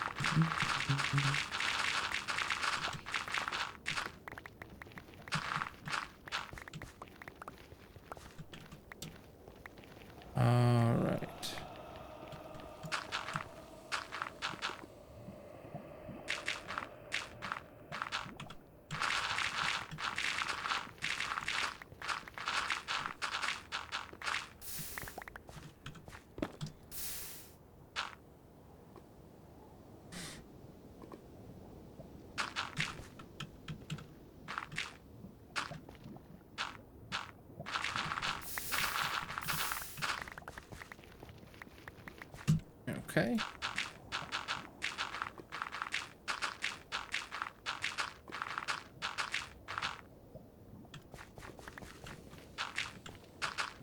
Yeah, I see more lava under there, but I'm just getting this filled up. I'm not worrying about it. And I bet this is also a bigger pile under here, but just getting it. Everything you can see from the surface right now handled, I guess, at this point. Because I don't want to go super, super late tonight. Even though it is a Saturday, I just don't really want to,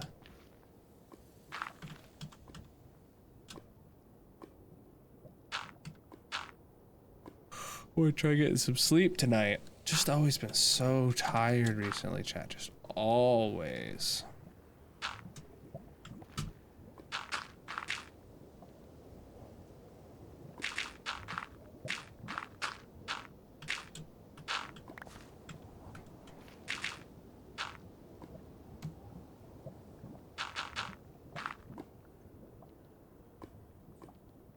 Gus?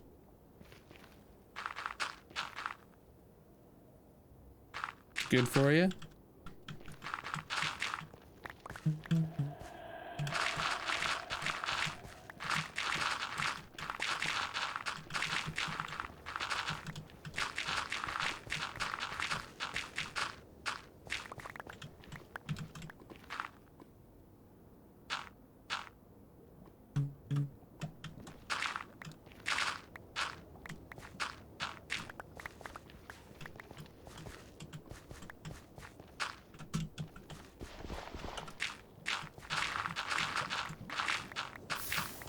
Why are you sitting or doing whatever it is you're doing?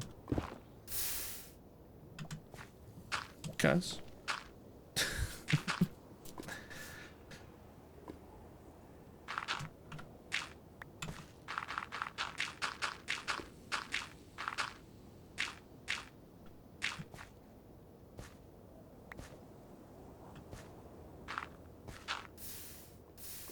Really?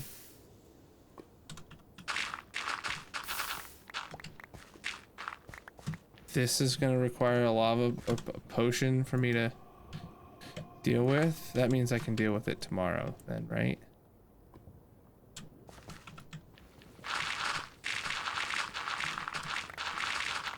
Actually, I think that might be the last of it.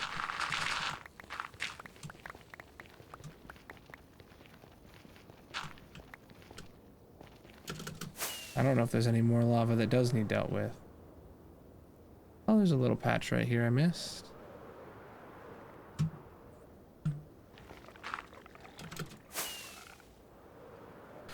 I should go get a potion and deal with that just so that I can say there's no more lava to fill in for Monday.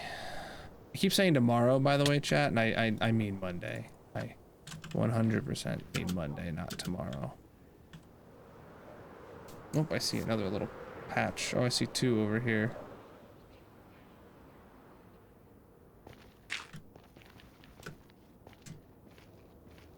There it is.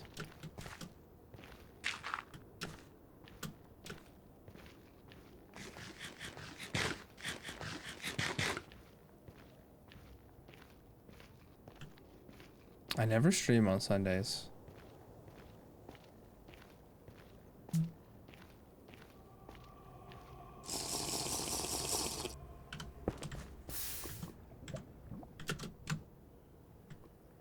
Oh, so it's just right here that's a problem, huh? Okay.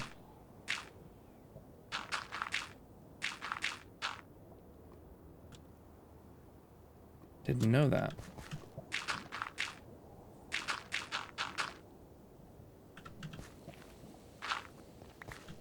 It's in the stream schedule. Always has been.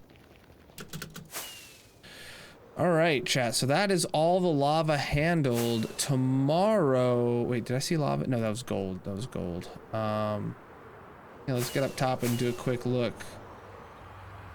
Actually, that's the end for the week, chat. This is the end for the week. Look at all the progress we have done. We are down to Y23. Damn it.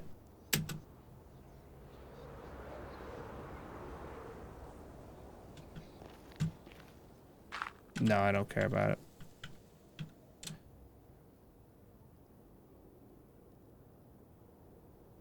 Though the tunnel could explain why some of these lava pits are so deep, because like any lava that we filled in from basically in that entire line across, that probably intersects with the tunnel, and we're like just filling in the air of the tunnel underneath the lava that spawned or something like that.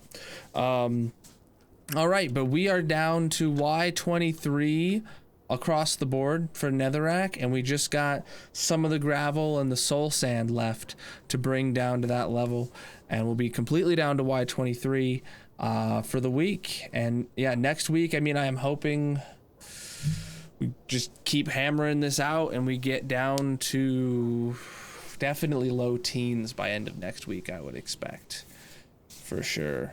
For sure. Because you can just see here, this is all we have. Like, that's bedrock. That's as far deep as we're going. So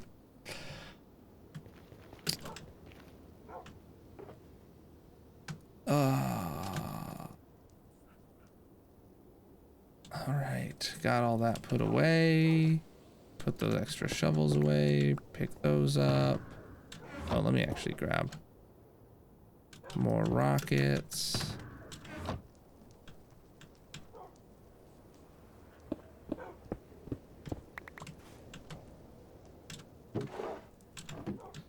We got...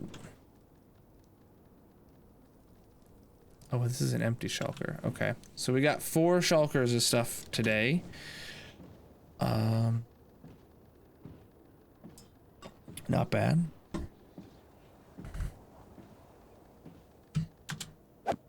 Actually, a bunch of it is netherrack, which we only kept... Well, our rule of thumb is whenever we come up top, whatever's in our inventory, we save it.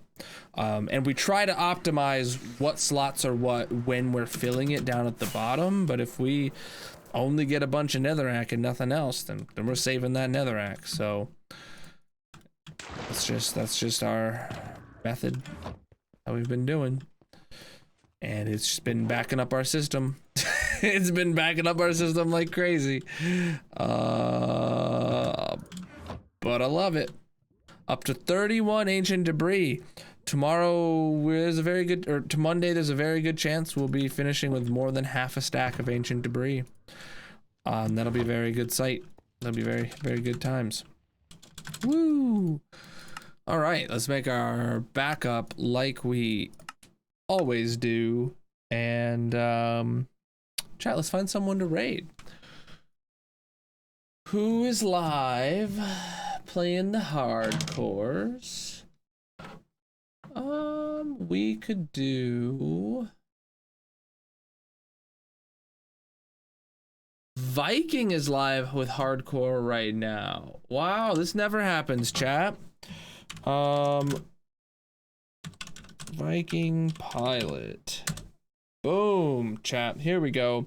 There's a raid message for you to copy and paste when you get there. If you got my hearts, use those. If you don't, use whatever emotes you got. Just make sure you spread some love. Thank you guys for the awesome stream, for the raid, for the follows, for the subs, for the bits. It's been a great stream. It's been a great week. We really got a lot done, and I can't wait to get some more done next week.